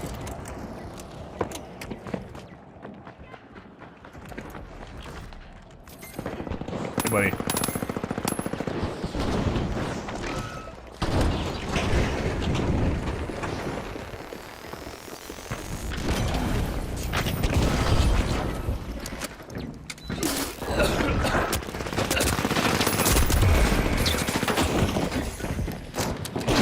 What?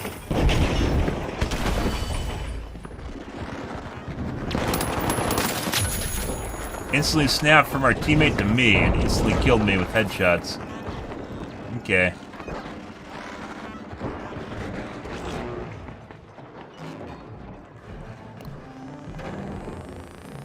We lost a teammate.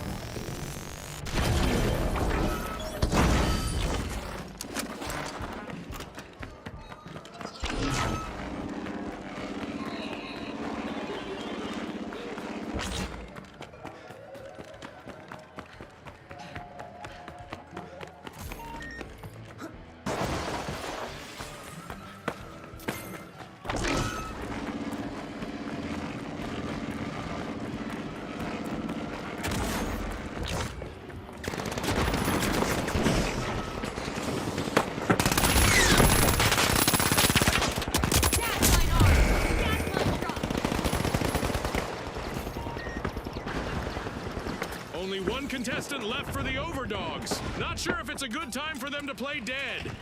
Sometimes it feels good to use a Mac, and then other times it does not.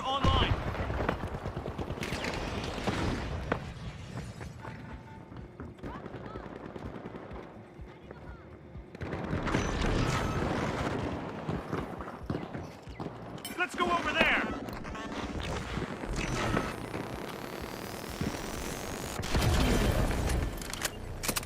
Oh. Danger over here.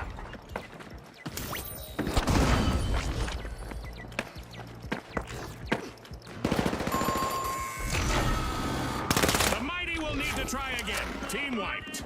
I'd say, oh, how the mighty have fallen if it weren't so cliche. Okay.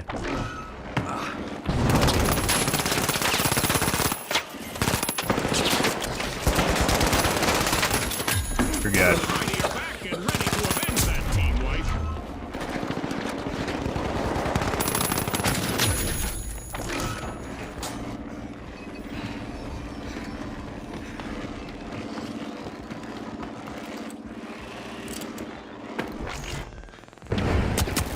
There's a guy up top still.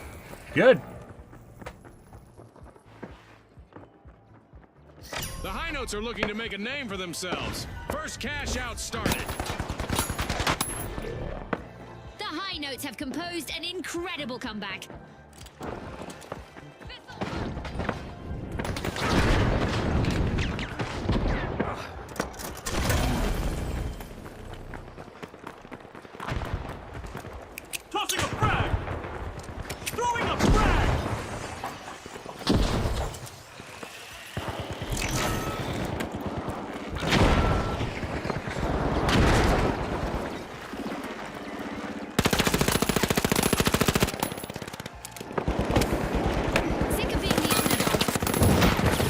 self-immolation. And we have another steal in the books, thanks to the mighty. The only thing keeping the mighty from wiping is their last Oh my god! The high notes just stole a cash out, leaving rivals flat. They just upped the ante.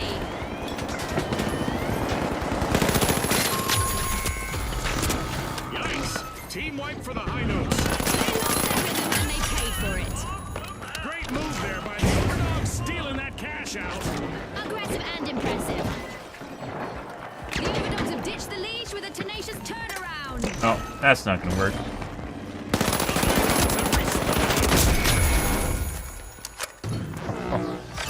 They're all teammates. I thought there were some enemies there. Or, the other teammates there, and there weren't. We're all friendlies with each other. Setting a mine.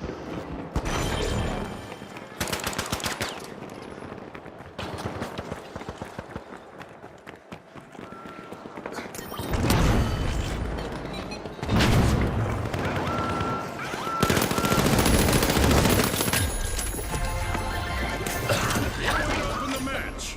The mighty land the first cash out.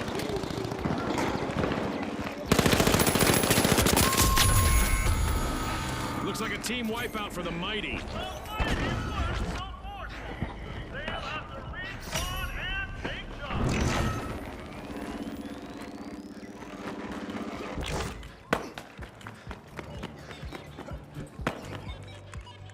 The mighty just made their return there's a to guy the here. arena.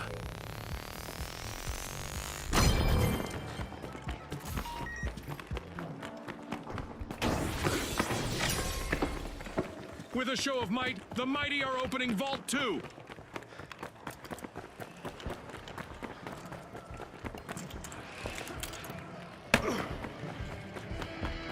Enemy up there!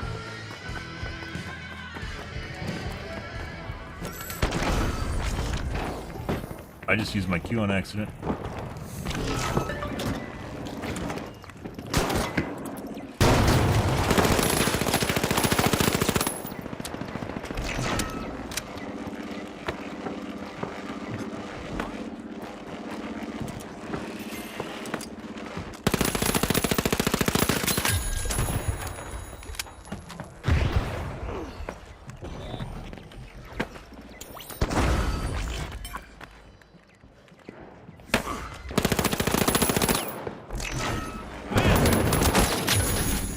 Hey, buddy.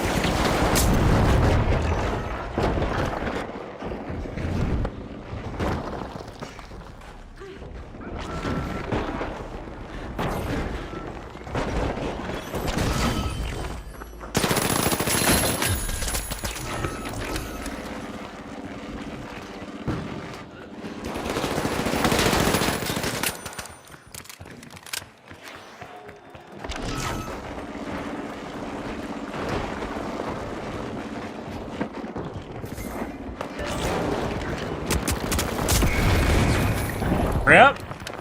Just trying to farm kills. Good. Good.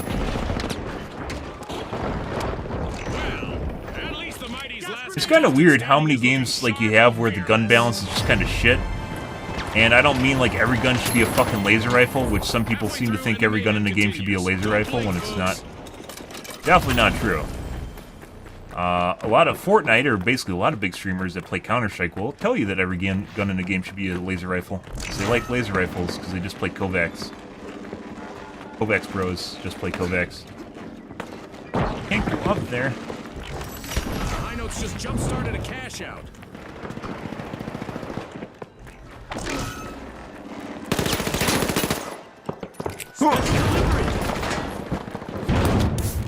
Hey, buddy.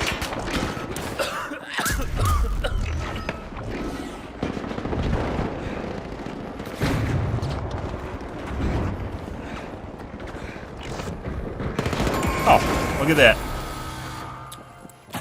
Basically, it just results in a lot of guns that just no one ever uses, like an Apex. There's just weapons that no one will ever use because they're just stat sticks. They just turn into something where it's just being the most balanced and just doing the most damage, like a laser rifle. At every range, just doing all the damage at all times. No one wants to be at a disadvantage no matter your range, right? Like people complaining about heavy shotguns in this game because they got in close quarters with a heavy and died to it when they're using like a AK that's good at every range, but not super amazing at close quarters. Alright, yep, okay. The overdogs have lost most members of their pack. Just a single contestant remaining out there. Way the fuck up there. Got tinged by a turret.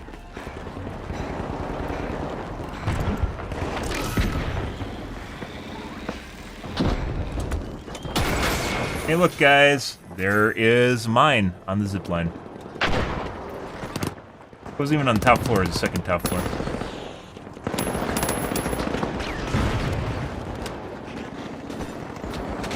Even the SMGs in this game don't really make sense, because they're good at like medium and long range, which SMGs shouldn't be good at, right?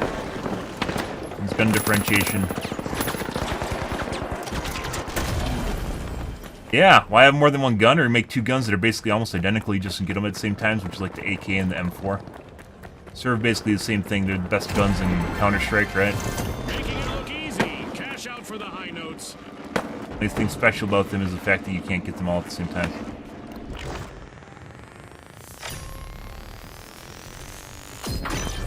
A new vault in the arena.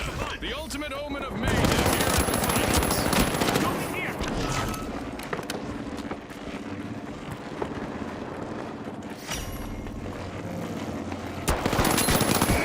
Oh, there's 3 in there! Why do the outlines not show up properly? I don't know. I don't know, guys.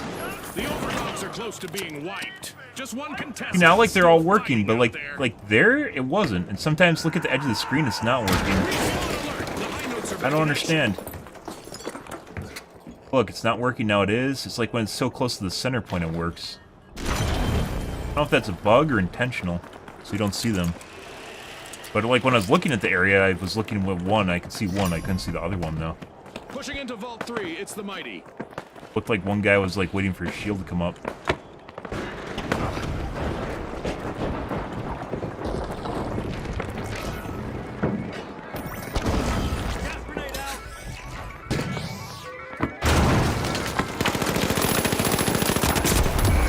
Guy behind me.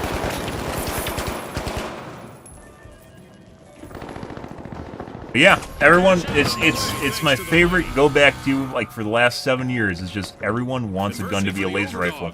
They don't want to be disadvantageous at any range, which only makes for one weapon, basically, in a game. And then you end up with some stupid shit for, like, sniper rifles where people just quick scope with it. And then pistols are just sniper rifles, too. They just, look like a pistol. Yeah. Makes guns very boring, or makes games very boring, in my opinion.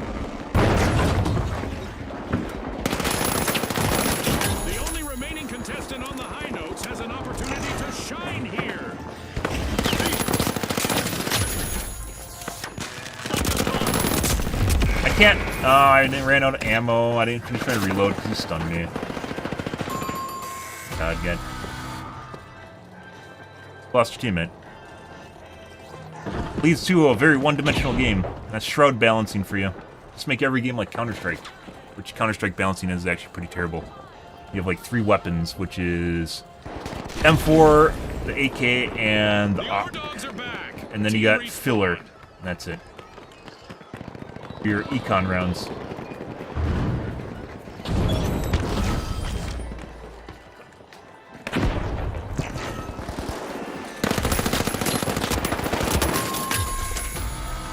Looks like a team wipeout for the high notes. That's what you call facing the music, Scotty. The overdogs just stole a cash out, leaving their opponents in the doghouse.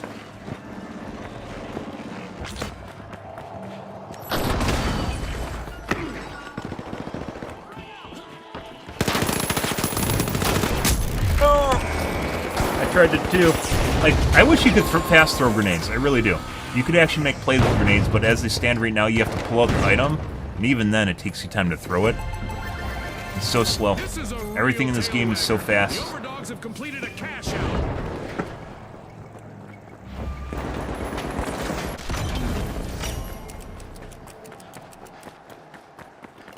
And there is another vault available for our cash-hungry teams. The Mighty can't afford to lose another member. One contestant left. Awkward moment for the Mighty. Team wiped. Said the thing. From Say the Sing, guys, you said the thing. The Mighty have respawned.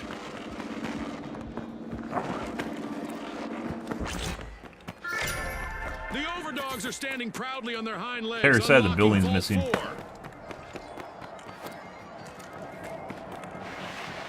Like sliding on heavy is like next to pointless, so I don't slide it like at all. But it's actually good on light.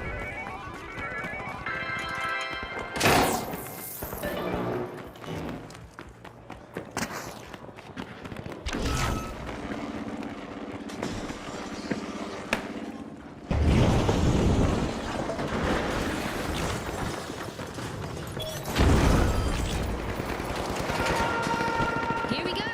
Our upcoming event will surely put the adaptability of our contestants to the test.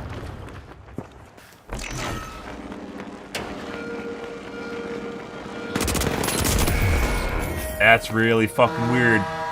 We have That now guy was activated literally the sitting there explosive waiting for me and device in ready. each contestant's Well, a left stealth. pinky. Don't worry, it won't trigger as long as they avoid elimination. At long range. Medium-ish range.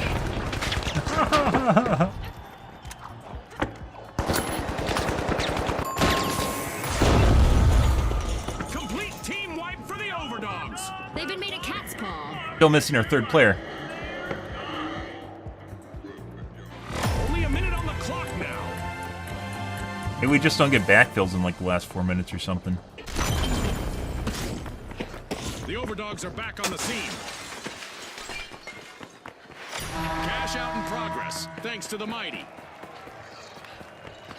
There's still time left in our Dead Go Boom event, so there's still time for our contestants to say, "See you later, Detonator."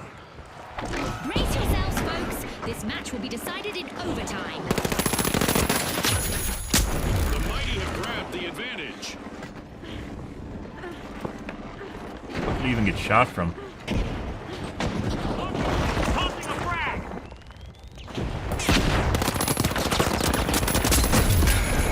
Oh, come on! Why would you show up right then?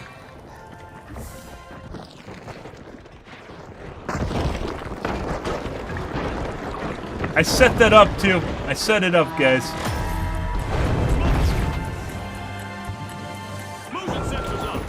Almost like it was predestined for him to. That's the same as a pink guy team. Oh, we got to fill.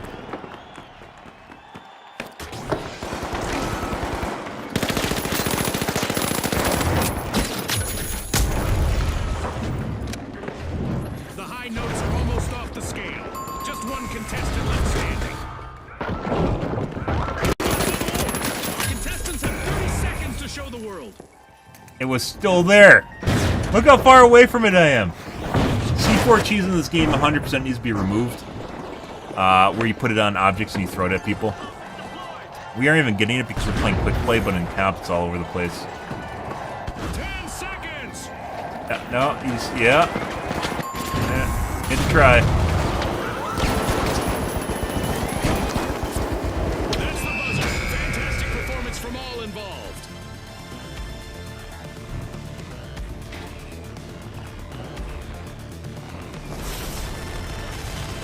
Ah, we're still missing our third. Now we celebrate as one team of. Hey, we didn't get a third. I gotta take a pistol, guys. Oh, we did get a third. Oh, I don't know. I don't actually know if we did. Okay, I'll be back.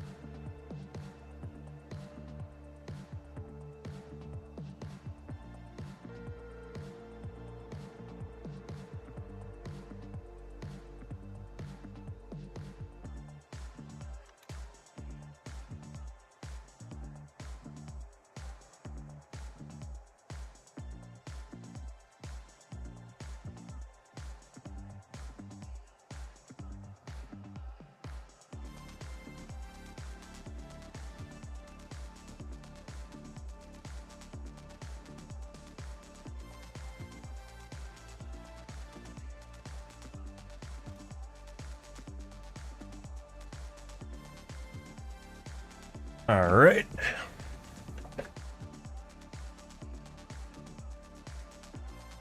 We're about full on currency, too. What a shit time for this game to have server problems, though, guys. Like, launch weekend? Pretty sure people just aren't even playing it on Twitch because they can't.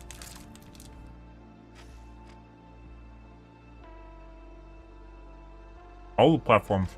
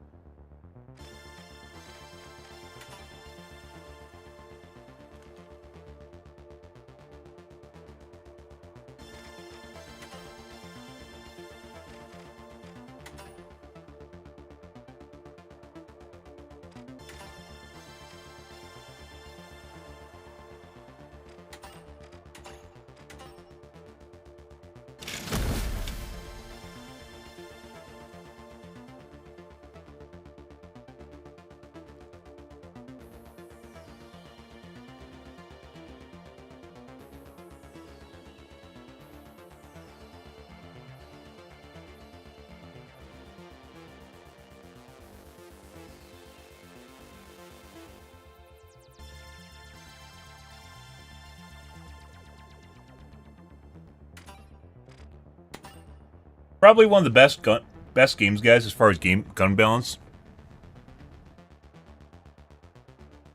that I've ever had was basically a game called Rainbow Six Rogue Spear. Way back in the day. In which the weapons you used, how good they are, would not just, like, there wasn't just a weapon that did everything well. Obviously, everyone mainly used assault rifles, but you could relatively easily beat an assault rifle in close quarters if you got near them.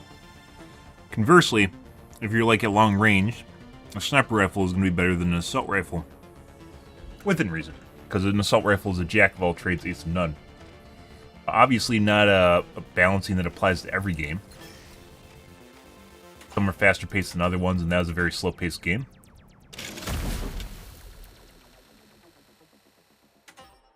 There wasn't just like a weapon where you're always good no matter what, and if you were, it's because it was just an all-rounder.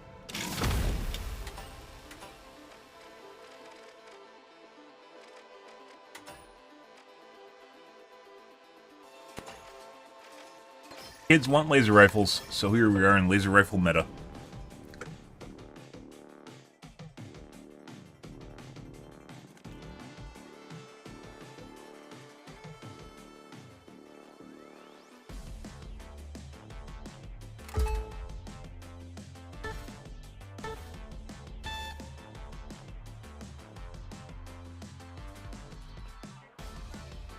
Even PlanetSide 2 weapon balancing wasn't super horrible. Gave you a lot of weapon stats too, where you can figure out stuff. It was all kind of the same stat sticks though. Unless you're in close quarters and someone's using a shotgun.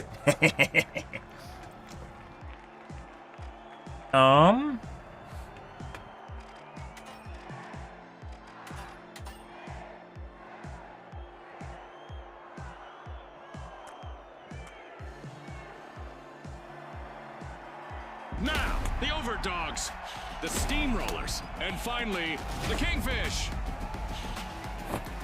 It's game time, folks.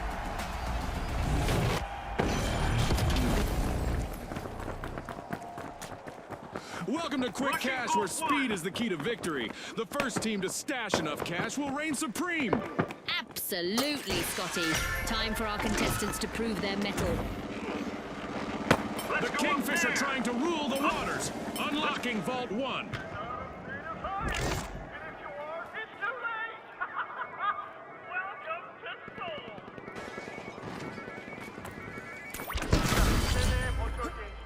Play a guy here. Somewhere.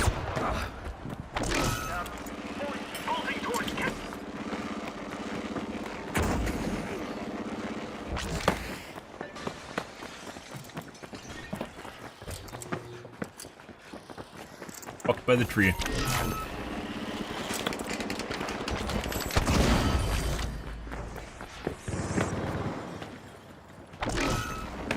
The steamrollers haven't come out flat. They've started our first cash out. That's our first elimination. Our contestants clearly mean business today, Scotty. That's the finals for you folks.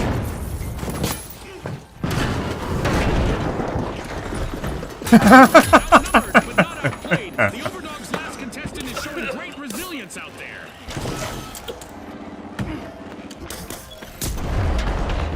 That's not what I want to see. Hey, buddy, don't look at the ladder. Don't look at the ladder. He's looking at the ladder.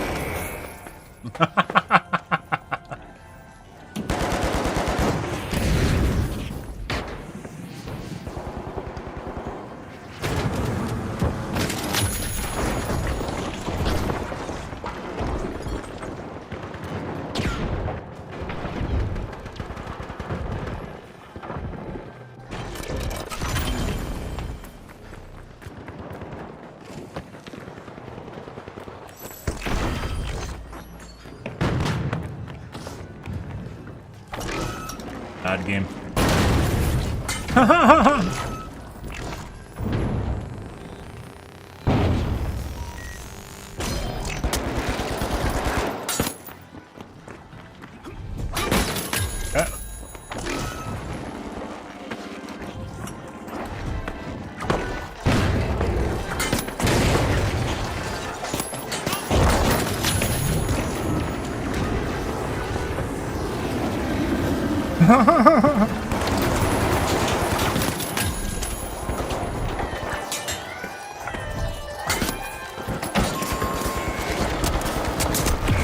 This is a rough spot for the Kingfish. Where's our teammate?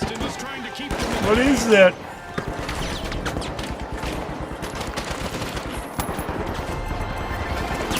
The Steamrollers are playing for keeps. They've snagged the match's first cash out.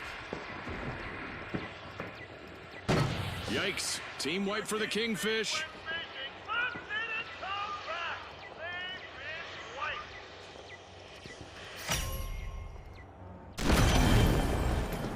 A long-awaited return to the arena for the Kingfish. Buck bomb. Vault 2 is being opened by the Overdogs. On me, come on.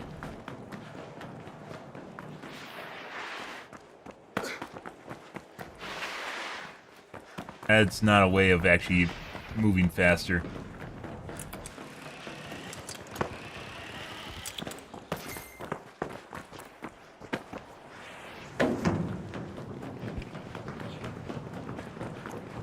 Making a move for cash out C.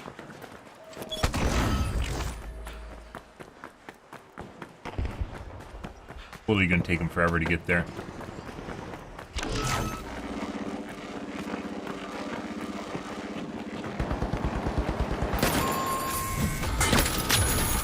A wipeout and a setback for the Steamrollers.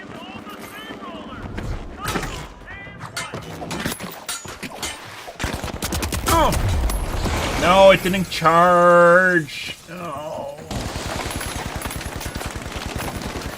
The Steamrollers are re-entering the arena.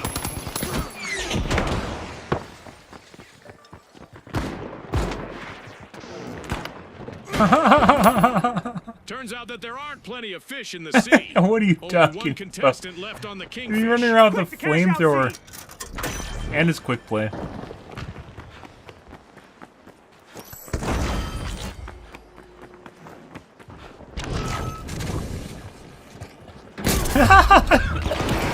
Wait, what the fuck is that shit?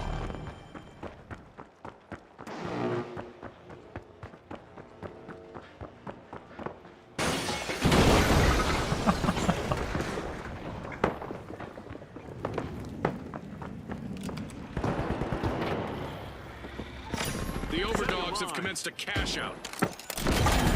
Pretty sure that's a dual queue. Right.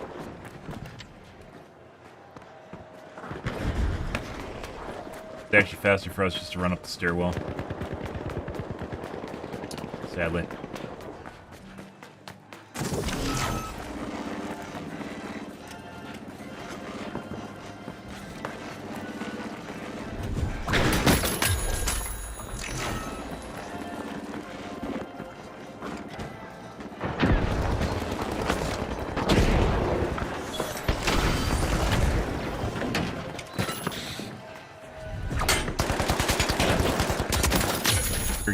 Almost happened again.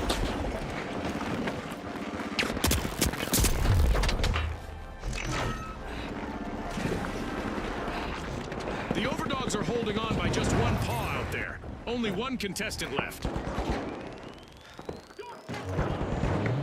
Oh. That's the opposite of what I'm trying to do here. Yikes! Team wipe for the overdogs.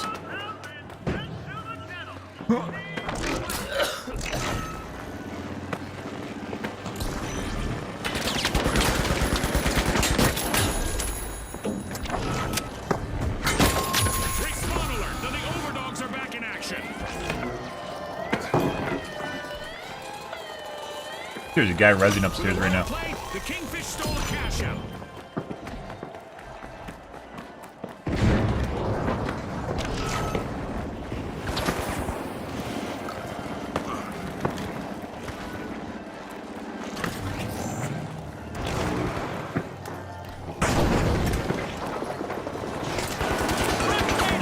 I don't know if that went up.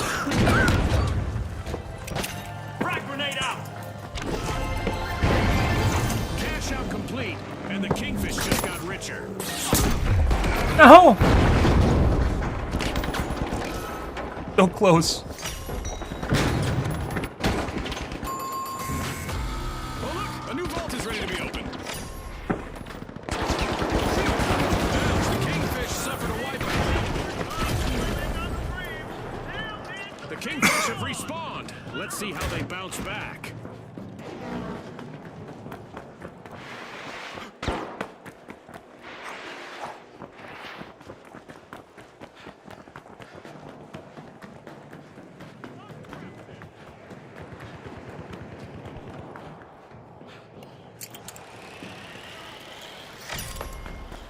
The overdogs are opening Vault 3. Let's go over there!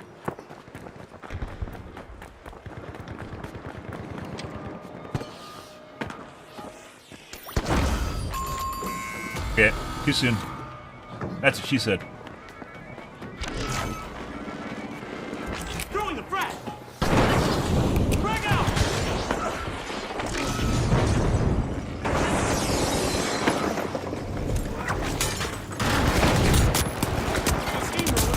How did I not hit you? I went through you.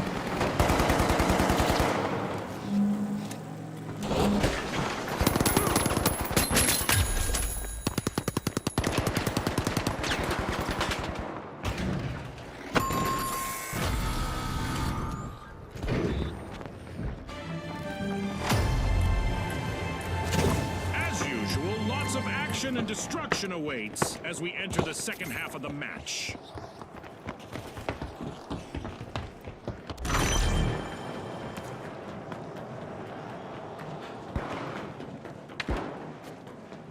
Dude, we always spawn over here, way on the side.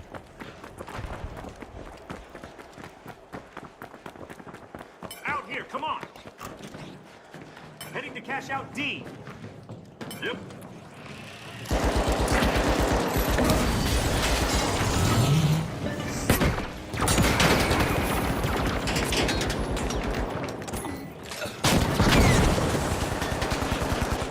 Like it's out of range. Melee is very dependent on like how synchronized you are with the server. If the enemy's desynced or you're desynced, like or higher latency, it fucks everything up. To avoid elimination.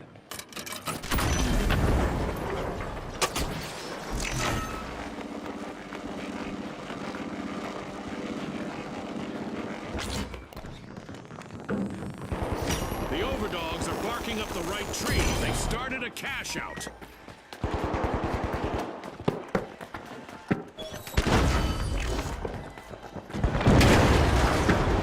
Oh my god, game.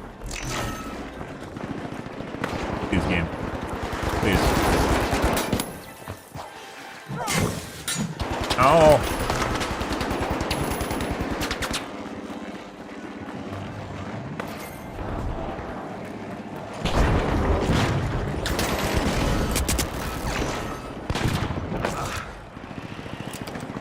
Impressive steal by the Kingfish.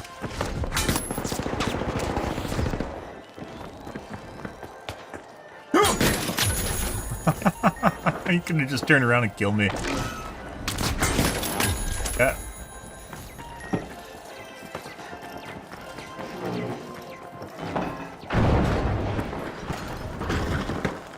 Yeah, right there. Will the remaining contestants, the steamrollers, play it safe or try to make it for a highlight reel? Let's see. Good. How the fuck is this guy like seeing me? To the steamrollers. Fuck is this shit? Speed bump, Scotty.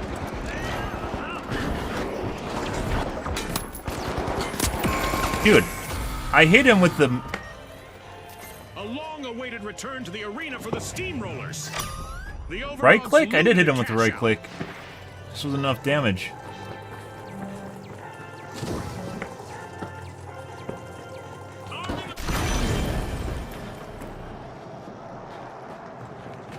Enemy spotted! Up there! Throwing a frag!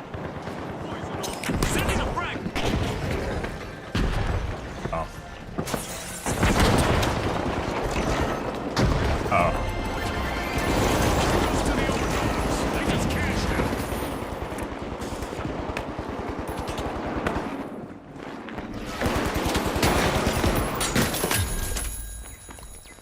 Money may not grow on trees, but a new vault just appeared in the arena. The steamrollers will need to reboot. Good. Team wiped. Bump out. That helped us all. Don't worry. The See? steamrollers have returned to the arena.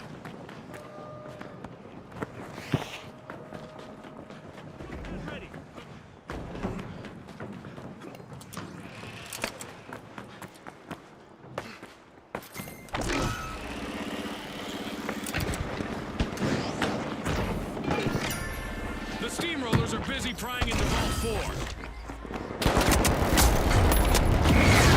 Oh! How do they always know? Pokemon noise? Maybe.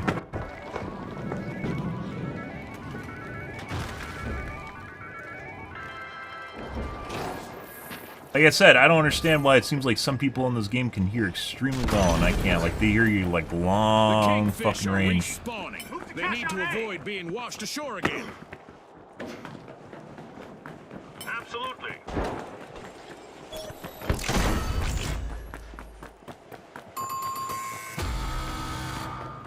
The steamrollers will need to come back from that wipeout. It seems they've hit a roadblock.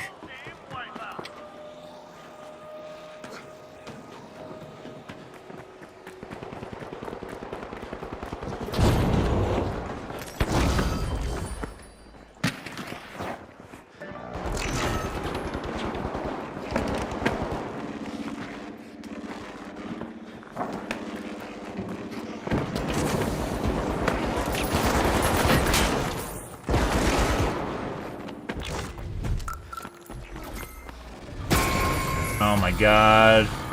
I left clicked to end my charge and I shouldn't have.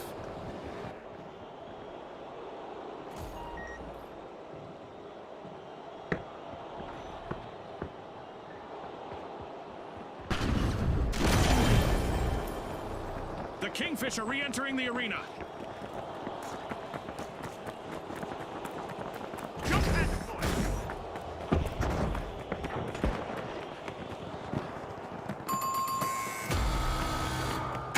An awkward moment for the steamrollers. Team wiped. Rolled up like an old carpet.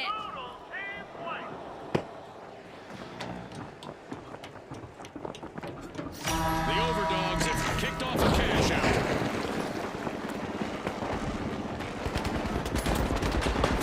Okay, game. Fuck are they? Ah. Why the fuck does it feel like they're just chasing me around? Like, without actually seeing me. Very fucking weird.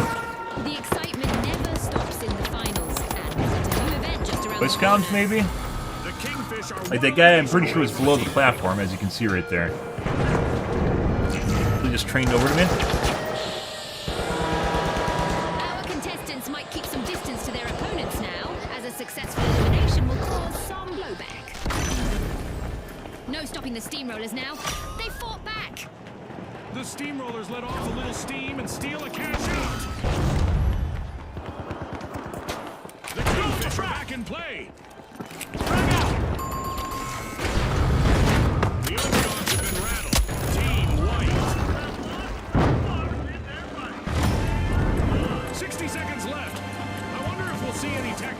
fuck did I get shot from?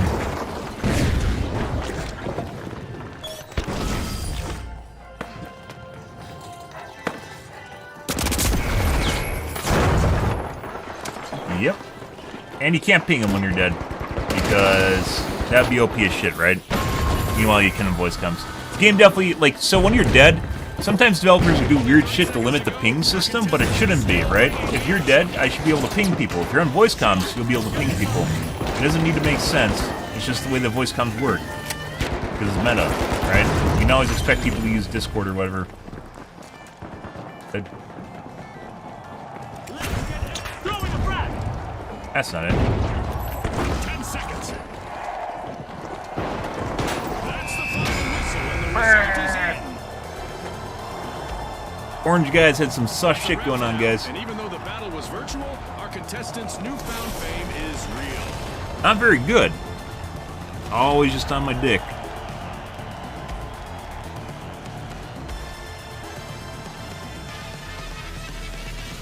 Good.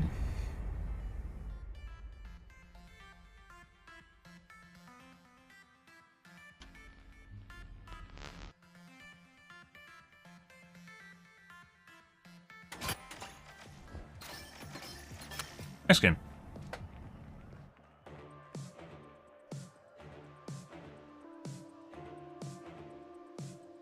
Happy Sunday, guys. Hope you guys are having a wonderful morning so far.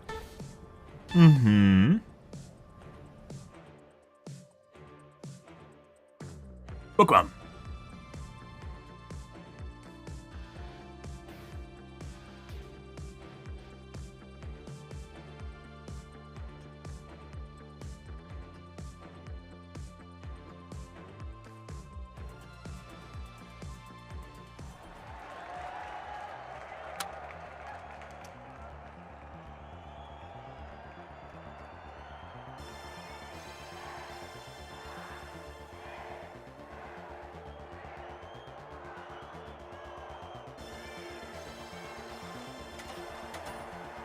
All right, the Almost. mighty, the Jet Setters, and finally, the big splash. Unleash our contestants.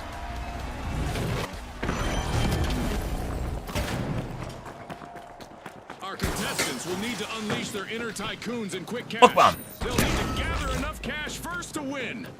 You're right, Scotty. Remember, folks, historically, it's been all about that fast start. The bite being taken out of Vault 1 by the mighty. Many of the tallest buildings in Seoul have a seismic resistant design, so there's nothing to worry about, right? 우선자 여러분, 서울에 오신 것을 환영합니다. 그럼 멋진 경기 부탁드립니다. Cash box 1, go!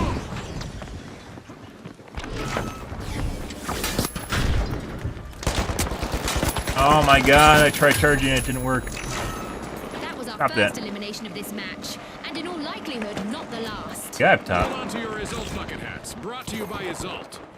The Jet Setters are staring down the barrel of a team wipe. Only one contestant left. Approached. A wipeout and a setback for the Jet Setters. That's a rough landing, if I ever saw one, Scotty.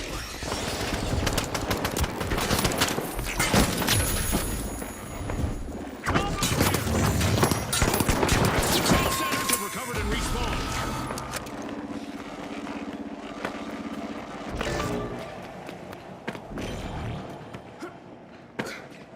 How to get up there easily. I think it's just the fucking... You have to use this guy, you have to use the lift. And we're gonna get shot in the lift. What are they doing? Yeah, I guess we aren't going to A. Alright. Bye.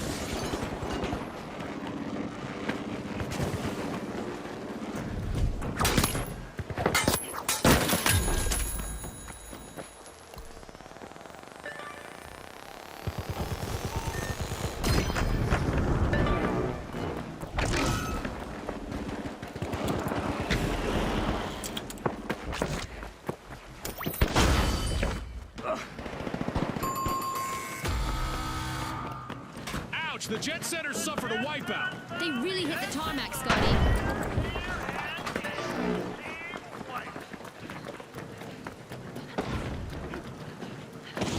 Guess I missed my throw?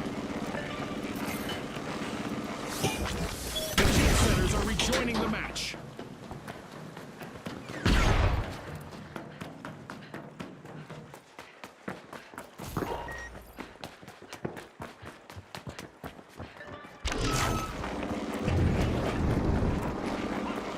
Starting with a cannonball, the Big Splash have started our first cash out.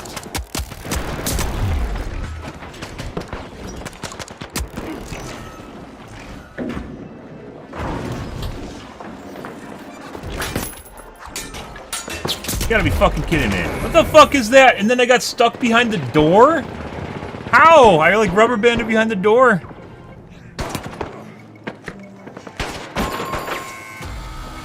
The Big Splash will need to reboot. Team wiped. They might be in hot water. That was a great now. initiate too. And then I rubber banded behind the door. Place, it's the mighty. The mighty rob a Thanks, cash server. out station without hesitation.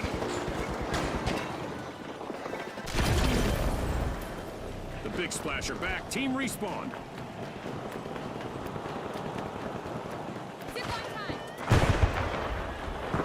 Tossing a frag. Throwing a frag.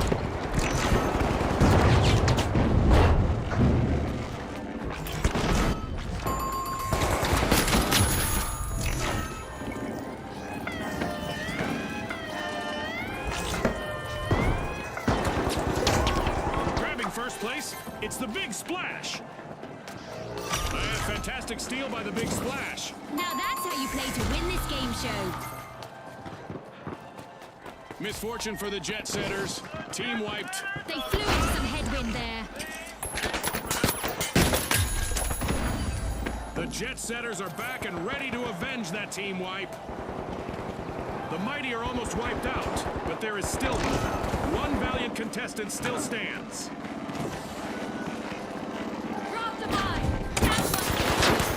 Oh, I went behind the door again! You gotta be kidding me! How do I end up behind doors? It's like the game autocorrects because it thinks I'm in a different spot than I actually am. Why? This is exactly what the Big Splash needed. They pocketed our first cash out.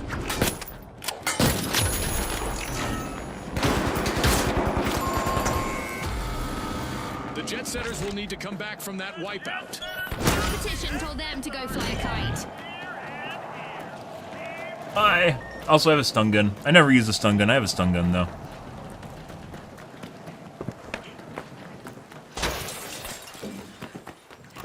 We've got the jet setters returning to the arena. The Big Splash are looking for admission to Vault 2.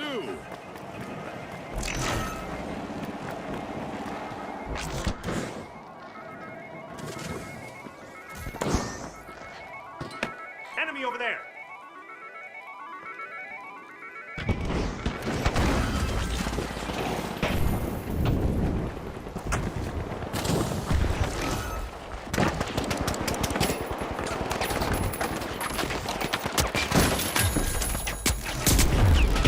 That's a rockin' hard spot.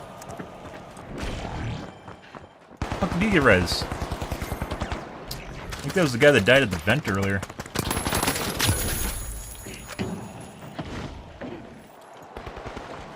Only one engine is operational for the jet setters. They'll want to avoid a team wipe. Suppose he's looking at right there.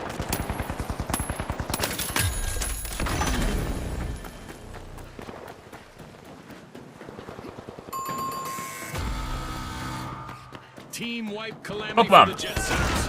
I'm sure that's not the kind of flight path they had in mind.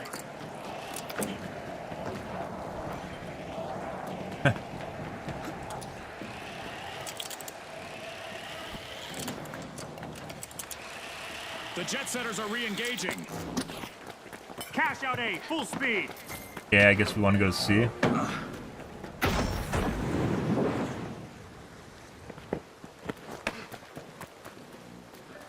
Yeah, I guess. Yeah? The Big Splash just jump-started a cash out.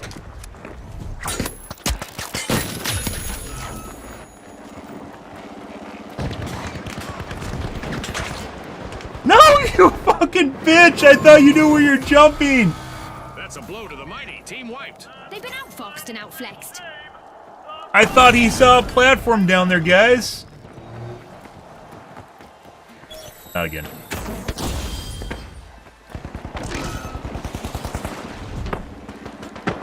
The mighty have returned to the arena. The last member of the Big Splash needs to be calculating before jumping into any danger. Okay. Is this a guy from earlier that always knows where I am? I think it is. The Jet Setters denied a cash out. Great steal. Nowhere.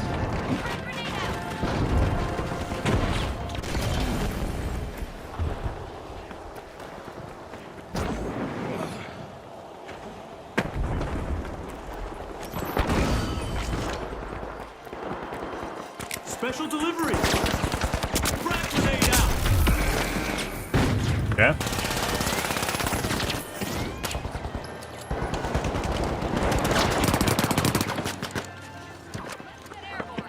Shit, he's alive. He's not The alive. Jet Setters will need to reboot. Team wiped.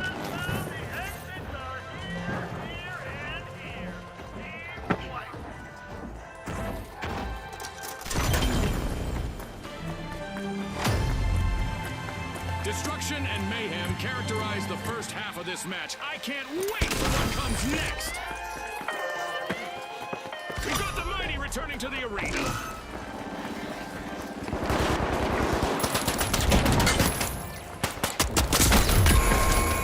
Oh, I don't have enough time.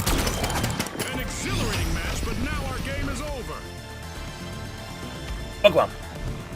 A big thanks to our sponsors for bringing us this Bugwam. incredible spectacle, and a big congratulations to our winners.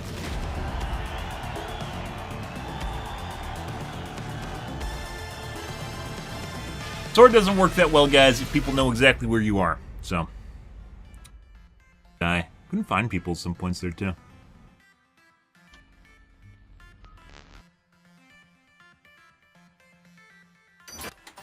But no.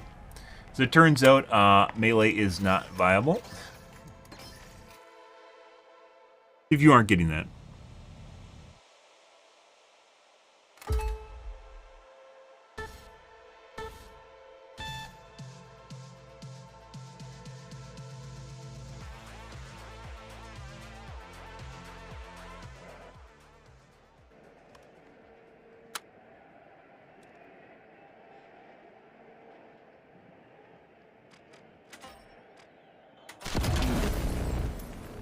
Well, I guess we are playing with an MP5. The socialites are knocking at the door of Vault 3.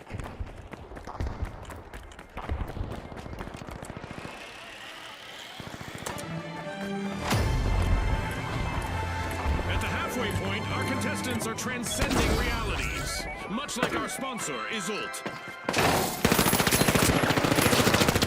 What the fuck?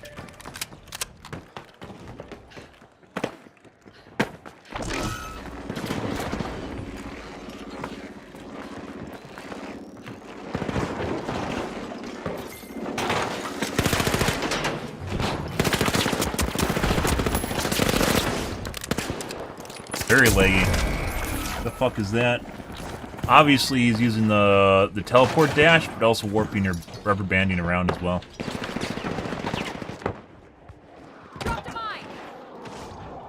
Where I am. Toxic trap set. The Boundless will need to reboot. Team wiped. That could have an immeasurable impact on the round.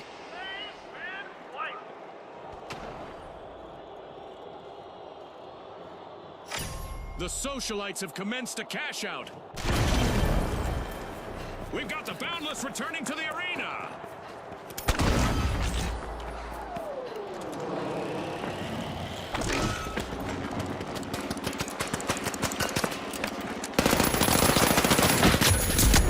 We've got the socialites at the helm. My god, one bullet. Dropped a nade. Maybe dropped a nade, then cloaked. One contestant left for the socialites. Maybe not a good time to hobnob with the other teams. Suppose our friend here is up to.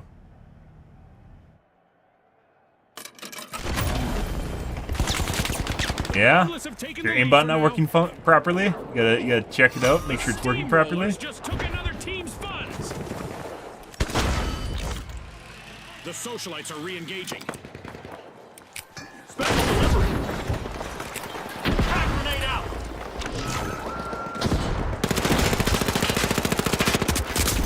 How the fuck are you supposed to blow them up?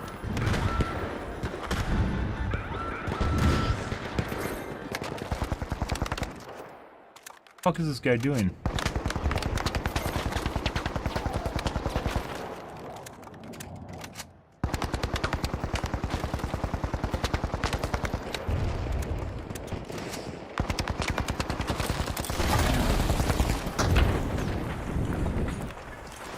Throwing a frag.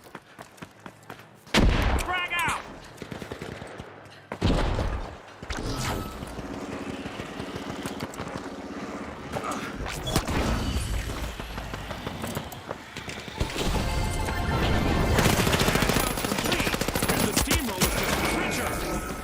Instantly gibbed. Like 3 headshots and is dead. 2 headshots, 3 headshots. Got this, whatever the fuck this is.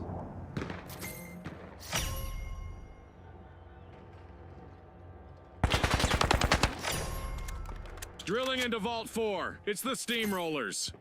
A bot? The fuck is that? Like, working on pathfinding right now.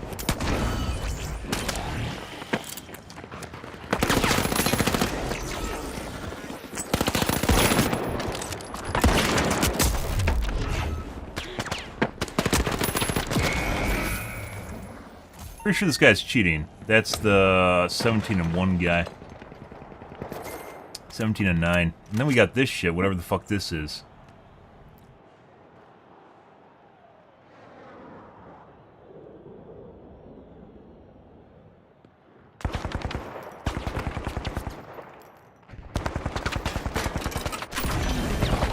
Fuck is that?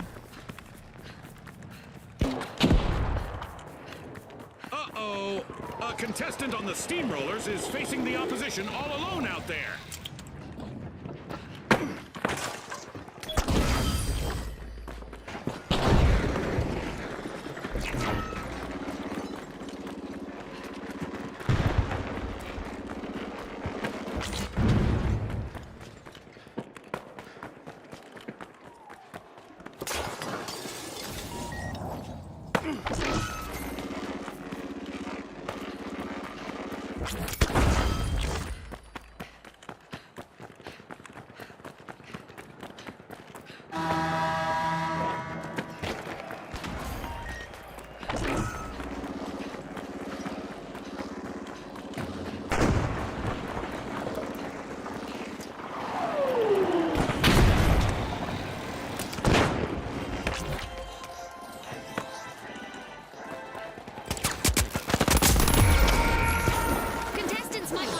Pretty sure this guy's cheating.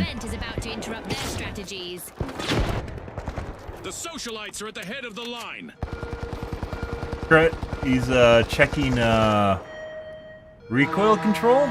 Endings are about to get a bit more explosive as contestants that are eliminated in the arena will go kaboom. The boundless Fucking will need no. to try And again. that was Team wiped. Looks guy.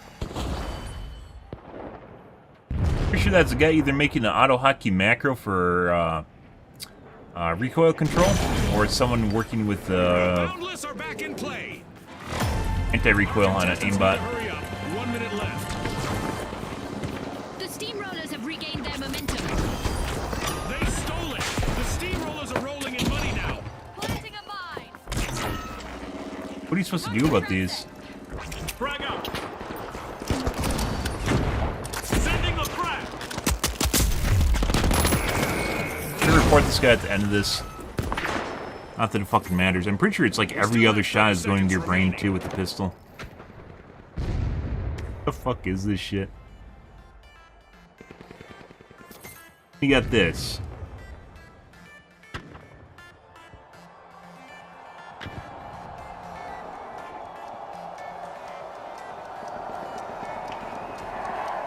Seconds left.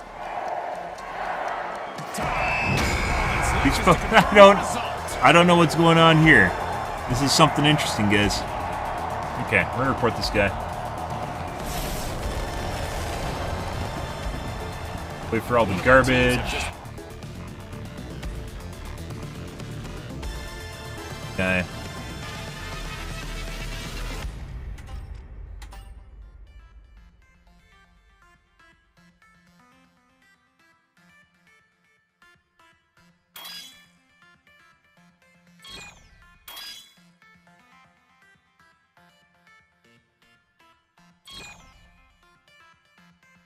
By the way, if you hit K on your keyboard, when you're in this dialogue here, it turns your voice comms on and off.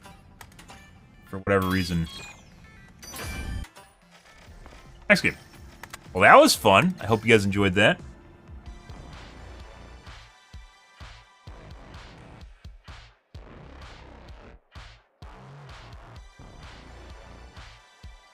We had a guy on our team that literally wasn't doing anything and a cheater. Good. It looked like he was checking recoil patterns on the walls. And possibly making an auto hotkey for it. Weird thing is, guys, there's all different sorts of ways of cheating at games, and if you can make auto hotkey to cheat at recoil control, that means your game has issues. So, yeah. Yes, I've seen them, so they do exist.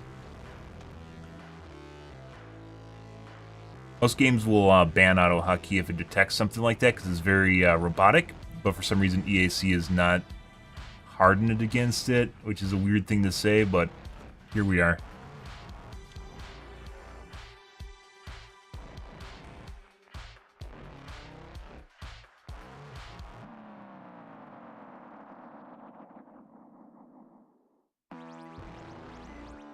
Like bottom barrel cheating.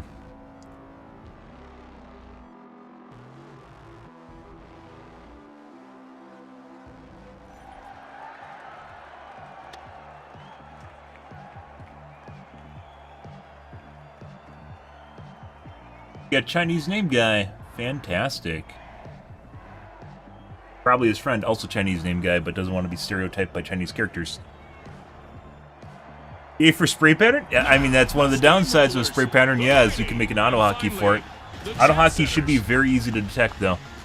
Because it's repetitive. It's the same pattern over and over and over again. So if it's firing or recoil control is the pattern itself, when someone's cheating, like, you can tell. It's like, so when your aim is getting hit by a spray pattern, you can kind of control it, but it's like a CAPTCHA, because your aim will always be slightly different.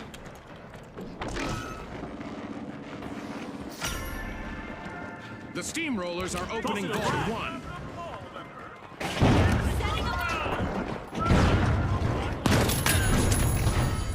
And with that encounter, we've got our first elimination. Get ready for some heart-pounding action. There's a vent here. I thought there's a vent there you can walk on. Ah, that was a cloak guy. Once again, I don't know why it's so hard for me to see them. They looked a bit jet-lagged. It's super easy to see. It doesn't look that way.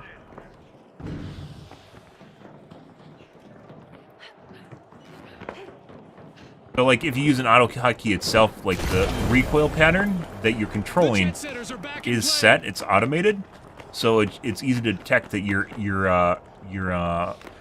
compensation for the recoil is always the same.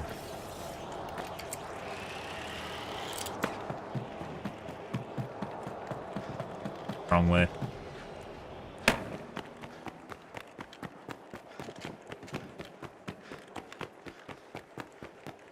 A mighty quick burst of action from the Mighty. They've started our first cash out. Because auto hotkey's not intelligent enough to adjust it at all.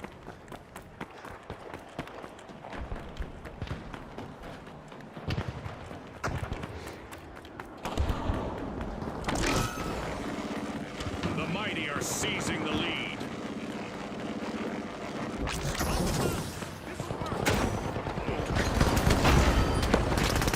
The world is watching as the mighty are trying to avoid a full team wipe. A bit of virtual catastrophe for the mighty. Team wipe. Scotty, someone meddled with their might.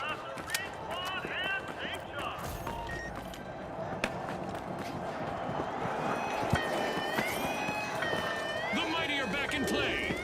Frag grenade set. The jet setters have refueled and are climbing again. Special delivery. With sky-high skill, the jet setters have just stolen a cash out. Big rewards from a risky move. Just jump off.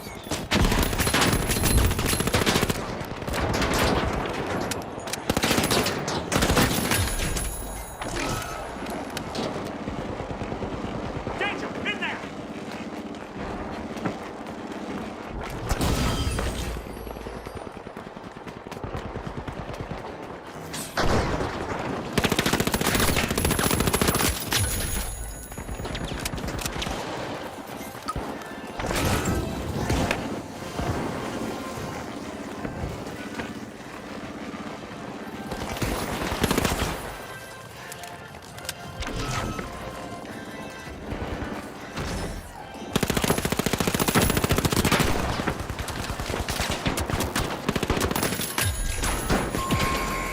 Almost. An awkward moment for the Jets. I think he has enough time. Yeah. They'll be cooling their jets now, Scotty. No, he didn't.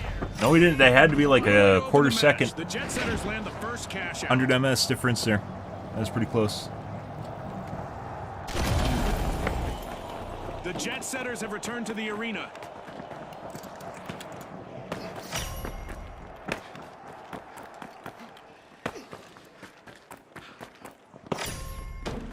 The mighty sure pack a punch, and they've started to unpack Vault 2.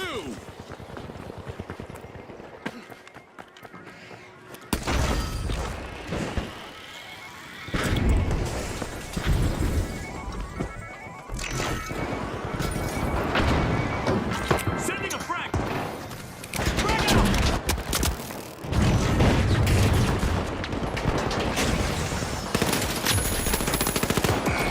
You gotta be kidding me. Just a single jet setter. One contestant left. Not that it matters, by the way. Auto hockey is pretty bottom barrel. Cheating in this game is pretty absurd to begin with, so, you know.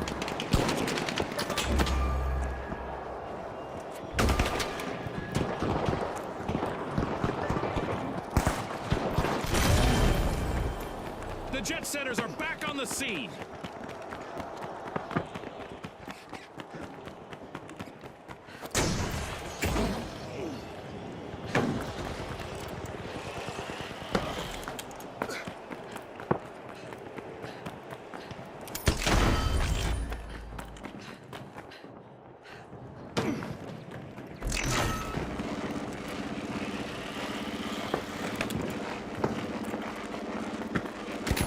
Oh, fucking heal beam.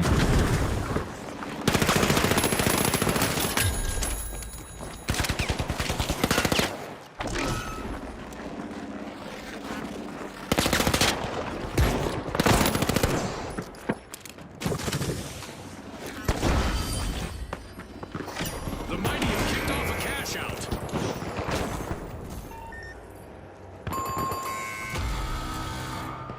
Looks like a team wipeout for the jet setters.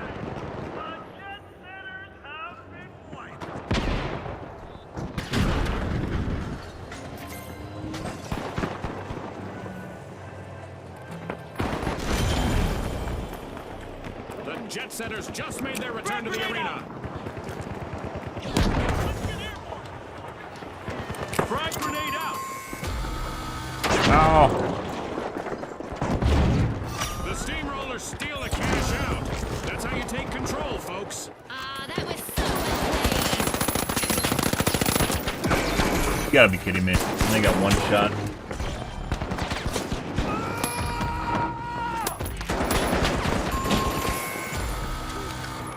That's a blow to the jet setters. Team wiped. He's so fat, guys. He got in the way. For being fat.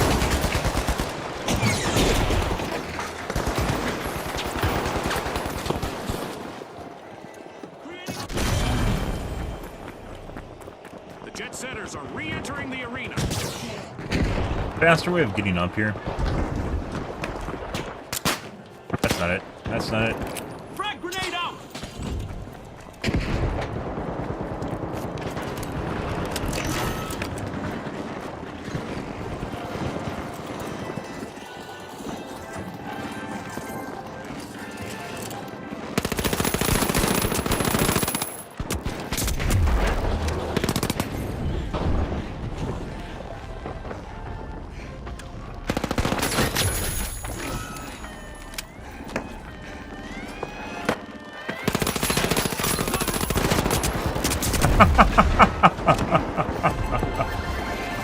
The mighty bank their earnings. Cash out complete. What? The fuck? I was still invisible when I threw that. Fucking knowers, guys. Always fucking knowing. I wonder what games would be like if, like, assuredly there's, like, no one cheating, no matter what. Like, what kind of environment that would make.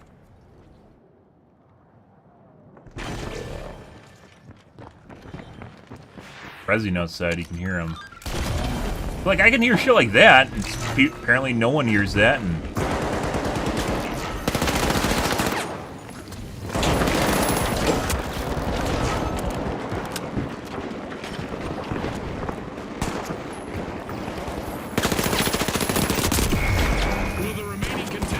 But then, for some strange reason, I can barely see stealth. Meanwhile, enemies can see you easy as shit.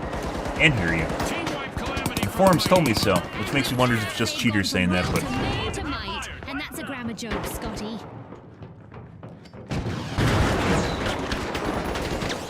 Tossing supply! The mighty are re-engaging.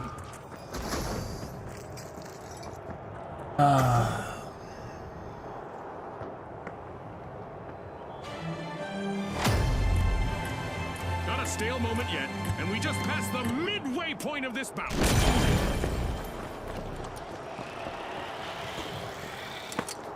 Approach vault 3. Yeah? The steamrollers are opening vault 3. Oh, no, no, no. I thought I could hit the ledge. I couldn't hit the ledge, guys.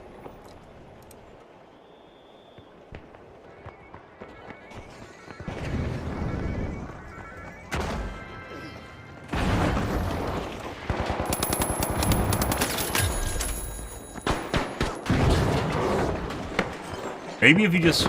Maybe it's an older version of... Like, apparently you could use DirectX 11 at one point, but I thought they disabled that. Or you can't use it anymore. Maybe if you have a shitty version of DirectX, you can see people better, easier.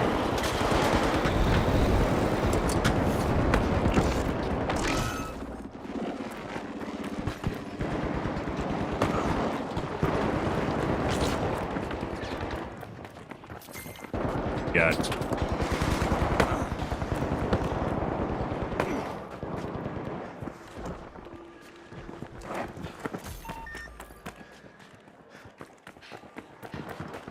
Lines here either. The steamrollers have a cash out in the works.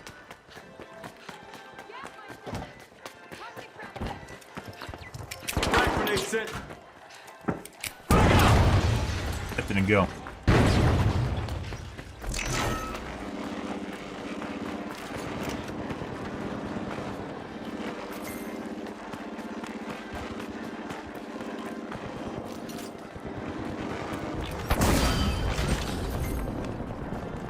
Oh.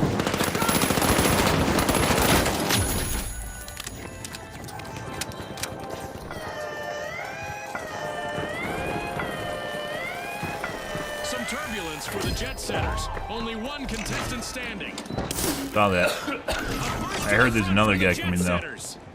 Impressive steal by the jet setters.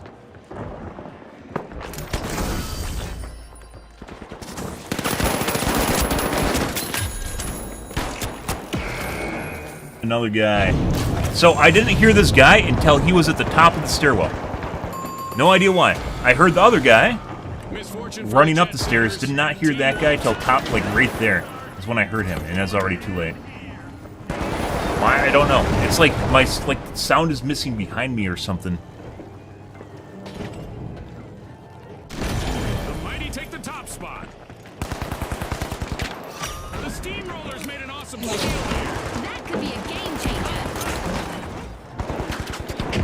A long-awaited return to the arena for the Jet Setters.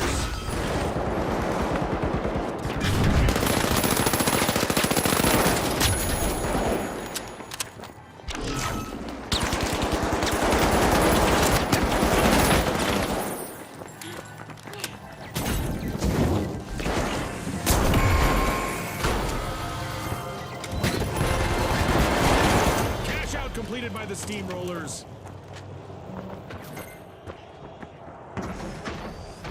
Also, by the way, I still prefer playing heavy. So this is kind of fun. The Mighty will need to come back from that wipeout. More plight than might for them. 2 and 2 on it. Lots of nowheres. Shiny new vault just Lots of spawned, no one. June. Let's see who gets to it first. I have to run into that.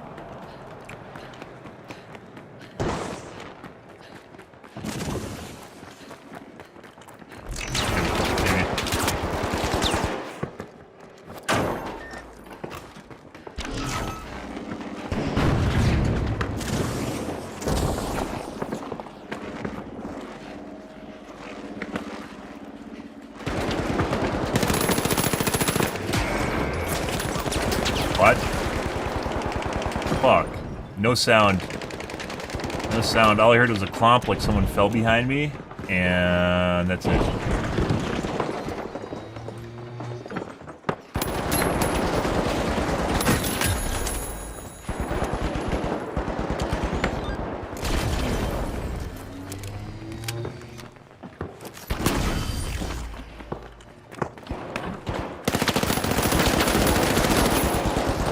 Sending a frag.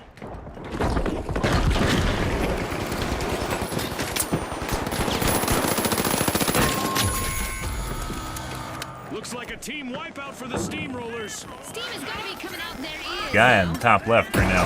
Okay. I heard that guy like right as he got up next to me. It's like my sound radius for hearing people is like literally like 5 feet away from me. I don't understand it. The Steamrollers Sometimes have it's turned up not. the heat and rolled back into the fight. Most of the time it is though.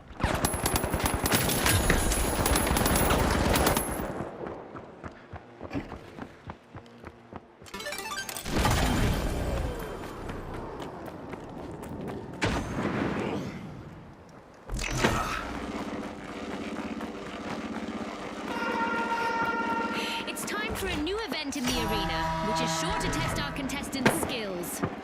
The Jet Setters have commenced a cash out. All the fucking lines here. Oh, now we aren't getting that. Let's see how our contestants adapt to the sky being a threat now. We're at the end of this game show event. What a spectacle! The Jet Setters have punched through the clouds with a stunning comeback.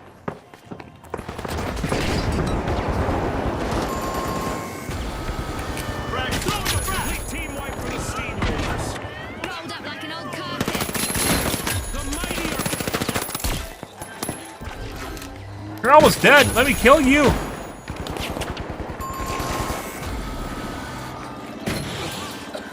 The Steamrollers are back in action. Wait, he's not defusing it? What the fuck is going on here, dude? Oh, sorry. So never mind. Okay, they just never got it in the first place.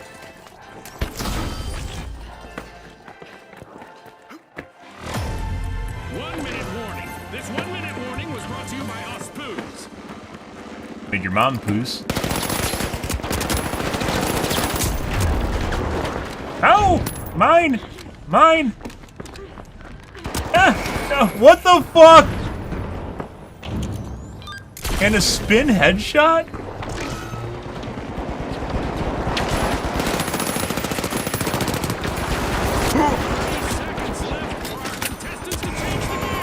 And it wasn't even...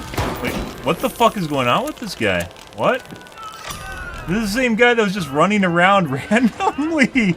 What? 10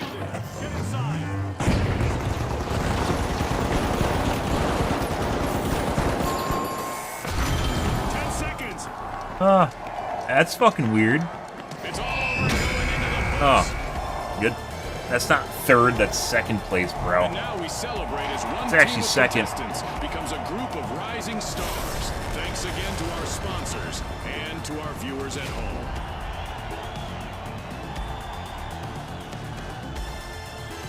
Okay, we're going to call things here for this morning, guys. Tonight, we'll probably be playing more of the finals. We're probably going to go back to Overwatch at some point this week, is my guess, based on how the games are going. We'll be playing Ranked if Ranked is available. Or not Ranked is available. If the servers are cooperating. Right now, we have to play through a VPN to West Coast, because, like, 3/4 of the US is basically down as far as the game goes. You have to VPN out of it in order to actually play the game. So, probably be doing that. See where it goes, I suppose. Take it where it goes. If we can't play comp, I mean, maybe we'll just try playing through a VPN. I can't imagine it being good. Which is why we're playing quick play in the first place. So, I guess tonight we're going to go back to competitive and see where that goes. But more than likely this week we're going to be going back to Overwatch is my guess. Game is fun. Game is interesting. It's cool. But there's definitely plenty of people that just like hard lock to your chest and you die. So, well, not hard lock, but seem to have very good aim. And weirdly enough, it seems like Overwatch might actually have better anti-cheat than this game, which is a tough thing to say. But here we are. So probably going to go back to Overwatch at some point here, guys. Maybe this week, maybe not tonight, maybe tomorrow. Tonight's probably going to be more of the finals, though. And hopefully the servers will be fixed. But we'll see. Anyways, guys, if you are new to the stream and you enjoyed things, make the follow button on your select platform. I stream to Kick, Facebook, YouTube Live, as well as Twitch every day from late night to early morning, GMT-6, so late night North America time. I usually stream for about 5 to 6 hours, give or take. Depends what's going on in my life, what's happening, etc., etc. We're going to call things here, though, guys. Had some good convos earlier in the night and kind of petered out later on. That'll happen already. Anyways, guys, thanks for watching my streams always, and I hope you guys have a wonderfully fantastic Sunday morning. Have a good day, guys.